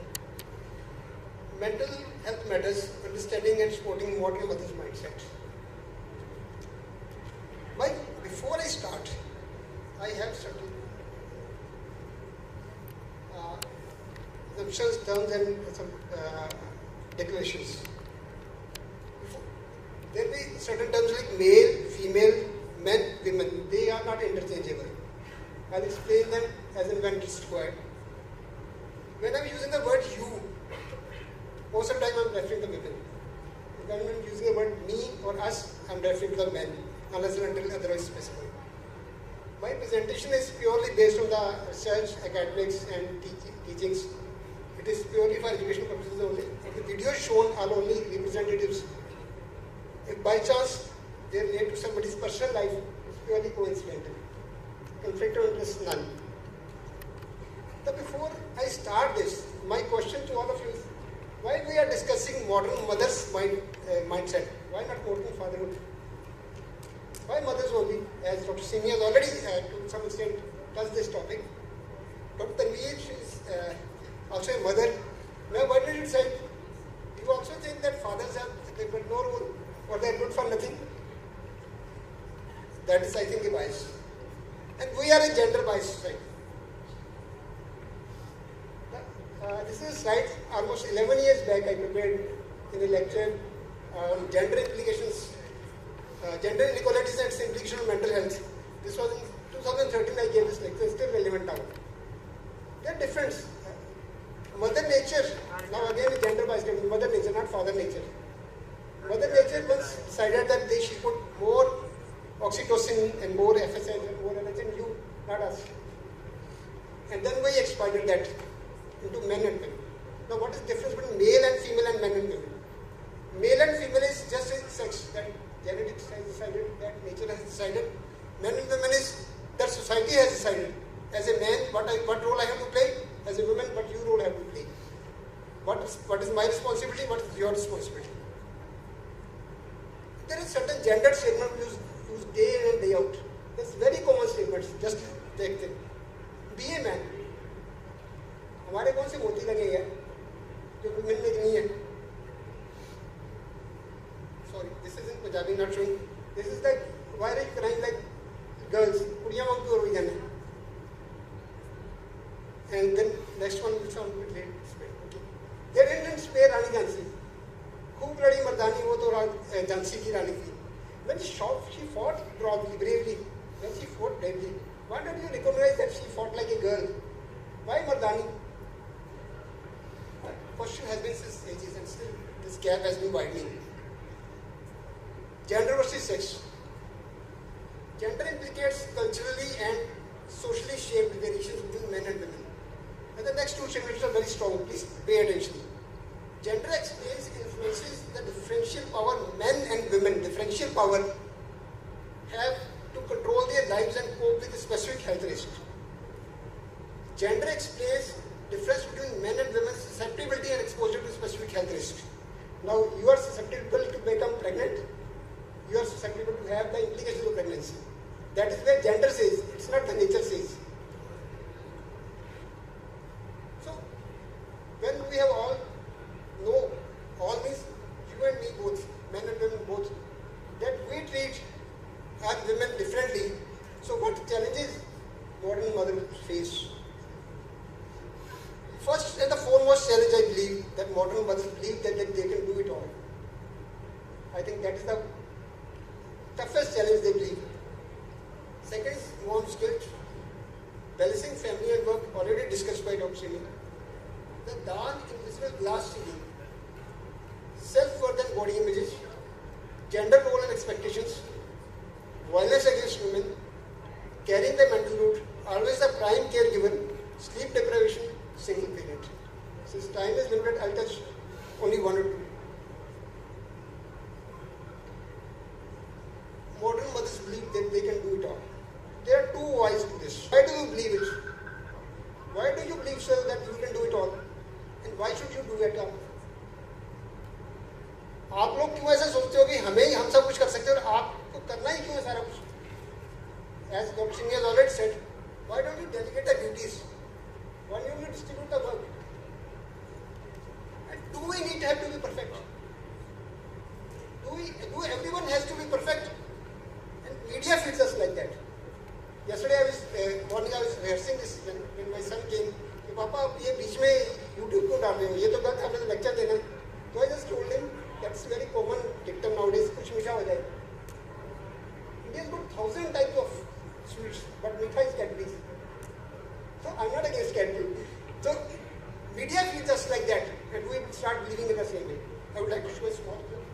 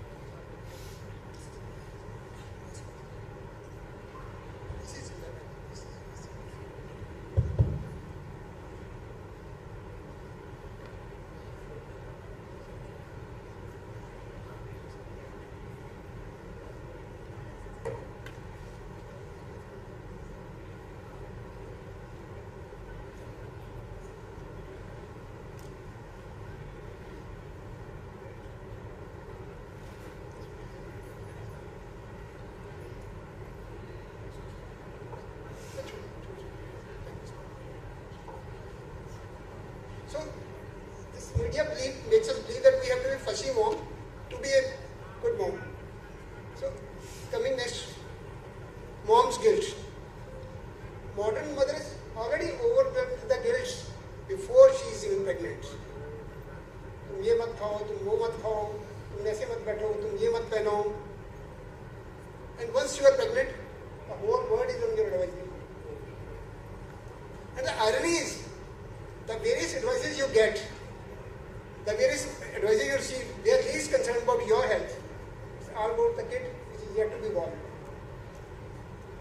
And the game changer, when the kid comes,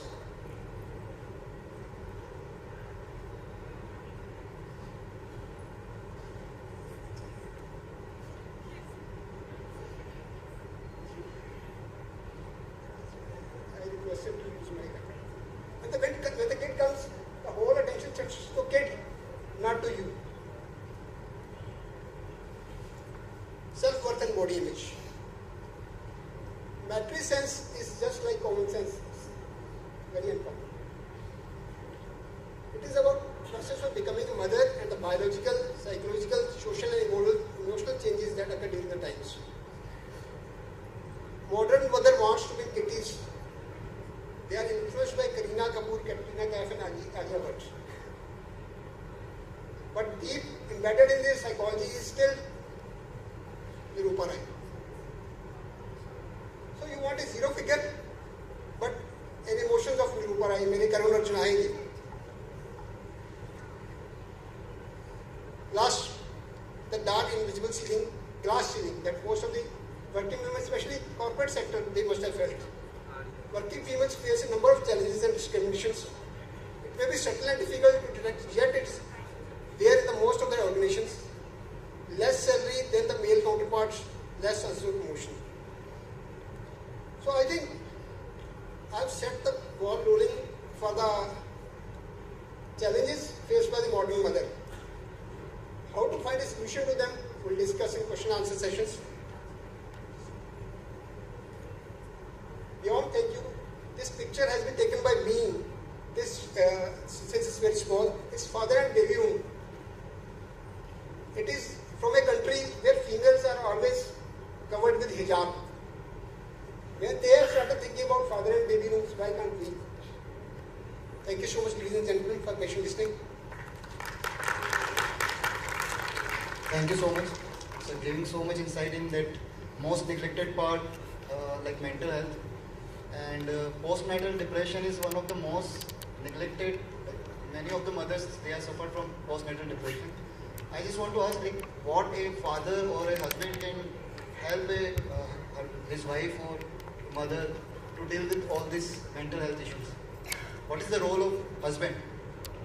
First of all, I would say let's not be gentle because their postpartum depression in father also now they are diagnosing. It's not only maternal only. So we need to be care about those guys also. I think actually we missed one video. उसमें बहुत कुछ था ऐसा.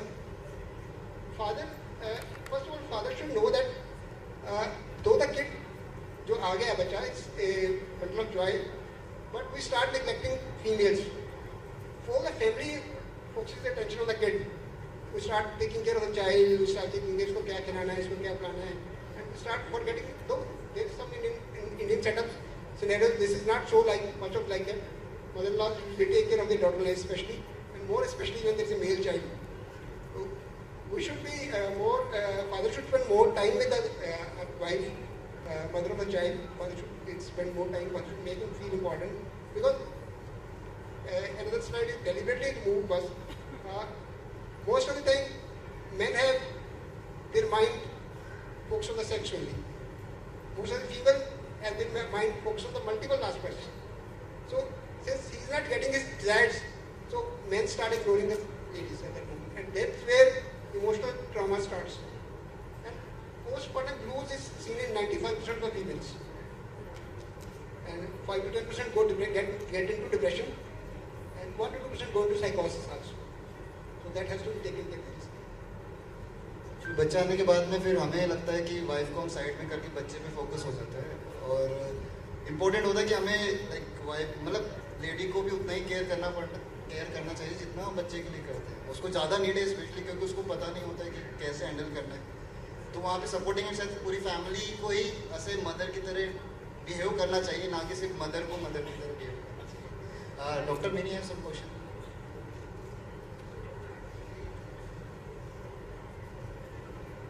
Sir, I just wanted to add, it is very easy to say कि father को depression होता है या जो भी होता है, whatever, ठीक है, maybe they also go through the same phase.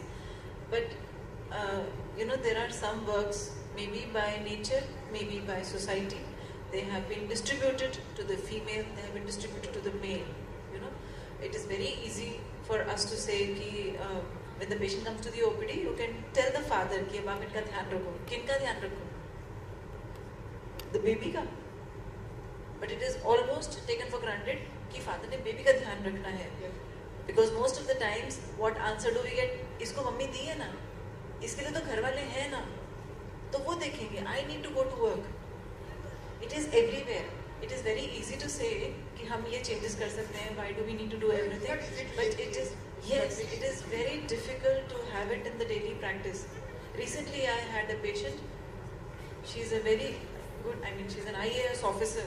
And she came to me for termination of pregnancy. Sir, it was very difficult for me to understand only for her promotion. Her promotion will be 5 years delayed if she has this pregnancy. She was about to terminate her baby. And she cried for 2 days to me. Ki, aaj bhi royi. Again she came to the OPD. Again I told her, it is okay. Let us leave alone the promotion. Kuch nahi hota. And your first baby is already 6 years old. Let us go for the second baby. Such a healthy child. But she was all set, let me terminate this because I will not have promotion for the next 5 years. मैं DSP से SP कब बनूंगी? So there are so many things that go in the mind. It is very easy to say कि mental health. But there are many things which go in the subconscious level, not only. That is where gender comes into play. Ma'am, I still remember when we are using PGs, जो भी लड़कियाँ gynae में join करती थी, it was in some colleges. तो gynae HOD की बड़ी clear instruction होती थी, अगर प्रेग्नेंट हुई तो देख लेना. उस टाइम नहीं होती थी, अभी भी ऐसा ही है. मैं तो कह रहा हूँ things have changed. नहीं, things have really changed, but it still comes to the mind. Like if you get pregnant, how are you supposed to work day and night like the other candidates? Frankly speaking, and even the other candidates ask the same question: Are we supposed to follow the brunt of what she has done? It is the same with everybody. It is human mentality. It is not about male or female. It is human mentality. It's not men and women. It's not male or female. That is what I said. Men and women nahi hai. It is about human mentality, which we cannot change.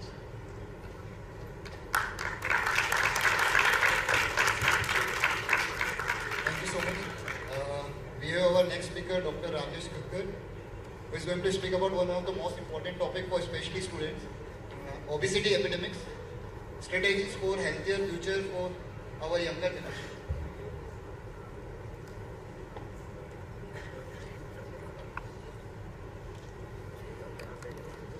Good afternoon to all.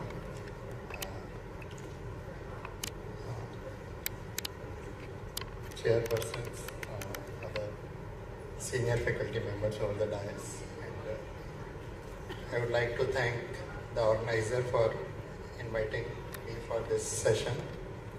So, before starting, I would like to know from the audience, how many of you know about your BMI? Body mass index कितने लोगों को पता है?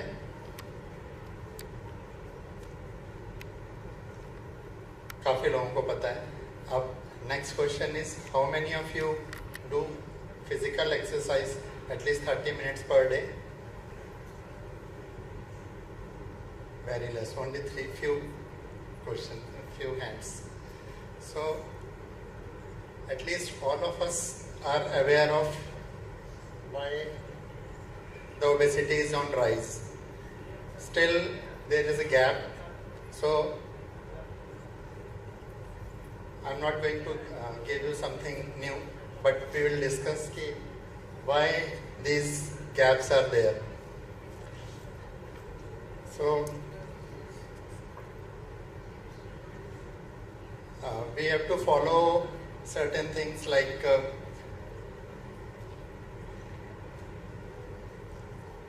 there's nowadays sugary drinks or energy dense foods are easily available, and due to paucity of time or to please our children, we usually take them to McDonald's or somewhere, and usually we inculcate these habits कि अभी कोई फर्क नहीं पड़ता, अभी खाने पीने की उम्र है, खाओ कोई, तो we never follow the life course approach, and over the years, right from the pregnancy or even before pregnancy, things start and this risk start accumulating. So we have to focus before pregnancy, at pregnancy, or from the childhood. So like we used to teach primordial prevention, primary prevention, so it has importance. बच्चों में अगर पहले से आप inculcate करेंगे healthy habits, then they will have a healthy future or healthy geriatrics at geriatric age. So unhealthy habits like fast food, sugary drinks are easily available, and lot of westernization of our diet is there. So if we'll focus more towards our diet, our original diet, then we can have a better life. Then physical inactivity because of increased screen time. So already TV was there, and now we have mobiles and screen, a lot of screen usage. So if we can decrease the screen time, and if we can promote our children to go to the field, to go to the park and have some physical activity, then it will burn some calories. Then we know by these unhealthy habits, even if we'll take 20 calories per day, so we can have around 1 kg weight by the end of the year. But if you will have 1000 calories per day, means more than your requirement, then the weight gain will be around 5 kg. So this every time this will increase. So in NFHS 2, NFHS 3, NFHS 4, 5, you will see that the burden is increasing more in urban area and less in rural area. So urban areas में 4 and 5 में करीब 4.2% gain हुआ है, and in rural area 3.2. So our children are getting obese. और contrary slides हमने देखी थी कि our hunger index is also more. So we have an imbalance. एक तरफ hunger भी बढ़ रही है और दूसरी तरफ we are moving towards the obesity, and obesity consequences everyone know that type 2 diabetes, cardiovascular disease, joint problems. Males में central obesity is very dangerous for our heart. Female में pear-shaped body, it is very harmful for joints. So everything is known. And other mental health problems like low self-esteem, depression, long-term increased risk of adult obesity and related complications. So what role schools can play, what role our parents can play at family level? So we have to be aware of 1000 days, first 1000 days that are very important. At first initial 1000 days में अगर हम malnutrition देंगे, then again there are chances of future obesity. Yeah, if our infants or under 5s are already overweight, then again there are chances of these complications like NCDs. So first 1000 days are very crucial. We have to keep the nutrition adequate. That is also important. So we have to decrease the screen time, and we have to increase the physical activity. We have to focus more on the maternal nutrition and breastfeeding. The importance of breastfeeding we have to follow strictly. Then school में eat right campus का concept है. Eat right campus, recently we have done one survey about the Eat Right campus, and we have seen there are gaps everywhere. Everyone wants to have healthy lifestyle, but अगर बच्चों से पूछो student से, so they are telling that healthy foods are not available in canteen.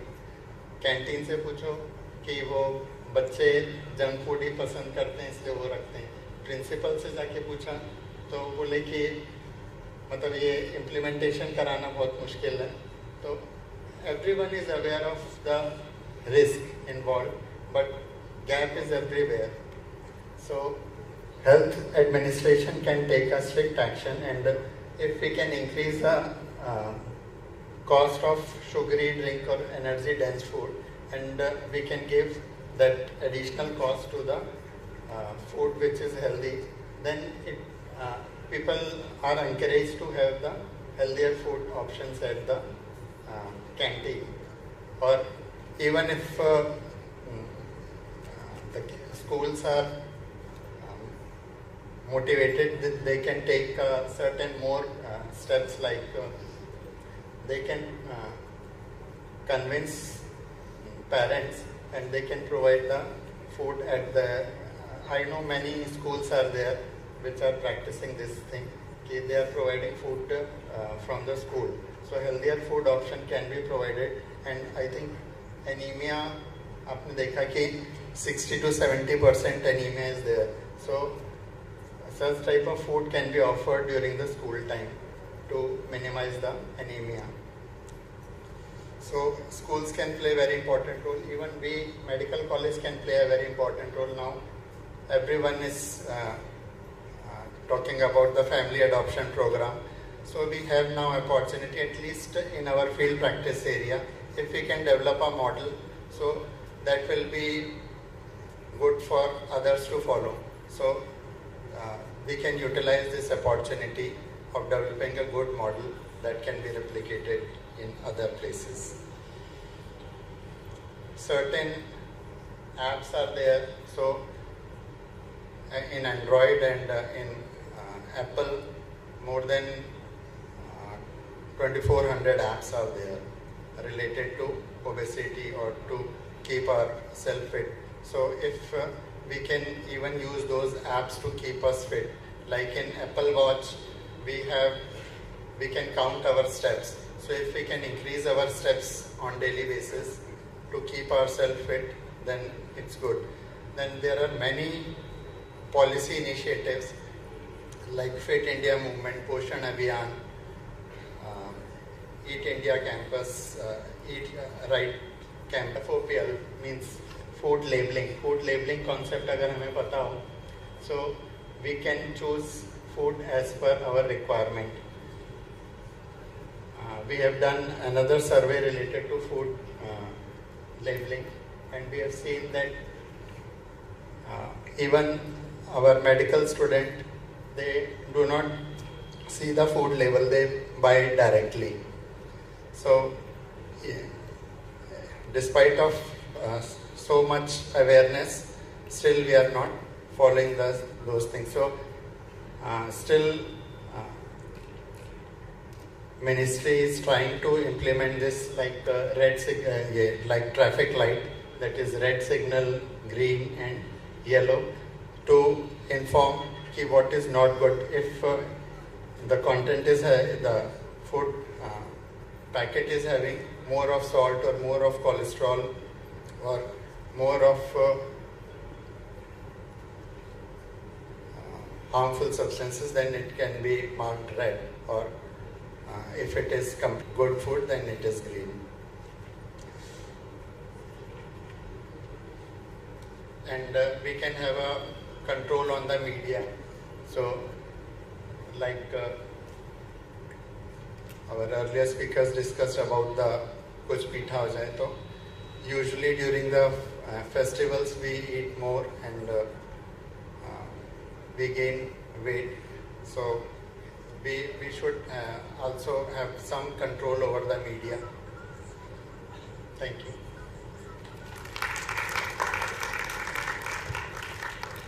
Thank you, sir, for talking about this. From the audience, do we have a question?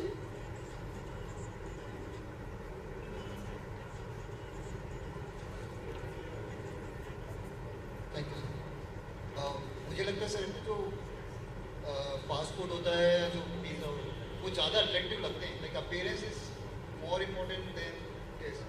Healthier foods appearance में इतना खराब होता है और जो खराब food है वो इतना अच्छा दिखता है कि उसका मतलब मैंने अपने बच्चे के सामने एक रोटी रखी उसने कभी टेस्ट नहीं करा पिज़्ज़ा और रोटी बट उसको पिज़्ज़ा हाँ वो पता नहीं टेस्ट क्या लेकिन वो अट्रैक्ट ज़्यादा कर रहा है. Because of media influence, children are attracted towards that. वो जो एक पिक्चर माइंड में बैठ जाती है कि कलरफुल है, पीयर ग्रुप भी वही खा रहे हैं, पिज़्ज़ा खा रहे हैं, बड़ा टेस्टी है. तो even if we take certain efforts to present our Indian foods also in the good way, then. But ये जो है कि खाने के बाद जो लगता है कि अगली बार नहीं खाएंगे. मतलब एक बार पिज़्ज़ा खा ले बोले इस बार बस हो गया आप नहीं खाएंगे एक हफ्ते तक फिर वापस से पता नहीं वापस से. If our fridge is full of such ready-to-eat food, then उनको भी लगेगा कि ठीक है, it's available and our parents are okay with that. That's right. Thank you so much, sir. We have next panelist, Doctor. I think just one comment that awareness and the rules and availability of fast food can be there, and it is all of us know that this causes obesity. This is like this, but I think when action is tailored to the individual and the whole family is supportive and we present it like आप कह दो ये रोटी को ये Indian pizza है, and so something like that can be done. When we are all of us are working for our child, probably this will be tackled. Easily prepared भी हो जाता है उसमें टाइम टेकन है रोटी बनाना. सच उसका है ना मतलब अगर उसका दिल ही यही कर रहा है तो मुश्किल होता है. Only thing is we just have to first reduce it, then do it. Or then there are ego, etc. Thank you so much.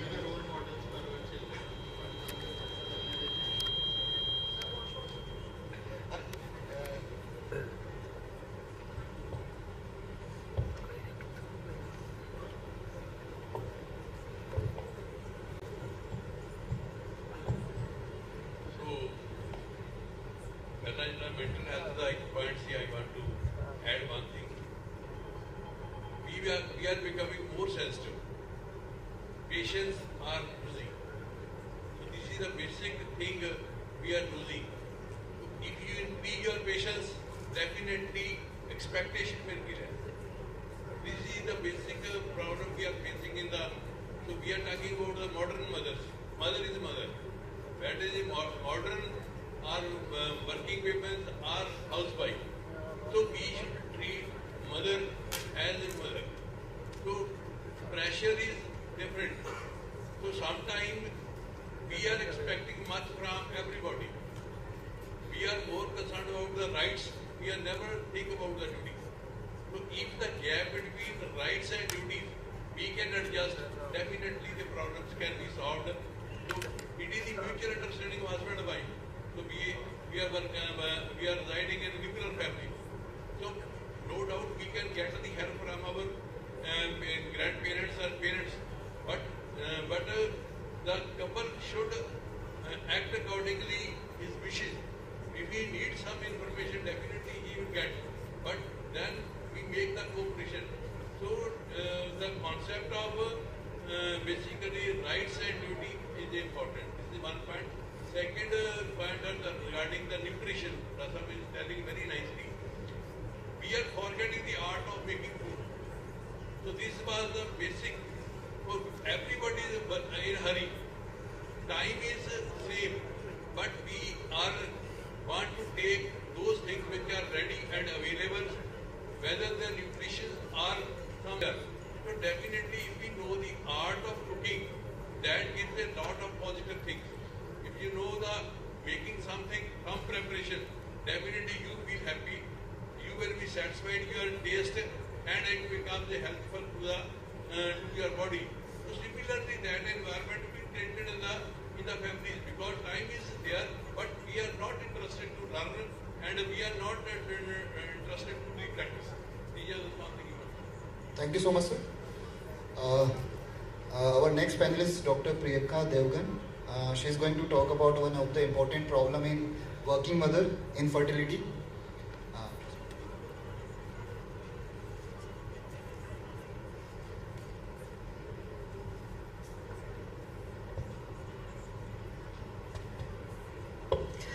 Hi, good afternoon. So, thanks to the lovely lady sitting in the first row and the lovely audience for such a patient listening to all the panelists and all the goings on in the morning. So, I shall be speaking on insights into fertility, the breakthroughs and the barriers. So first, I'd like to just speak on the insights into infertility which are available with us. So infertility in the most basic of terms is involuntary childlessness. So as the WHO defines it, it is the inability of a couple to carry a pregnancy despite at least 12 months of regular unprotected sexual contact. And this, by the way, is a textbook definition of primary infertility. There's another term floating around, that is secondary infertility, which means that the couple was earlier able to achieve a pregnancy, but now is not able to do so despite their best efforts. And the time period between the achievement of the first pregnancy and the declaration of secondary infertility varies from 1 to 5 years, depending upon what organization's handbook you are reading. And since I am from community medicine and I would like to think that the audience sitting is interested in community medicine, it is my moral duty to start with the magnitude of the problem. So if I talk in numbers, then the estimates say that 1 in 6 people globally are living with infertility. In absolute numbers, 48 million women worldwide have ever experienced infertility in their lifetimes.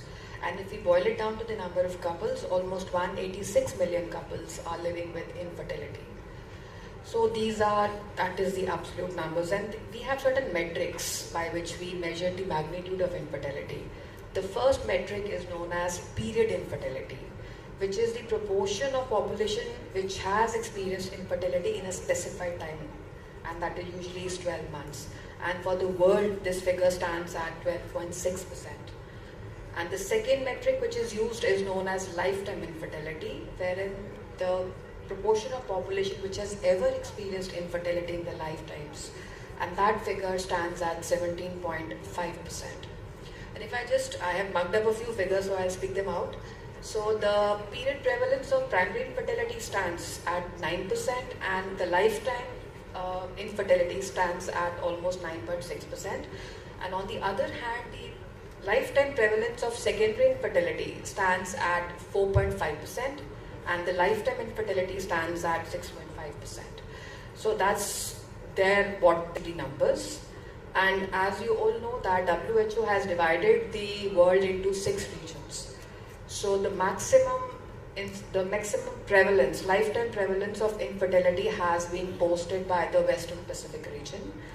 And the highest prevalence of period prevalence has been posted by, surprisingly, African region. And the Eastern Mediterranean region, that is the Middle East, has reported the lowest incidence of infertility, both in terms of period infertility and the lifetime infertility. So if you look at the trends of infertility, ever since 1950, infertility is on the rise. And it has been stated somewhere that infertility is increasing at the rate of 0.3% every 5 years.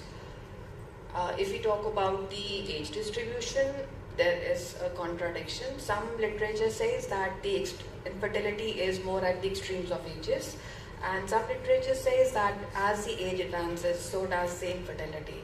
But what is actually known is that infertility is actually on the rise. And then we just talk about the sex distribution.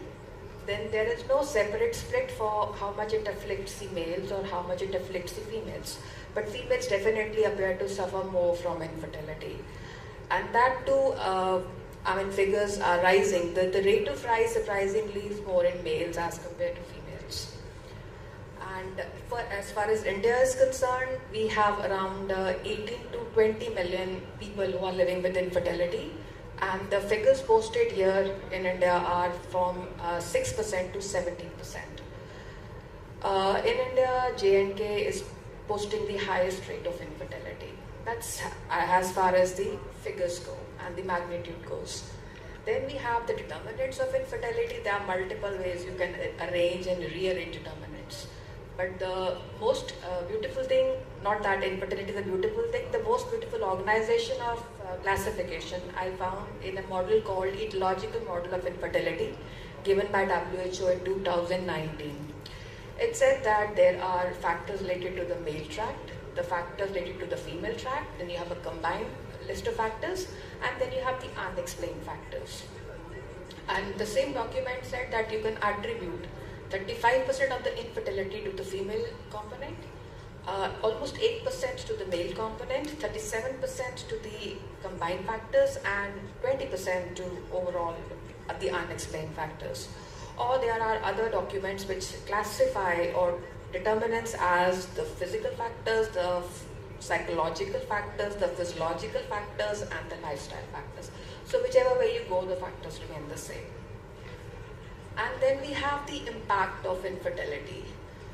Once we talk of impact, it is just that in most of the cultures of the world, pro-natalistic ideologies are found. That means the birth of a child is always a cause of celebration. And the birth of a child post-union is actually a norm, not the exception. So any couple who after matrimony or after union is not able to produce a child is looked upon as being different. So there is a ripple effect. It affects the individuals, it affects the families, it affects the communities, and then goes on to all the societies. So everywhere you look at, you can define the impact in terms of physical health or mental health, wherein the couple suffers from maybe depression, anxiety, low self-esteem, or feeling of being ostracized, or multiple reasons, multiple ways a person can feel bad. The impact can be financial, in the sense that I read it in a document that this is a rule of thumb that in a country, whichever country a person, an infertile couple is living in, the cost of one infertility treatment is the same as the annual income of the family of 4 of the lowest quintile. So that's a pretty steep expenditure, and that largely comes from the pocket of the couple who's suffering from infertility. So, I mean, howsoever many dimensions of health you have, all of them are impacted because of infertility. And then there's a metric called quality of life. Quality of life definitely is disturbed by infertility to the tune of, the data came out in 2019, the data says that there are around 20 million dailies lost because of infertility. In that particular segment, the contribution of dailies lost to infertility was 1.4%. Next please. So breakthroughs in infertility are probably as blank as the slide. So WHO has acknowledged, it has put infertility in a list of disabilities in the ICF. That is what it could do. And another breakthrough I could find is that there are 6 countries in the world, Israel being the topmost. It is in the news for the wrong reasons, but Israel is spending maximum on the treatment cost of infertility, followed by Sweden, then Australia, New Zealand, Canada. These are the few countries which are actually spending on infertility treatment, not as a separate package, but as a part of reproductive and child health. But then the demand, the conditions which a couple has to fulfill to be eligible to take these treatments are very high, and definitely the demand is more than the supply. These are the only breakthroughs I could find. And another breakthrough, if you can call it that, it's just that in 1994, there was a conference in Cairo wherein all the 194 states of WHO and 2 affiliate countries came in, and they signed a charter where they committed that the fertility control should be integrated with the infertility prevention and control. But then after 25 years, the same conference was held again in 2019, and infertility was never mentioned. So in the words of Seuss, you can either be sad that this happened, or you can be happy somebody mentioned infertility. So these are the only breakthroughs I could find. Next please. And barriers, I think it is more of a hurdle race, because it is not even being acknowledged as a public health issue. There is a chunk of people who has infertility, but they don't come as a community. They are scattered here and there. So it rarely rises to the level of a public health issue. So you have, first barrier is maybe socio-cultural factors. Like I said, it is a silent struggle. The infertile couple usually has a silent struggle. It is never acknowledged or honored by people surrounding them. That we look down upon as being different. And then economic barriers, like I said, largely it is out-of-pocket expenditure. Various countries, for example, France did a study and it said that per 10,000 infertile women, it ended up spending 70,000 euros. So that is quite a chunk of their GDP. And countries where are actually struggling to put budget for health sector, a small percentage comes to reproductive health, and probably a minuscule amount might be coming to infertility.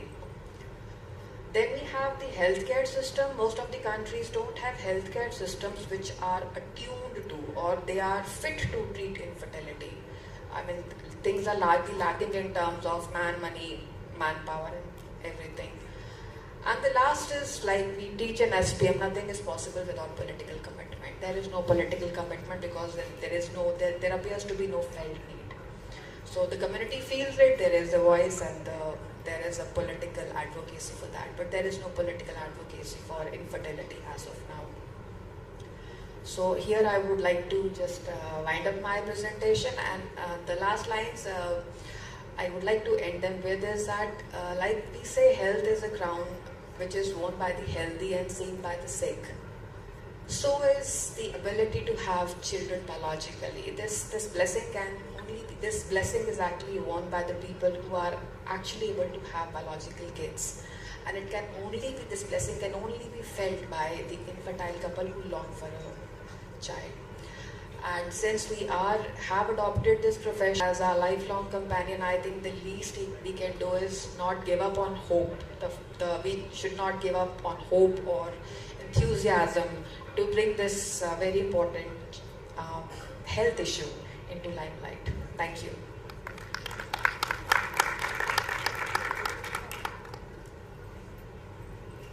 Thank you, Dr. Priyanka, for throwing a light on infertility.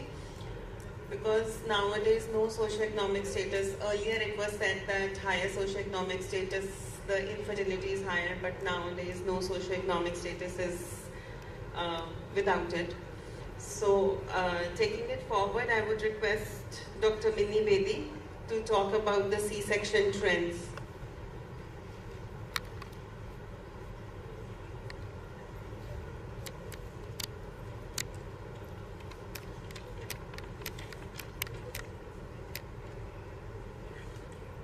Good afternoon, everybody. Thank you to the organizing team for making me a part of it. Initially, when it was about such a panel discussion, like I was not able to make up ki kya hoga, kaise hoga, but really I could connect to each and every speaker, maybe from OBG, right? So I could connect to each and every. Sorry for the interruptions in between, sir, Pura sir, but then it was actually from the heart.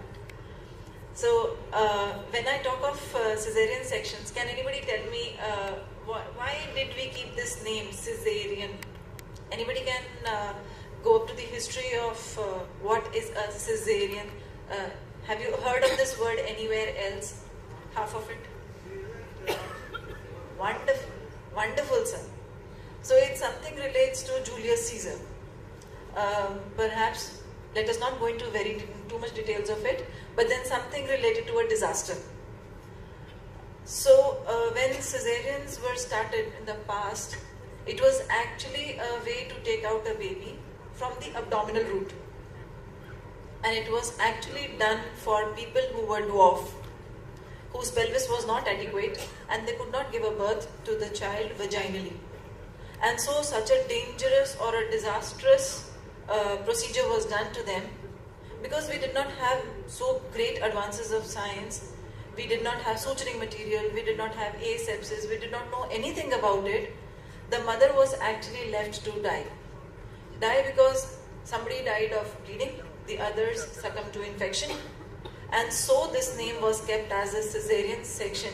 Now the mother is not going to be anymore. She's definitely going to die. There were hardly a few who could survive the brunt of it and then came out of it. So that is where this name was kept. But yes, we have changed the trends. Science has evolved and evolved and evolved. And now the cesarean section is really a very safe procedure. In fact, when we did our PG, it was most common procedure in gynae. We used to talk of episiotomy. But now, perhaps maybe after 10 years when you people grow up and you start practicing, you will say most common procedure in gynae, cesarean section. So perhaps we are going to change that trend like that. So now if we define cesarean, it is a major life-saving procedure which is highly effective in saving the life of the mother and the kid, the mother and the fetus. But only when indicated for medical or obstetric reasons. We should know that.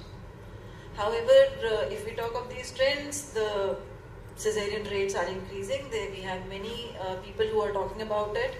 Why should cesarean rate increase? Why are we not giving a proper trial of labor? Why are we not delivering the kids vaginally? And all such stuff.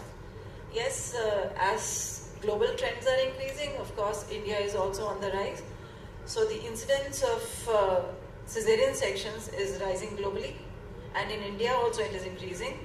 And mind you, the cesarean rates are increasing more in the developing and the underdeveloped nation as compared to the developed countries.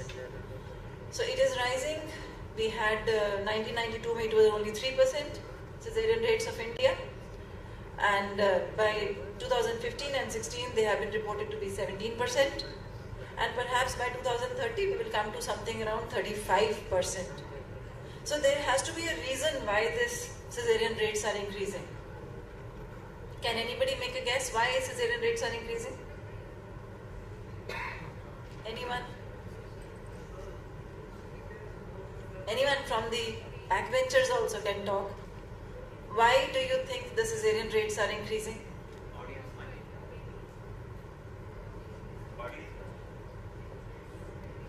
Prevent less risk. Sir. Prevent risk. Then elective cesarean, especially for the young females, for cosmetic reasons. That is wonderful, sir. Actually, I wanted only this reason. Baki sare to medical and obstetric reasons are already there, and we justify them somehow or the other. But then yes, these social and the educational advances, they are written on the topmost reasons why are the cesarean sections increasing. So we need to know what is the educational advance and what is the social advances we are facing. Are they taking us up or they are taking us down? Then we have financial incentives. If we have a cesarean section, financial incentive is more. Maybe this is from the hospital point of view. If we have normal delivery, the financial things are a little less. So perhaps there is one incentive which says, yaar cesarean kar do, income zyada aayegi. Then we, most of the students sitting here, they are yet not planning of marriage. Perhaps they are not even planning of pregnancy till they get their PG ho jaye, SRship ho jaye, uske baad dekhenge. It is not only for you people, perhaps most of us sitting here also thought the same way. I did my graduation, uske baad my mama said, chalo beta ab shaadi karenge. Beta was, na mama, I need to clear the entrance first. तो फिर entrance किया, PG मिल गई, चलो PG हो गई, चलो बेटा अब घर आ गया, बेटा marriage करेंगे. No mama, I need to do my SRship first. So okay, then I got my SRship. I continued my SRship 2 साल करी रोहतक में रहे, मतलब parents से दूर रहे. And after that finally, चलो बेटा अब घर आ गया, अब शादी करेंगे. No mama, अभी तो ये करना. Oh my God, mama came out of the sofa. अरे बस, तुम्हारी सारी पढ़ाई गई भाड़ में, अब पहले शादी करो. So perhaps just because we women are deferring pregnancy to a very late age, बाद में panic button बहुत जल्दी दबता है. So we are deferring marriages, we are deferring pregnancy, and then it comes a little late. So when finally you get pregnant, you are like, I don't want to take a risk. Kindly do a cesarean, as sir said, elective cesarean. Not only for cosmetic reasons, but for other unknown problems which you can face later. You don't want to give a damn, so that is why you go for a cesarean section. And then finally, yes, perhaps our training is going a little down because it was written in paper, so I need to say that. The training of the doctors or the individuals or the healthcare staff in the remote peripheries, that is also going down. They are not trained very well with the difficult deliveries, maybe breech or the difficult malpresentations, and so the cesarean rates are also increasing. And if we talk of difference in the trends in the urban and the rural population, perhaps it is more in the urban population as compared to the rural population. But अगर हम पंजाब की बात करें तो our पिंड are also just like any other शहर. So it is perhaps the same in the rural as well as the urban population. Thank you so much.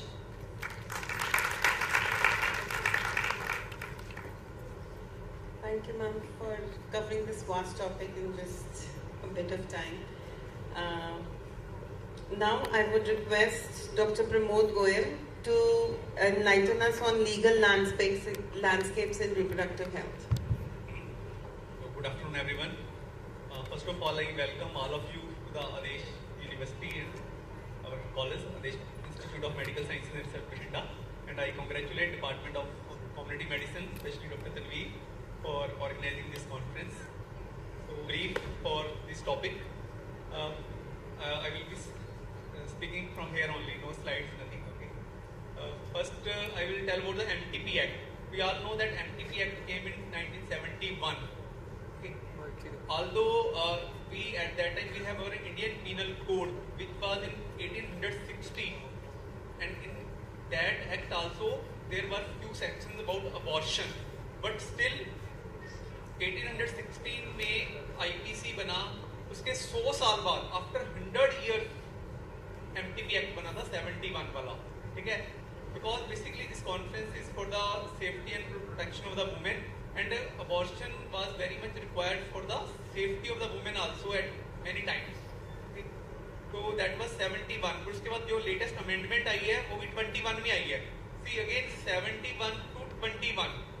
कितना long time लगा, बीच में चाहे 2001-2 में थोड़ी बहुत amendment थी, but major amendment is in 21 MTP Act, and mainly the now I will just talk about the amended act only. The amended act में ये है कि जो duration of pregnancy है that has been raised up to 24 weeks. Earlier MTP was allowed only till 20 weeks. Probably देखो 71 में जब act बना था उस टाइम उन्होंने कभी सोचा नहीं होगा कि 24 weeks तक भी safely abortion हो सकता है. तो उन्होंने upper limit उस टाइम 20 weeks रखी थी, because at that time medical science was not that much developed. But now we know 24 weeks तक भी safely हो सकता है. So probably with that sense and to save the life of the woman, the duration has been extended till 24 weeks, and now even the provision is there for unmarried women also, because law does not want that unmarried women should go to coax and they should go end up in unsafe abortion and then septicemia. So to protect them, now MTP Amendment Act allows abortion for the unmarried women also. So this was the point for MTP Act. Now few points regarding this PNDT Act. This is Prenatal Diagnostic Technique Act. It came in 94. Again basically for prevention of female fetuses abortion. Because क्या हो रहा था कि sex determination हो रहा था और female fetus aborted हो रहे थे. To prevent that 94 में हमारी country में ये PCPNDT Act, Preconceptional and Diagnostic Technique Act came. Okay. फिर उसका थोड़ा अमेंडेड वर्जन आया था 2001 में PCPNDT, मतलब पहले PNDT था उसके आगे PC लगा दिया, प्री कंसेप्शन. बिकॉज 94 में जब बना उस टाइम उन्हें माइंड में नहीं आया था कि प्री कंसेप्शन भी हो सकता है सेक्स डिटर्मिनेशन, तो इसलिए 2001 में इसका अमेंडेड वर्जन आया PCPNDT act. Just again purpose वही है कि सेक्स डिटर्मिनेशन ना हो, बिकॉज अगर सेक्स डिटर्मिनेशन होगा तो देयर आर चांसेस कि फीमेल फिटसेस कैन बी अबॉर्टेड, ठीक है, उसको प्रिवेंट करने के लिए ये एक्ट बना हमारा. तो जो मेनली देखो ultrasound machine is one thing which is mainly use for sex determination, although MU sentences और बाकी टेक्निक्स भी हैं, but mainly is one ultrasound machine. तो I will just tell one thing. एक बार बठिंडा के गायनेकोलॉजिस्ट ने मेरे पास, because I belong to forensic medicine department, वो मेरे डिपार्टमेंट में आए तो मैंने उनको म्यूजियम दिखाया. हमारे म्यूजियम में वेपन पड़े होते हैं, अलग अलग तरह के वेपन्स हैं, फायर आर्म वेपन्स हैं. तो मेरे को बोलते डॉक्टर साहब एक अल्ट्रासाउंड मशीन भी रख लो यहाँ पे वेपन कैटेगरी में, ठीक है, because this is a big weapon for the doctors ना. बिकॉज उनका कहना ये था कि देखो कई बार रॉन्गली भी डॉक्टर जो होते हैं उनके ऊपर केस लग जाते हैं. उन्होंने कोई सेक्स डिटर्मिनेशन नहीं किया होता, जस्ट माइनर कोई ना कोई डॉक्यूमेंटेशन में मिस्टेक्स होती है. तो कहते हैं कि this has become a big weapon for the gynaecologist और रेडियोलॉजिस्ट डॉक्टर्स. ठीक है. So this was regarding PCPNDT act. Now few points regarding POCSO Act. POCSO is Protection of Children from Sexual Offence Act. Again ये act 2012 में आ गया था. हमारा जो main Delhi वाला जो रेप केस हुआ था वो 2012 में हुआ था और उस टाइम पूरे इंडिया में आपको पता है कि पूरा ह्यू एंड क्राई हुआ था. ऑल्दो ऐसे केसेस होते रहते हैं, that was not the one case. India में और भी केसेस होते हैं but one that case was so much highlighted कि पूरा का पूरा हमारा क्रिमिनल लॉ एक्ट जो हुआ वो अमेंड हो गया था और ये पॉक्सो एक्ट आया था. POCSO act was basically for protection of children from sexual offences और इसमें चिल्ड्रन को डिफाइन किया उन्होंने 18 ईयर कि अगर less than 18 years of age में कोई बच्चा सेक्सुअली असॉल्टेड तो उसके लिए उन्होंने प्रोविजंस बनाए. और इसमें खास बात ये थी कि दिस वाज जेंडर न्यूट्रल. हम जैसे पहले भी हमारे पैनलिस्ट ने जेंडर न्यूट्रलिटी की बात की, तो this is one act in country which is gender neutral. तो इसका मतलब it's not only that females who are sexually assaulted, even males child can be sexually assaulted. So provision is there for punishment of the offenders if they sexually assault the male child also. और इस POCSO में उन्होंने mandatory reporting की provision भी रखी है. मतलब doctors के पास अगर कोई केस आता है तो उनको मैंडेटरी रिपोर्ट करना पड़ेगा. Less than 18 years of age पे कोई केस आता है और एज पर की डेफिनेशन है उसमें minimum age to give consent for sexual intercourse is 18 years. So age पर दिस लॉ कोई भी गायनेकोलॉजिस्ट के पास अगर less than so that was regarding POCSO. अब है का हमारा जो रिप्रोडक्टिव टेक्नोलॉजी एक्ट. तो अगेन क्या हो रहा था कि कमर्शियल सरोगेसीज हो रही थी. जो रिप्रोडक्टिव टेक्निक से बेबीज पैदा हो रहे थे उसको उसकी कमर्शियलाइजेशन रोकने के लिए हमारी कंट्री में ये असिस्टेड रिप्रोडक्टिव टेक्नोलॉजी एक्ट थी 1. उसमें उन्होंने काफ़ी प्रोविजंस रखी कि जो भी सेंटर है उसको पहले रजिस्टर करवाना पड़ेगा और कॉन्फिडेंशियलिटी मेंटेन करनी पड़ेगी. All those things have to be done and no commercialisation to be done for the this surrogacy. So this is just brief about the various acts which are related to the protection and safety of the women and the children. Thank you.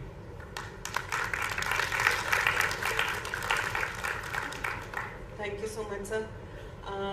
Now if audience has any questions, please.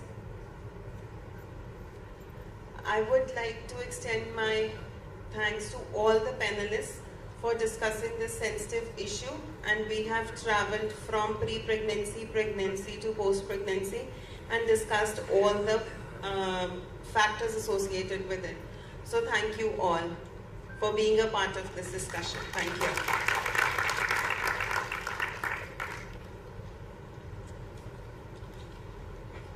Thank you to all our panel speakers, moderator and co-moderators. I would like to invite a moderator, Dr. Preeti Padda, and co-moderators, Dr. Shyam Mehra and Dr. Varun Mohan Malhotra, to felicitate the panel speakers. Dr. Simi Oberoi.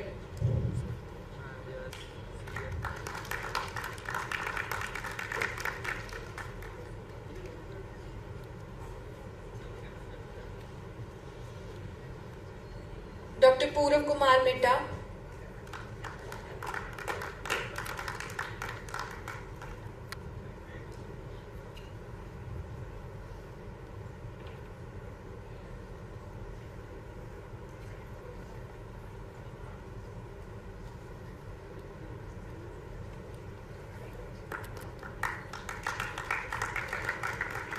Dr. Rakesh Kakkad.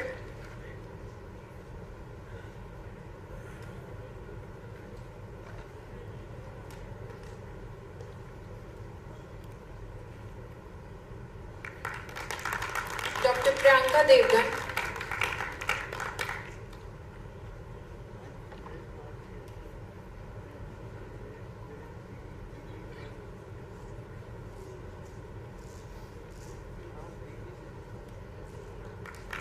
Dr. Mini Bedi.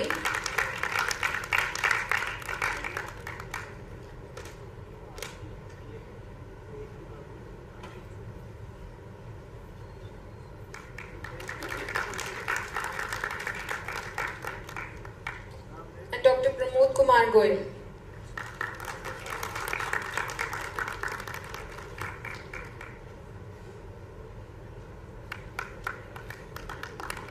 I request all our panelists, moderator and co-moderators to kindly stay on stage for a group photo.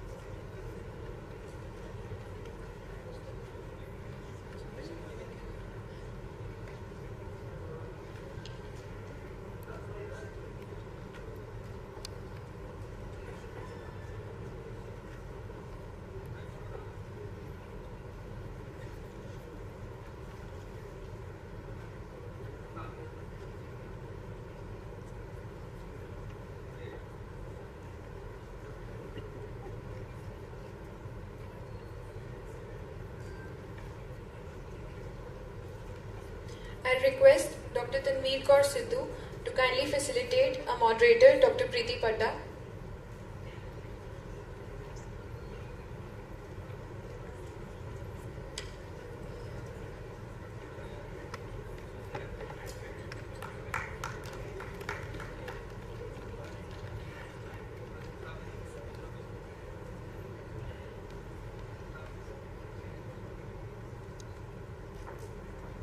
A co-moderator, Dr. Varun Mohan Malhotra.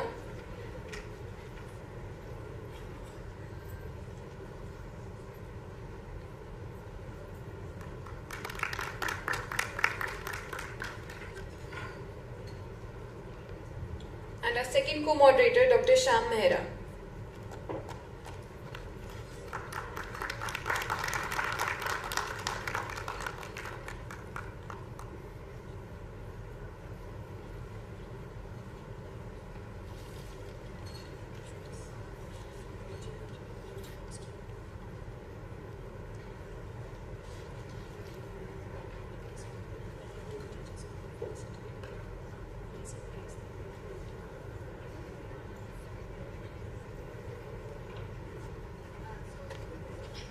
Now we begin with the last event of prize distribution for the various events held in the parallel rooms. We had oral presentations, PG poster presentations, UG posters and infographics. So first of all, for the UG poster session, I would like to invite all the judges on stage to honor the students, give away the prizes.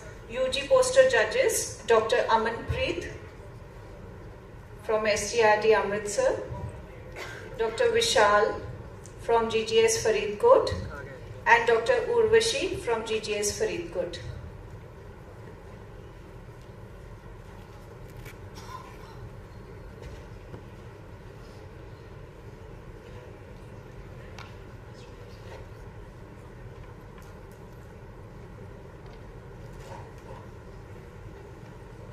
So first of all, we would call upon the third prize winner for UG poster, Ananya Gupta. A huge round of applause for our students. Ananya Gupta is here. Ananya Gupta. Okay.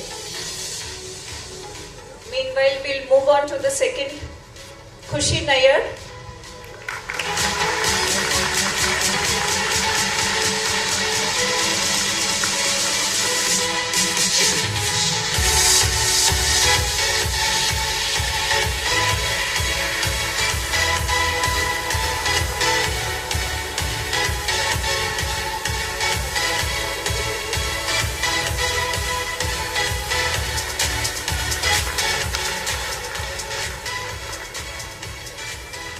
Congratulations, Khushi. She is a final year student 2020 batch.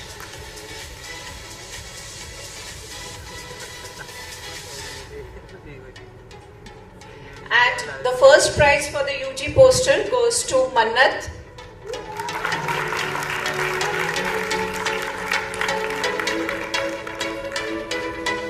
Mannat, she is too busy since morning. Our 21 batch student, Mannat.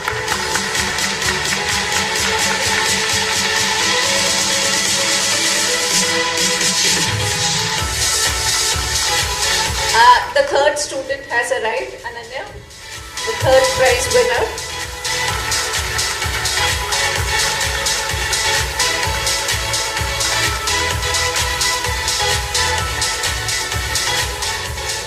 I would request Dr. Pramod Goyal sir and Dr. Varun sir to please come on stage to felicitate our judges.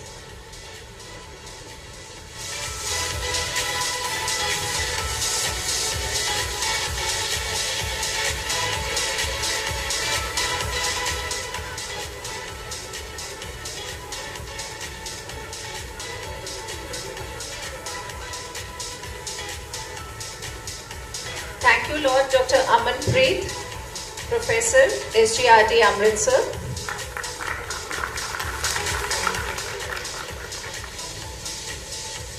Dr. Vishal Gupta, Professor, GGS Faridkot.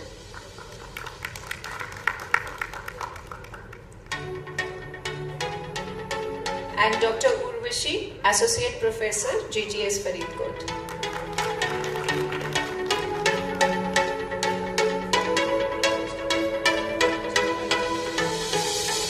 Thank you, sir. Thank you. Now we would like to announce the results for the PG poster. I would request the judges for the PG poster to please step on stage. Dr. Jasleen Kaur, Professor at GMC Amritsar. Dr. Shalini Devgan, Associate Professor, GGS Faridkot. And Dr. Adarsh Jodh Kaur, GMC Amritsar.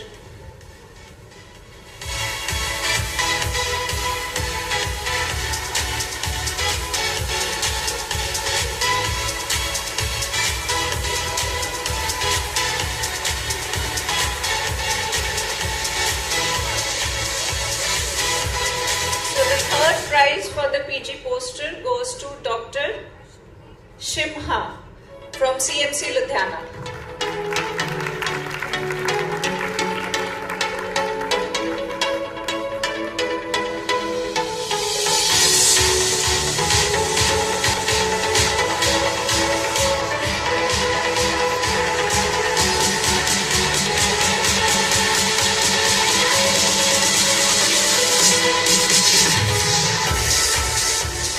Second position we have a tie and we have two winners for the second PG poster prize. Dr. Supriya Kotwal from GMC Amritsar and Dr. Harpreet Kaur from GGS Faridkot.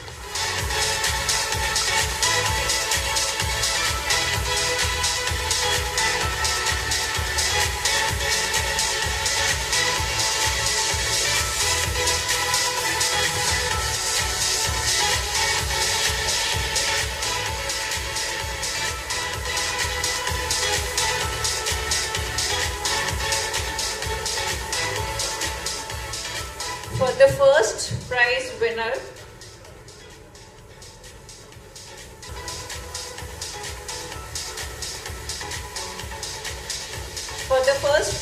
we would like to invite Dr. Sanjeev from AIIMS Bathinda.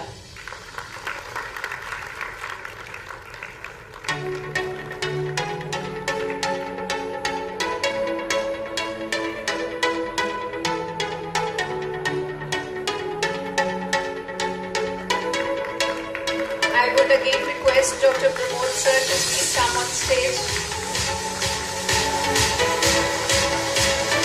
And Varun sir, please.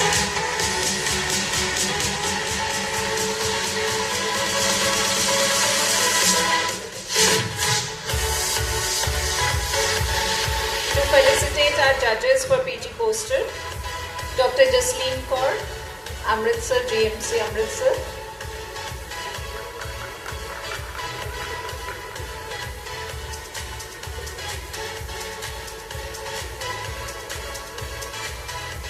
Dr. Shalini Devgan.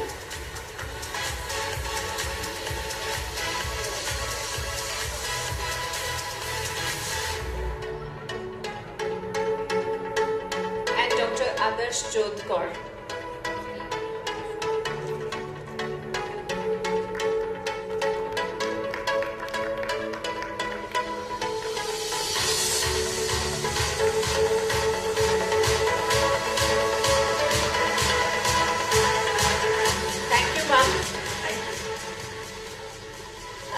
Now coming on to the oral paper awards, I would like to invite the judges on stage. Dr. Ramnika, Additional Professor from AIIMS Bathinda, Dr. Anu Bhardwaj from AIIMS Mohali, and Dr. Ravinder Khera from GMC Patala.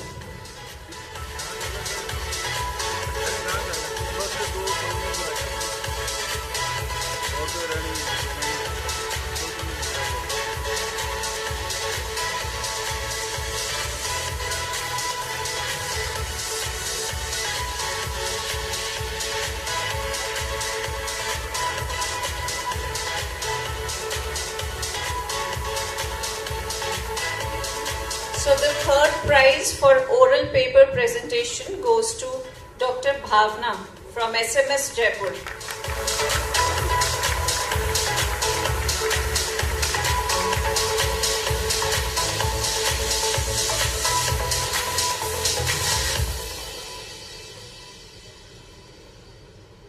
Congratulations.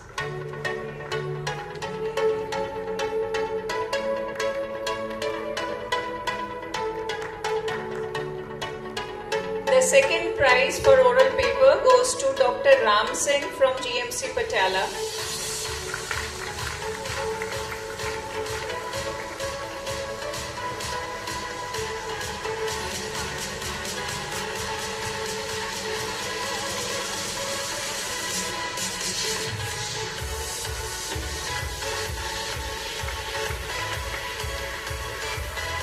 And the first prize goes to Dr. Aditi Raj from GMC Amritsar.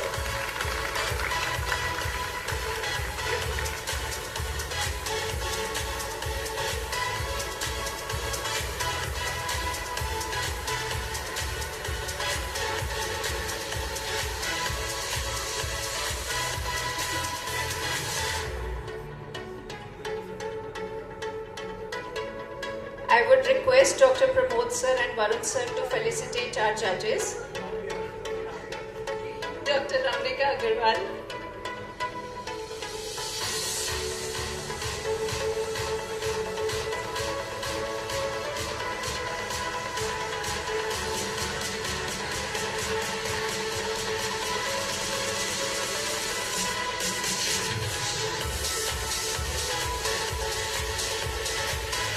Dr. Anu Bhardwaj.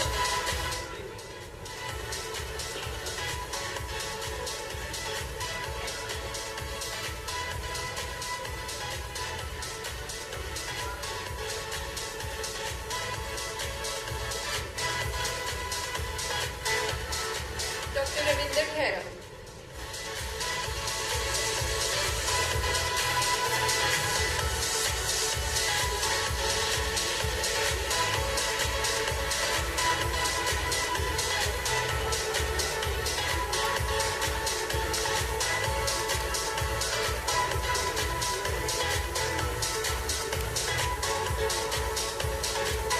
So we had a special showcase of infographics in public health which has been displayed in the department. I hope many of you have all visited, and those who have not, I would wish to at least have a round before you leave, because it's something our UG students have displayed at their best. And for felicitating with the prizes for the infographics, I think we have the video for that. The infographics video. If we can run in the background, that's okay. So we have the prizes for the infographics, and I would request our judges to please step on the stage. Our judges for infographics were Dr. Vishal from GMC Patiala and Dr. Harpreet from SGRD Amritsar.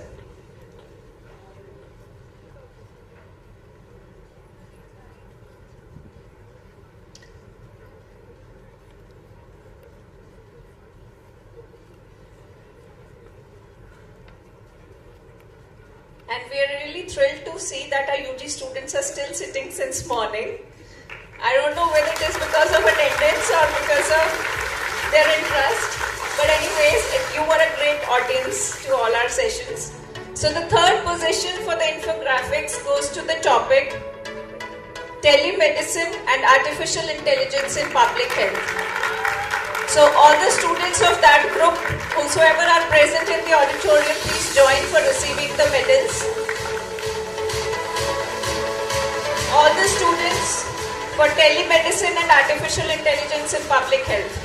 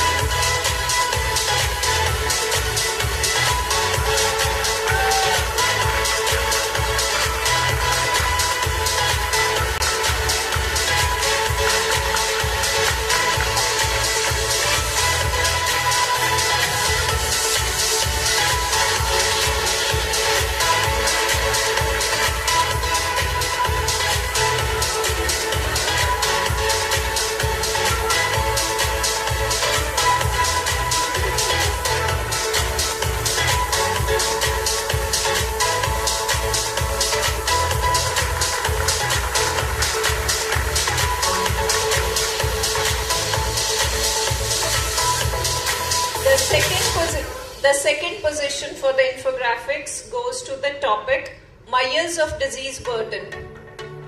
The students of the group, Myers of Disease Burden.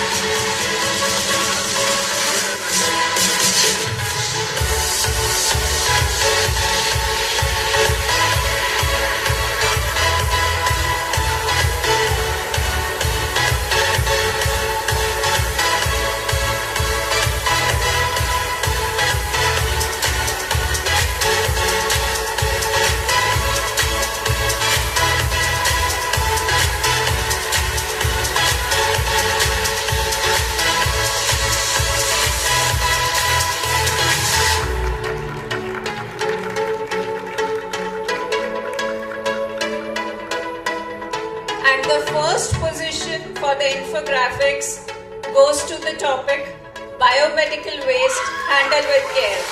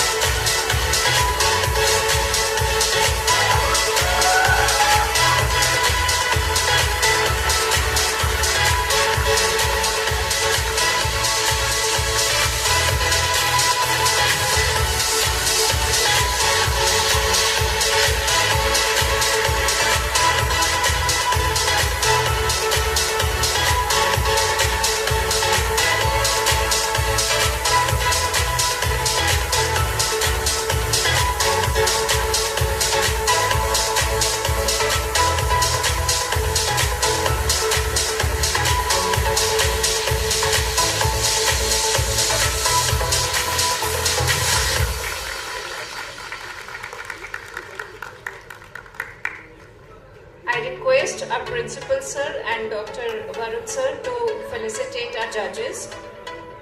Dr. Vishal from GMC Patiala.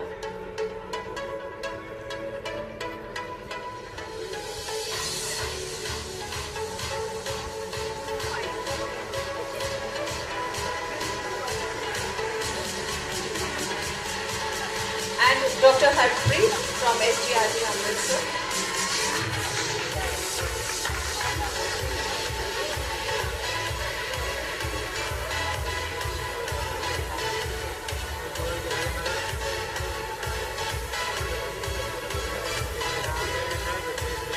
Thank you, sir. Thank you, sir.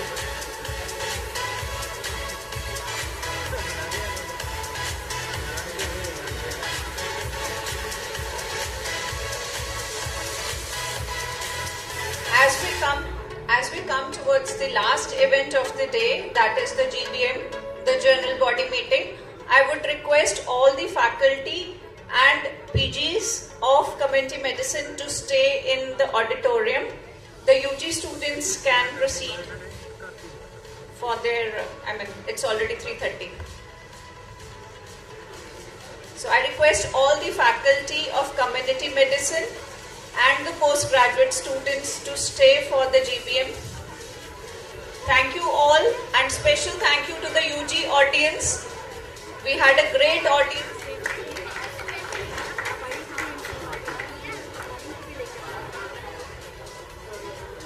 The volunteers and the council members to please stay back for the group photo. So over to Dr. Preeti ma'am for the GBM.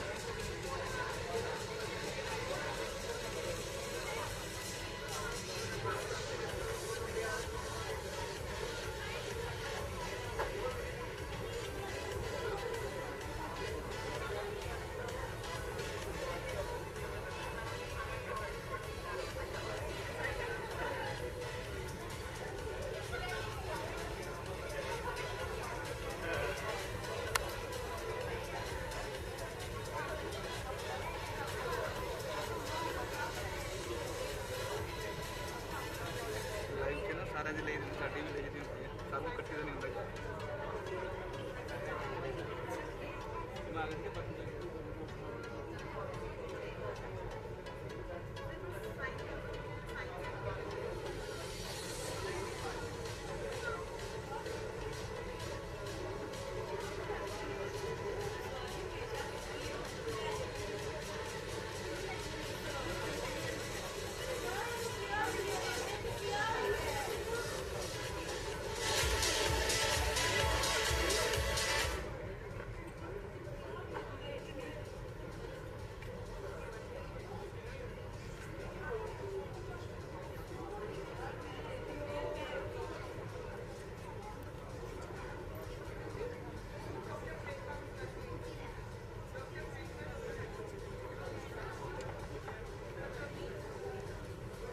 ठीक है अपना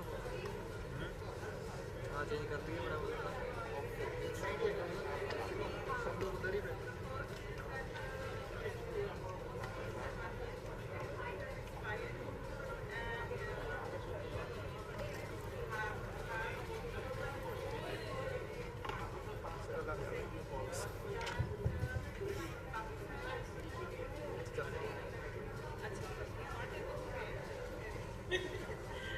So the first, we have four main agendas. The first agenda is that the post of president has expired and we need to hold, either we hold the election or we select by consensus. It's better always to hold the election for the same. क्योंकि consensus सिर्फ आपा ही होना है, right? जे elections होंगियां तो फिर वो होगा कि everybody becomes a part of it, right?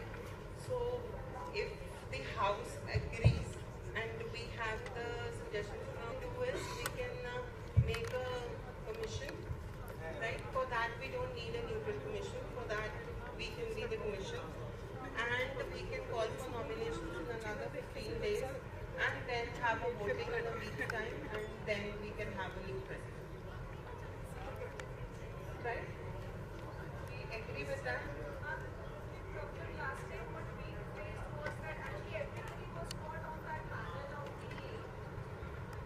WhatsApp group where the votings were sent.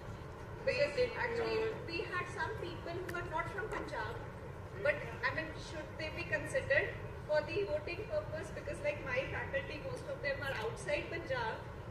Some of them are not even registered with PMC.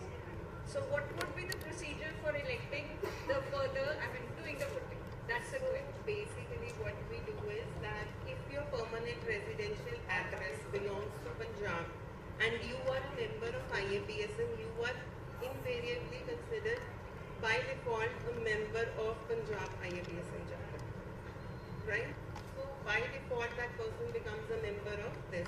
So we receive a list from the national body which gives us a list of all the IAPSM members which give a permanent address of Punjab and they by default become the members of Punjab. Plus the postgraduate students, if during post-graduation they get their registration done from Punjab giving the address of the college, then also by default they become the members of IAPSM Punjab. Right? So if they get into this, then they will be included. One suggestion, initially there was the person who conducted the conference is elected for the president of the organization and they make the team also for the proper functioning. So now if some changes there is okay, otherwise we should continue that.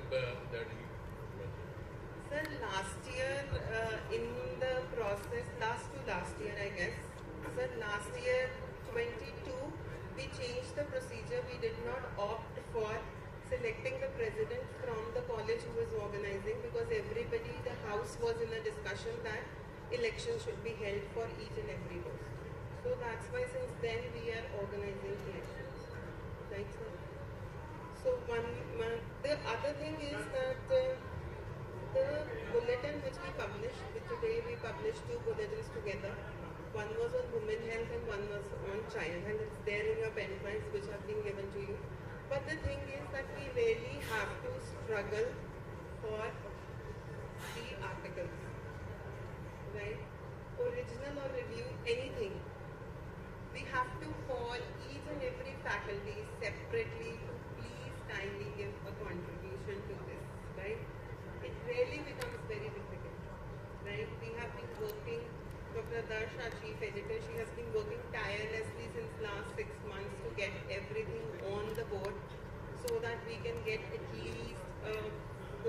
of about 50 to 60 pages. It is not 50 to 60 pages that matter, but definitely the content. Now, if you go through the bulletins that have been given to you in your pen drive, you will just see that how better the articles are, and it will definitely come under the women health has been dealt in one umbrella, right? And the child health has been dealt in the other umbrella, but we really have a dearth of articles. So just request most of the information that we are hearing from you right now, Dr. Preeti, it's just only here, right? Even if my faculty is there on the Punjab group, a lot of them do not even know that there is going to be a bulletin which is asking for articles. So as you mentioned, probably you are only inviting articles from select people. No, so we put it in the group. It's there. It's not there in the group. I have not seen it. And a lot of my faculty is also not there in the group. We have done it twice or thrice, I guess. And I think we also made a request to at least, because a lot of our faculty, like you said, they have to be registered with Punjab Medical Council. No. They don't have to be registered with Punjab Medical Council. They have to have a permanent address at that time of registration to be that of Punjab. Okay, but they may not be there on the group. We are a new medical college and new faculty is coming in. So many times, like I only was added probably by Dr. Deepshika in the last 1 year. You know, so a lot of the information is not going across. Nothing against anybody. It's just that I'm saying it, let's make it more transparent. So the new college is there.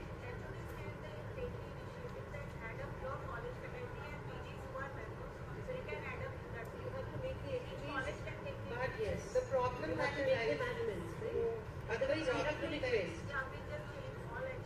If you can just change it, I think that would be nice. Before you add any member into the IAPSM group, please check the certificate for whether he or she is a member of IAPSM. Yeah.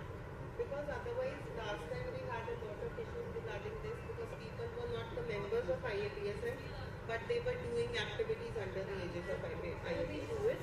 And in fact, we conduct CMEs also, so we request all the time that if we can conduct it under the banner of IAPSM logo, you know? Yeah. Because it kind of, you know, even attaches us to the IAPSM chapter for that matter.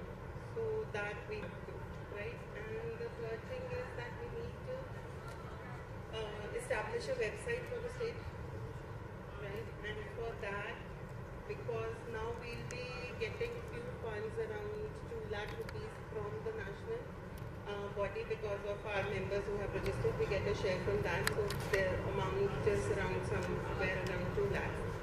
That is enough, but still we need a fundraising for the establishment of the website, so that the maintenance charges and everything can be done on a regular basis, and all the journals and everything can be uploaded on it. So for that we need your suggestions that how we can go about it so that it becomes easier for us. We don't want much of it, but just like for maintenance charges, like what we were doing earlier, we just stopped the website because we didn't have the funds. For establishment, we need about 25 to 30,000, and then every year for maintenance of the same 10,000 to around 15,000. We are around 500 something like this.